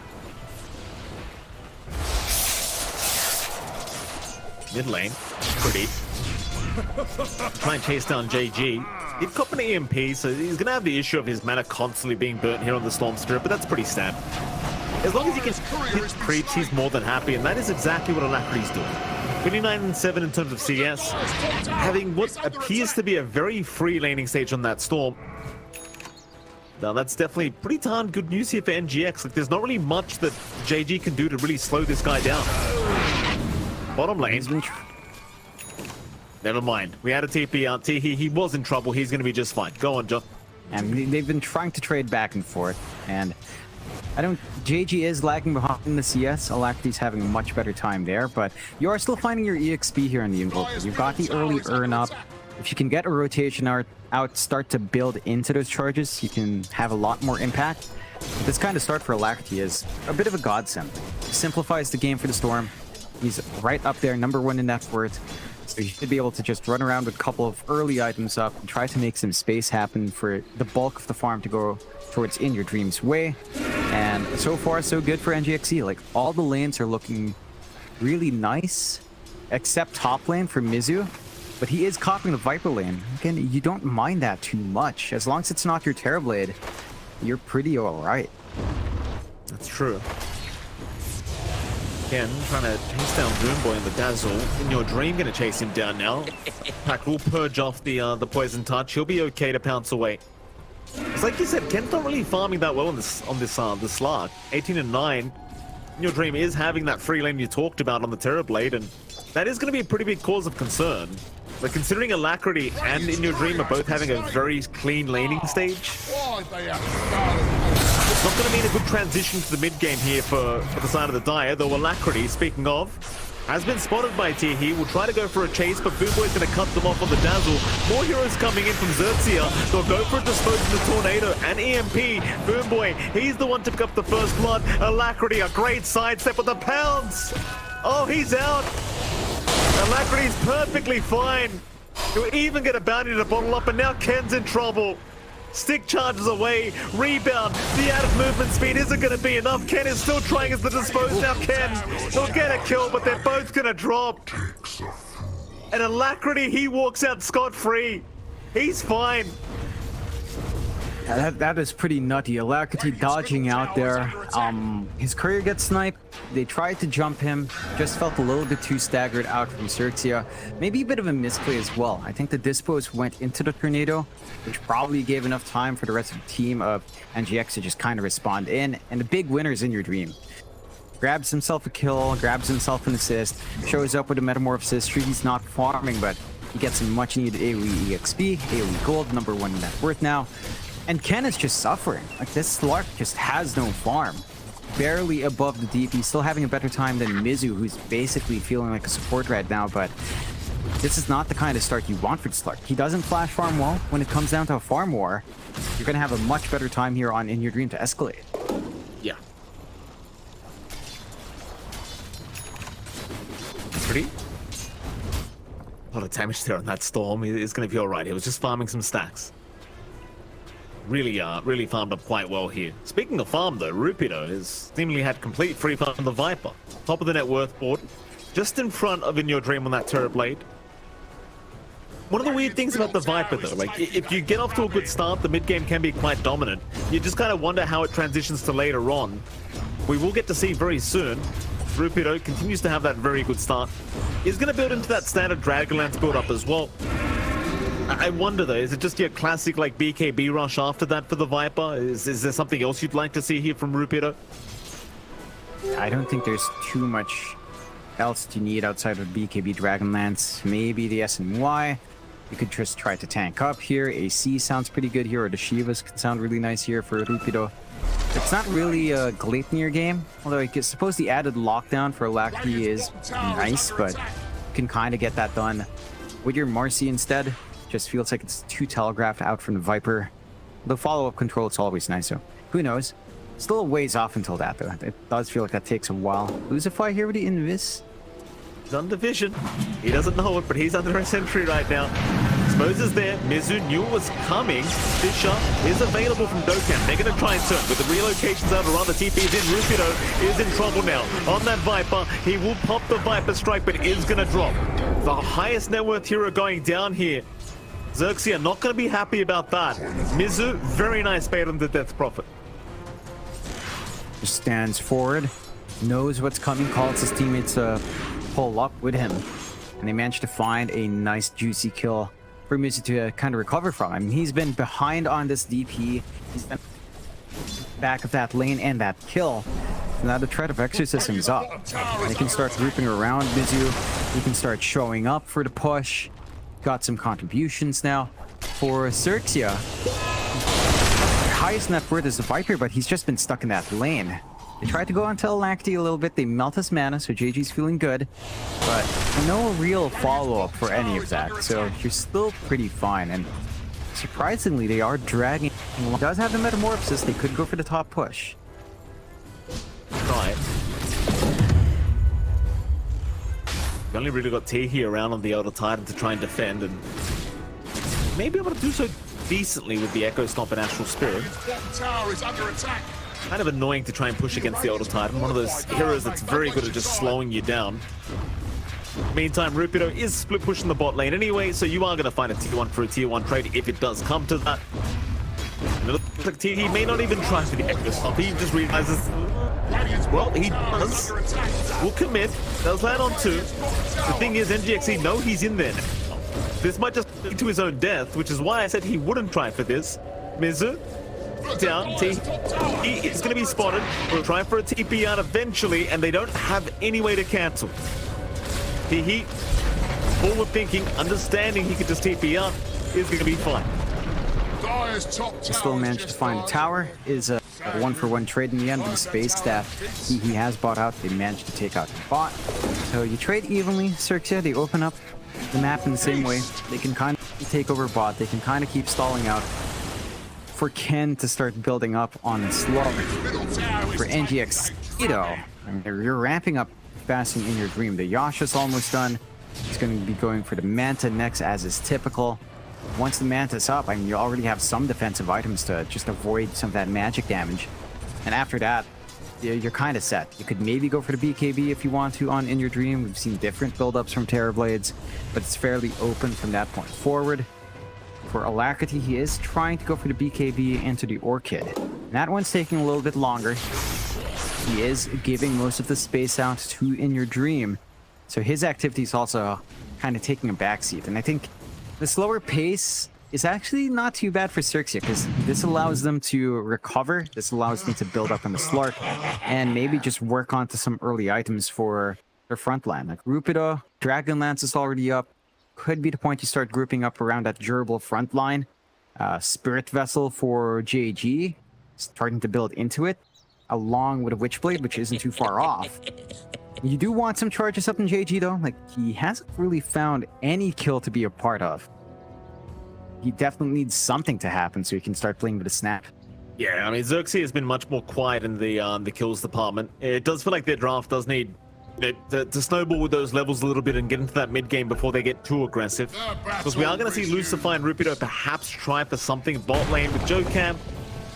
Jokam will show himself with the Fisher. No rebound to come out yet though from Lucify. He doesn't want to dive the tier 2 tower. Like you said, I mean, the Spirit Vessel's great and all, but if you don't have any charges, it's kind of useless. See when Jade, he does manage to pick up some earned charges for himself, but now he'll pick himself up a DD route. That'll be about it though. He is just focused on farming.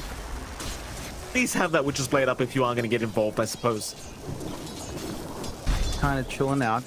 A bit of a clump up with Alacrity and Jokam down bot. Rupido, zip in, Viper, again, a nice big target. He had a great laning stage, but is going to get taken down as the Echo was committed. Ken, he's going to try and find a trade onto the Storm. Alacrity, he'll zip away and he'll be just fine.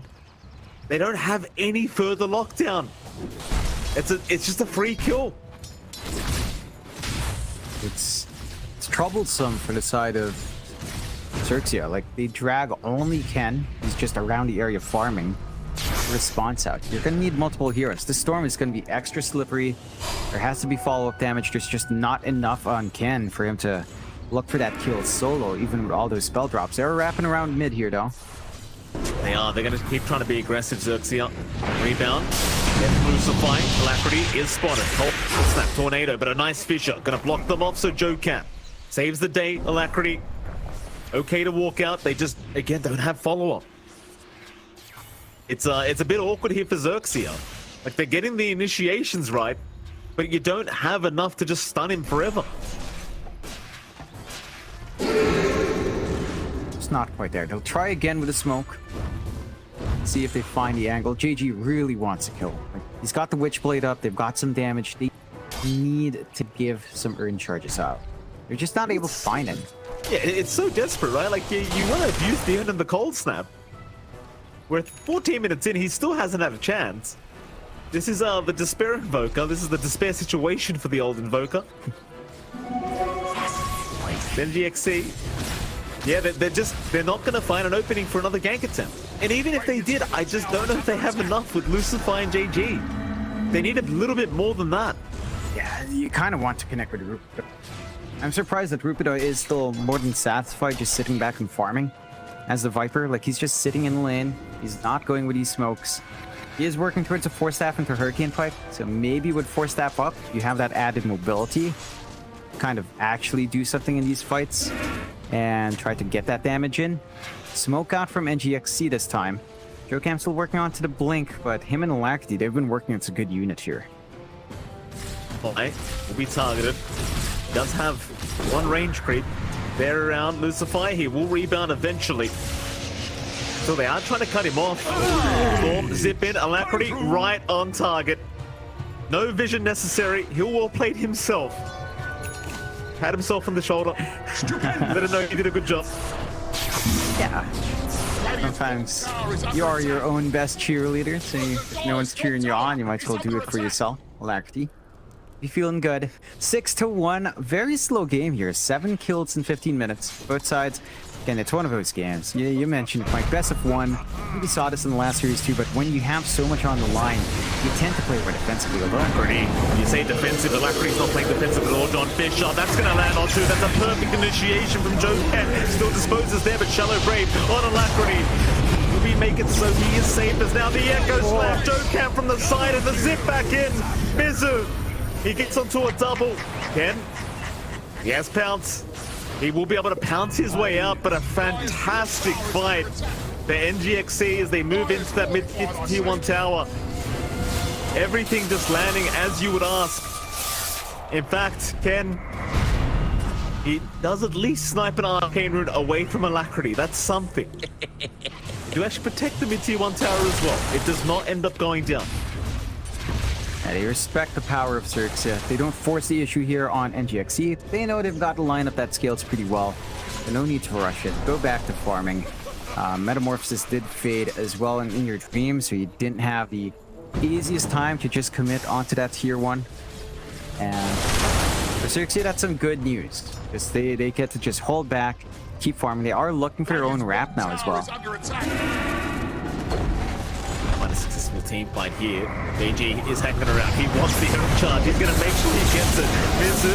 Oh, Fisher's there again. Lucifer is just going to melt. Mizu. Cold snap bank been very annoying for him to try and survive through this, but the zip forward again. Alacrity not all out as now the Shallow Brave is there. Mizu still running. Surely goes down. Finally does. Onto Ken though. The Slark dropping low, but not low enough. He's all right. Sunstrike. Alacrity. Oh, he's going to cop it, but it's not enough damage. But the urn and the Astral Spirit, it'll get it done. They get him eventually. XERXIA even finding Boom Boy in the back. Oh, it's not over yet. Joe Cam also spotted out on the Earthshaker. Rebound the wrong way, but it won't matter, Ken. He'll get the pounce. XERXIA, they finally get the charges they wanted. They finally get a team fight they wanted.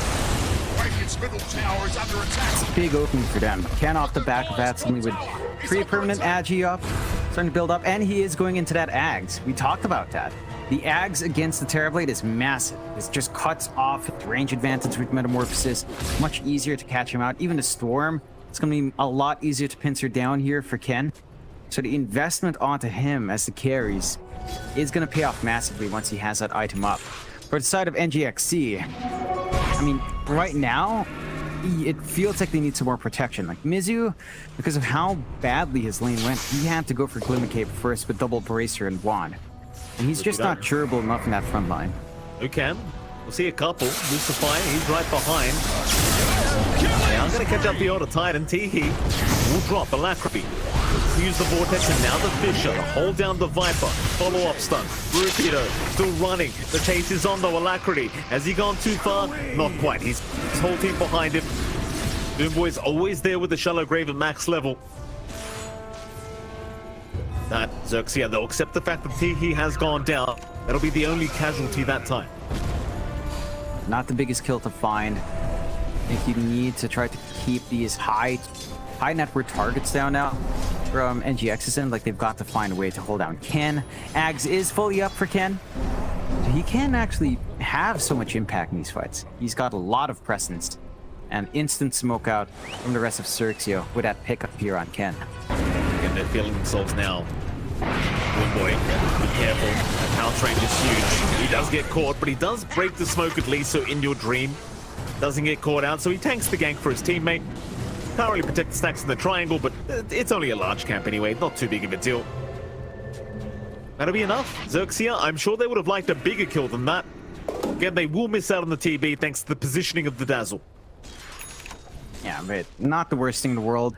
Kill's a kill. He got another permanent Agi stack for Ken, again, considering his slower game. If you can even get that up to 10, you're pretty satisfied with 3 Blades of Alacrity. So you're ramping up on that Slark. You're almost done with the full Spirit Vessel here for GG to kind of cut off some of that regen coming out, especially on Mizu. And once that's done, again, the game kind of simplifies here for XERXIA. Even if Hurricane Pike's already up and running for Rupido. So jumping the Viper is also a lot tougher, as he can just push himself into safety or push someone into the danger zone. So you have a lot more play now in XERXIA. They've got the slight netward lead here as well, Mike. But it's only very slight. Bottom lane, he reveals his position with the Fisher. And we'll go for the pounce in. Sunstrike there as well, just in case they need it. See his 5th permanent agility stack there on Ken. 6th kill of the game for the Slark. XERXIA certainly showing signs of life with this +1 Slark now. Ken able to get very active ever since that Ags picker. The Brigand's Blade obviously helps quite a lot as well with the Slark. NGXC, they're the ones that are rather quiet now. Just trying to buy time for In Your Dream to build up that Eye of Skadi timing. And that's fair, because that is a nice spike for the TB. Even then, I do wonder whether they want to try and force a fight once they have that Skadi up on the TB. I suppose we'll have to wait and see. It's a bit awkward for In Your Dream. He doesn't have any saving item. He didn't opt for the Manta. At least to maybe dispel some of the Viper damage coming through, and maybe dispel some of the debuffs that JG will want. Cold Snap's going to be annoying. The Disarm's going to be annoying from Deafening Blast if he does decide to cast it there. But the Skadi is up and running. They will smoke off the back. But Metamorphosis is ready. Just need to find the angle. BKB up as well here on Alacrity. You know, the one showing in the mid lane. Just got to find a way to try and jump him. You've got Alacrity, but you don't know who's behind the Viper. That's the real problem here. Sticking around. Exceed, very patiently waiting. Do scan out. Do notice someone in the scan. There's the older Titan. Rupido will force staff away. Alacrity with the BKB. No fear in the world. We'll keep going. They don't have enough damage to finish off the Viper. He'll survive. Now you're lacking a BKB on your Storm. Ken? Well, that's a lot of damage from In Your Dream. Ken? Force the pounce away as In Your Dream does finish off the mid-tier 1 tower. And NGXC are going to rush towards the Roshan pit. They've got to. They pop Metamorphosis. They can't go for more. They've got an angle in there. They're not fully committing, though. Do back off. XERXIA weren't really making their way forwards. They didn't have vision in towards that Rosh pit, but they will go for a smoke play now. Exorcism down, Metamorphosis about to expire, no BKB on the Storm. It's perfect timing for a setup for a team fight. Thing is, NGXE obviously understanding their weaknesses right now will back off behind their tier 2 towers. You could also decide to try and go for Roshan if you do wish, knowing all these spells are not available. Mid lane, they are still going to find a target. Jokam, Shallow Grave will delay the death of Jokam. He'll pop the Fissure. Heals are there. Spirit Vessel is still ticking him away. Jokam still lightning Boom Boy trying his best, but it's not good enough. Ken now going to take down the Dazzle as well. Both supports to drop for NGXE. XERXIA, the sad part is, John, they don't have a lineup that can rush Roshan, so they can't go for that objective. I think they could, but it's just a little bit rough because the storm's still there. You're kind of worried about the angles coming in. Metamorphosis not too far away for In Your Dream. With a hyper buffed Slark with Alacrity and Sidekick, you probably could take Rosh. Although you'd maybe want a little bit more permanent agi, maybe more stacks. On Ken, he doesn't have the most essence shifts from finding those kills. And he hasn't built up that much as well from just right-clicking heroes down. So it's not the easiest transition. 11 to 10, 1k lead up for XERXIA. As it's a really even game. I mean, so much on the line. This is an elimination game. Neither side wants to enter TI journey at all here. So both sides just pulling all the stops and, you know, kind of playing a mix of conservative and aggression, although. It's a fight. Well, he's pushing out the creep wave. He's trying to get a bit of farm going on the Marcy. New Alacrity was eventually going to make the zip in, and In Your Dream will be able to secure a big kill himself with the Terror Blade. That'll allow him to escalate a bit quicker into the match style he's trying to build up on the TV. And now that the spells are back up, like, you could start thinking about Roshan again if you are NGXE. Radiant's middle tower is taking a Maybe a bigger team fight to be broken out first, but they are around the Roshan pit if they do wish to try. They've got really good control of the area there from NGX. They've got great wards watching pretty much every flank of the Roche pit outside it. So good vision control overall. XERXIA is still kind of dark in that spot. In fact, their vision hasn't been up as much as the side of NGXE. So ward game much more on point here from NGX to play around these objectives. XERXIA, I think they're still fine farming up though. Ken is catching up. He's within a few hundred gold of In Your Dream. Scotty coming up next for the Slark. Going to put a bigger dent on that Terrorblade and the healing that he might have to get. Again, Justify. Yeah, top lane. He just can't catch a break, this Marcy. Does have stick charges. Rebound, it's enough. Lucify. This time will survive. Maybe if you'd gotten that NGXE would have thought about going Roche, but they won't. And XERXIA, they are still buying plenty of time here for Ken to keep that farm going. Oh, Ken's almost got a knife Scotty himself on the slot. Jump in. Almost stop. Izu. Turn around with the Spirit Siphon. Ken's certainly feeling very confident right now on this Slark. Even if the TB is the biggest, or rather the highest net worth on the map, Slark's still very agile kind of carries to have, and Ken just trusting in his own ability to be able to kind of weave in and out of these fights. I think the big concern right now for NGXE is you've gotten that good farm on In Your Dream, but you don't have that much farm on Alacrity and on Mizu. Like, these two heroes, these two players have just been put in the sidelines. They will find the top tier 2. That should enable the outpost, and that should enable Roche if they want to go for it. They might look to perhaps force high ground a bit, force responses out, maybe find a pickoff and go from there. Take it out this time, Lucify. Not quite. Jokam will lock him down to the Fissure. That's going to be enough. They'll find him another time, and this time they are going to try for Roche. Mizu, he'll get started.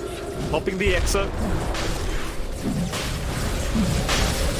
Do you think XERXIA even bothered trying? Like, they aren't in position to try and counter this Roche. Smoke is bought out by Teehee. The Spirit is going to get vision and slow this down with the Echo Storm, but how do you get there in time?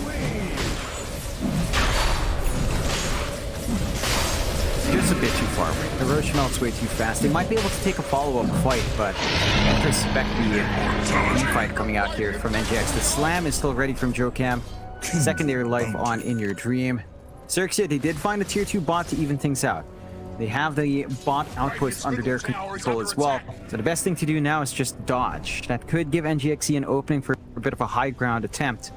But you will push high ground up against an Invoker. JG can kind of stall that out for a very long time. Yeah. Ken is spotted. Alacrity will zip in with the Dark Pact. It was there. He purges off the silence immediately. Would have been huge had they been able to find Ken. They cannot. They do at least force out the Shattered Lance usage, so Ken probably won't feel comfortable to force a fight now. Back his way up. There's only 1k net worth lead standing right now for XERXIA. Not really too big of a deal. It's just been such an even matchup between these two teams. Group up from XERXIA back into their own dire jungle. Gritty and JoeCam just sticking by each other, making sure both stay safe. XERXIA, no jump to be made. Again, a lot of caution now between these two teams, considering it is the final game of this best of 3. And no unnecessary risks, unless you are pretty sure you've got a winning shot. Ken, though, still on the hunt. Jump in, has found the storm. Will force out the BKB from Alacrity, and that's it. That's all he wanted. In come the cavalry, though. JoeCam is spotted out. Alacrity with the BKB still is going to be fine to back his way out, but JoeCam, not so much. They will lose the Shaker and an immediate 4-man smoke up. XERXIA, they want to keep going. Who can they find? In your dream, just towards the left side, but they cannot catch him out. They can't see him. Ken instead will run towards the mid lane and did spot out Mizu there for a moment. Boomboy is around the corner as well, but a nice pounce. Connecting onto the Death Prophet. Mizu will try to heal up with the Siphons. Shallow Grave to buy a little bit of time, but he is in dire straits at the moment. Mizu, he will go down as now Ken. Another great pounce on Boomboy on the Dazzle. Really strong rotation from the start this time. Into the mid-tier 2 tower they go. Don't waste your time. Force the fortify out a little bit early. You do not want to Slark right now. 35 stacks of Essence Shift. He has so much damage. Not even the Terrorblade, I think, would want to touch that at all. Tower is set to fall. And you still have a very well-protected top lane here. And they've still got Aegis for a fairly long time in your dream, but the Terrorblade just doesn't feel like it's ready to do the damage because of the invulnerability states on the Slark. Just how much reach you have with a pounce. You just look for those pickoffs. Without the supports, without Mizu, it feels really difficult for NGXC. Their respawns are short though. They are back up. I do feel like NGXC needs to do more with this Aegis. They can't just afford to sit back and farm with this. Yeah. It's one of those things like in your dream, he needs his full team up behind him, and now they are. 4-man smoke up behind the Terrorblade. They're going to try and force in this tier 2 mid tower. XERXIA, they are prepped for a defense. Your spell's pretty much up. Zip in. Rapido is fine. He only got silenced. Alacrity looking for a way out. Will be okay as well. Echo Stomp is going to be there. Holding down the Storm Spirit. Ken, rebound, pounce. They've got the Storm. They do at least have the Shadow Grip to buy a bit of time. Alacrity, he still managed to zip out. Just barely. There's Mizu dropping very low. He's going to die to the damage of Rupido on JG. And now Alacrity, he got caught in the back. Ken's in. On the Terrorblade, a big Echo Slam from JoeCam, but it's too late. It doesn't do enough. Ken goes right to work. They find JoeCam. They'll find the Terrorblade another time. Uh-oh. NGXC are falling apart in this game 3.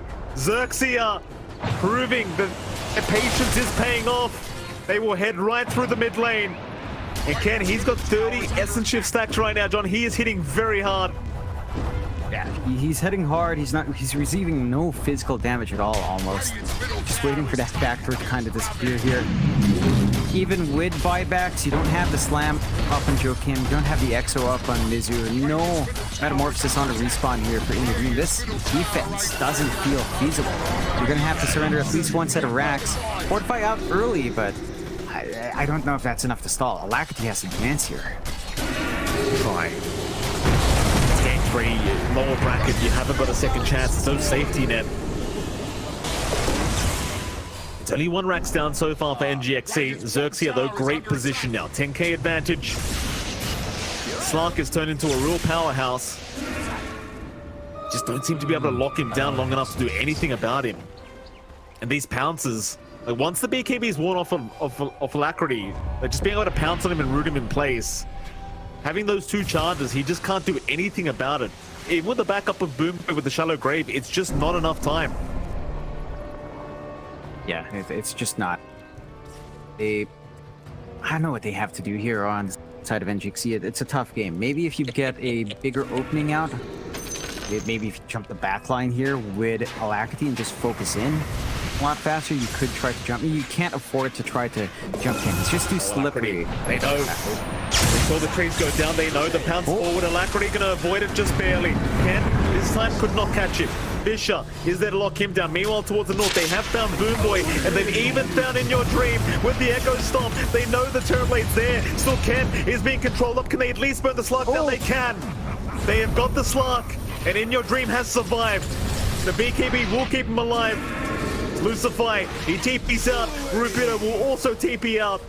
They do not want to fight without their POS 1 Slark. They don't want to force the buyback either. NGX, again, showing signs of life. If they can do that again, and again and again, until he has no dieback, you've got yourself a shot in this game number 3. Yeah, I mean, to be fair, Ken was also severely removed from his team. He was playing on the southern flank. Everyone else was up top. There were still tier 1s to TP2, tier 2s to TP2. They had a lot of control there from NGXE. So maybe just jumping the gun a bit on XERXIA. Need to kind of reset. Play together as a team. They've been most successful when they've stuck together. And you saw NGX, it took a lot to kill off Ken. They had to get the slam out. They had to use a lot of spells and bait him in with Alacrity. Ken has to be super cautious. He's working towards a BKB next. That's going to fix some of the issues and probably not allow that to happen again. That kind of opening for NGXE. They could maybe attempt to go on to an objective. Tier 2 mid is fairly low, but they're not going to go all in yet, although... Oh, Mizu! He is so far forward! He might be gone. Shallow Grave is there to buy a bit of time, but there's no way he heals up through this. He does pop a Spirit Siphon, but Ken's had his way with him. Boom Boy to drop as well now. Oh, they are falling apart. In Your Dream, he gets caught. He's gone. No Sunder out. Alacrity, he's trying to salvage the situation. He'll TP away. Oh boy, Joe Cam somehow as well TPing in the mid lane. He'll be all right. John, there's no buyback on the TP or the Dazzle. Still, the respawn timers are pretty low. But what was that in the mid lane? I think Mizu really just had his eye here too. I mean, it's fairly low. Maybe felt like he could take that objective. His team, maybe he thought was close enough to back him up. They weren't. And they get punished for it. Roche has spawned up as well. Roche number 2 with a free shard. You've got some time here for XERXIA to kind of take it if they want to. They are opting instead to just repair their lanes. Maybe that tier 1 top. Just with Ken alone. He does have 60 bonus agi from 15 Essence Shift stacks, but he will play it safe. Safety is coming out from both of these teams. Although, with Ken and the full BKB coming out soon, it gets a little bit scary to deal with that Slark. And Aditi's up there again. Again? Is that like, that must be like 5 games out of it. 5 games. Yeah. Yeah, it's been ridiculous. These CD rooms, just every time Rimshot's spawning up. Why? Gaben, he's just feeling good today, I guess. Why not? Yeah. I mean, it's TI qualifiers. I mean, just like, all right, I shall choose you to move forward in this bracket. You are the chosen one. You have the responsibility. Make good use of your powers. I like XERXIA's team logo. That's all it is. Yeah. Look at my slogan. Pretty much. Yeah, that's it. Logo. I do appreciate that for some reason they bought the XERXIA banner, but it's still the main control piece logo. I don't know why. Like, legitimately, I am so confused by that. Still, tier 1 gone. DD fades. BKB ready to be bought out here by Ken. I mean, there's some time to reset here for NGX team, like Metamorphosis coming off cooldown. Ags for Alacrity, 200 gold away, but that will leave him with no buyback.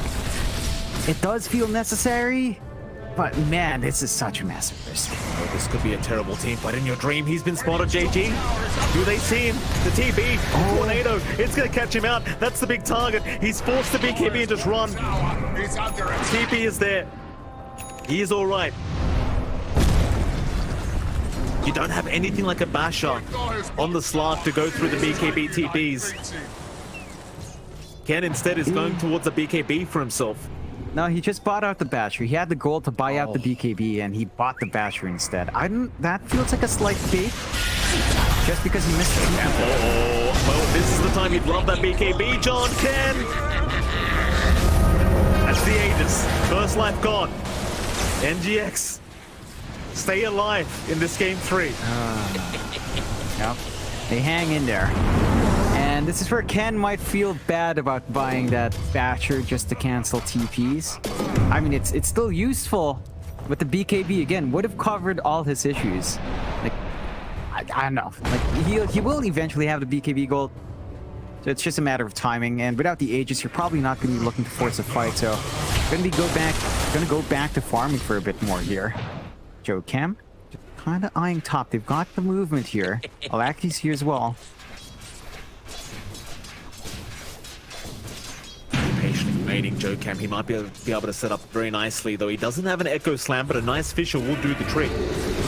Rupido, he's a pretty big boy on that Viper. Zip in though, Alacrity, he's gonna try with the Axe up. He has that AoE Vortex, but Ken, he'll jump in immediately as well. Mizu, he pops the Exo. Rupido still trying to just chip away at the Death Prophet with this Iron Guardian. They might have the damage with the Shallow Grip, and now the Earth Splitter. It lands on 4 heroes in your dream. He found Ken on the slot. Ken's gone. He has buyback, but he won't want to commit it like this. Still 2 down in your dream now. He's been called out. Sunder's there in time. He's alive, but only just barely. Boom Boy will add the Shallow Grip to make sure he does not tick away with the poison. Sunstrike, it's not on the mark. Whew. Oh man. Yeah, that's where this BKB and Basher choice comes back in for Ken. Like, he misses that kill on In Your Dream, and then he feels like, I gotta have a Basher. You need a BKB more. Because these fights break out. You saw how well Rupido survived. He had a set cap, managed to pop the BKB away from the chain stuns, and just survive through. If you had that BKB on Ken, you probably wouldn't have these issues. He jumps forward, gets caught out, gets punished, and NGXC, well, it's not enough to really drag them back to the game. They're still behind at least 1 Rax. Stay in it. There's no threat of high ground coming out anytime soon from XERXIA, unless they manage to find an opening somehow. Someone farming so far outside of base. NGXE haven't been making that mistake recently. XERXIA now that kind of needs to stall. Stall for BKB buyback on Ken, maybe even stall out for the next Roshan. Start to play together as a team soon. Bottom lane, smoke rotation. JG has shown up. Alacrity sees him on the creep wave. More TP's coming. Ken is going to join the fight. They'll see the TP. They don't want to barge Ken. Not right now. You need your full team to try and deal with that man. Bounces forward. Ken senses someone's around. Might just see Boom Boy here. Speeds up. Chases on. Poor old Boom Boy. He's trying to run the best he can, but his legs are just so short on the dazzle. Run. Boom Boy does get caught. Ken is going to have his way with it. Still zip back in Alacrity. Try and deal with this, but the depth shroud was there and now. Mizu. Glimmer Cape is saving him for now. Lucify, he'll pop the Unleash. The sleep was there on the Death Prophet. They'll lock him down. Mizu, he's got the BKB, but look at the damage from Ken. Double kill out for the Slark. Ken's having a laugh to himself right now. He's feeling very good. The T2 top tower does drop. Is it time for high ground? Should be. There's still some good defense coming out from NGXC. Metamorphosis is ready. AoE Vortex is set to go. Slam is at the ready. They need to find a big angle. And I don't think XERXIA is going to present that. Look at how defensively they're playing. Standing all the way back, using Rupido as the front line. They do not want to risk this. Push is there. Trying to slow down the Viper. He's even got the shards available, so he can chip away at the buildings with that poison attack. Just get it done a little bit faster. Alacrity, he'll try. AoE Vortex once again on 1, but a nice Fisher landing onto 2. JG, he'll force Snipe away. Rupido, he's the target. He'll Hurricane Flag and barely survive, but no, In Your Dream does pick him up. Ken, though, going right to work, taking all the stats away, but is forced to pounce out. BKB is going to wear off. Shadow Dance still keeping him alive. Joken was trying to lock him down. XERXIA They don't get the melee barracks, but they will back themselves out of there. No Roshan to play for yet either. They'll just leave it for another day.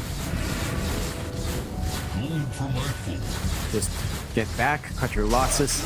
Good defense out from NGXC. Did cost them a buyback out from Mizu. Not the biggest team in the world. And you are at a risky position here for XERXIA. You do not have buyback on Ken, as he did buy out the BKB. You're gonna have to wait a bit. Try to farm, try to build up. NGXC might use this opportunity to again get a good jump off. The Silver Edge on In Your Dreams doing a ton of damage. The AoE Vortex, well, we're not seeing big clump ups, at the least to hold down the Viper in that initial stun. It does feel significantly impactful enough from Alacrity that you don't mind. XERXIA though, it does feel like it's a couple of mistakes here and there that they can't afford to repeat. They need to be able to work as a team. They do bait out well with Rupido, but the follow-up needs to be a little bit quicker. And maybe once you have additional control here, like this Hex out from JG, once he does get that Sight of Vice on the Invoker, it will feel a lot smoother to just lock in Alacrity, maybe even just lock in Your Dream with how short these BKBs are now, and just kind of hammer away at them then. Vice is there, John. Roll. Smoke is out. XERXIA, they're going to try again.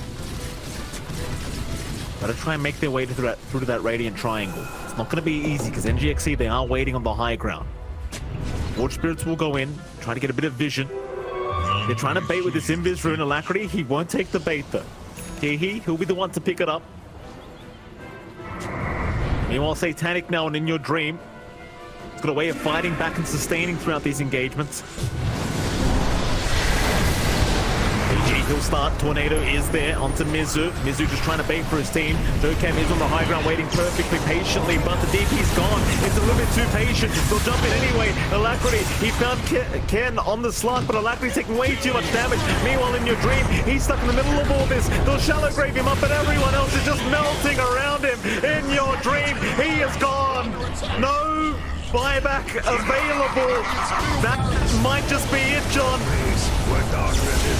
XERXIA, have they done it? XERXIA, they'll keep going. C4 towered. It's a 5v2 situation. Surely there's no coming back. Onto the Ancient they go. They'll go for the AoE Vortex. They'll keep trying one last time, but the Hex is there. Alacrity has been caught out, and Ken's going to have his way with him. Call him Ken 10, because he's been the hero of this game number 3. XERXIA, they'll keep going. Onto the Storm. It's all over. It is all over. XERXIA have kicked out NGXC from this lower bracket qualifier of TI11.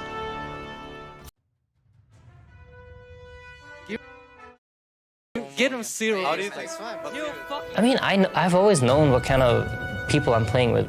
We make mistakes, maybe not of this like magnitude, but whenever we make mistakes in games and stuff, there's still the same 4 guys that are behind me, backing me up, and like I feel like someone messes up, that's the kind of attitude I want to show towards them too. So I mean, life moves on, right? Like this is something that happened. I mean, if people get joy from it, then sure. I mean, why not? Like I'm down for the joke. Let's make it something fun. More than anything, I feel like it made me feel good that other people can see it, and they can see like this is who we are, this is how we treat Dota, and this is how we try to be like the best team we possibly could be.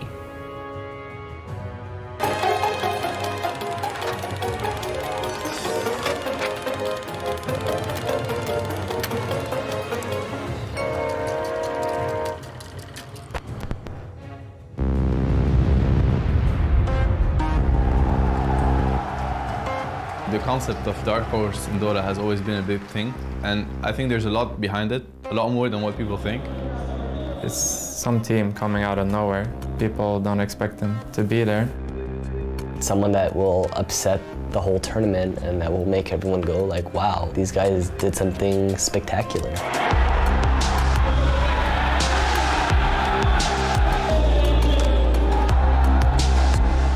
For the team that's going as a Dark Horse, it's an advantage, for sure. The thing is, nobody's looking at you, even though you're the one that has a really good idea how to beat this tournament. They just enjoy game after game, whereas other teams, they're like thinking about all the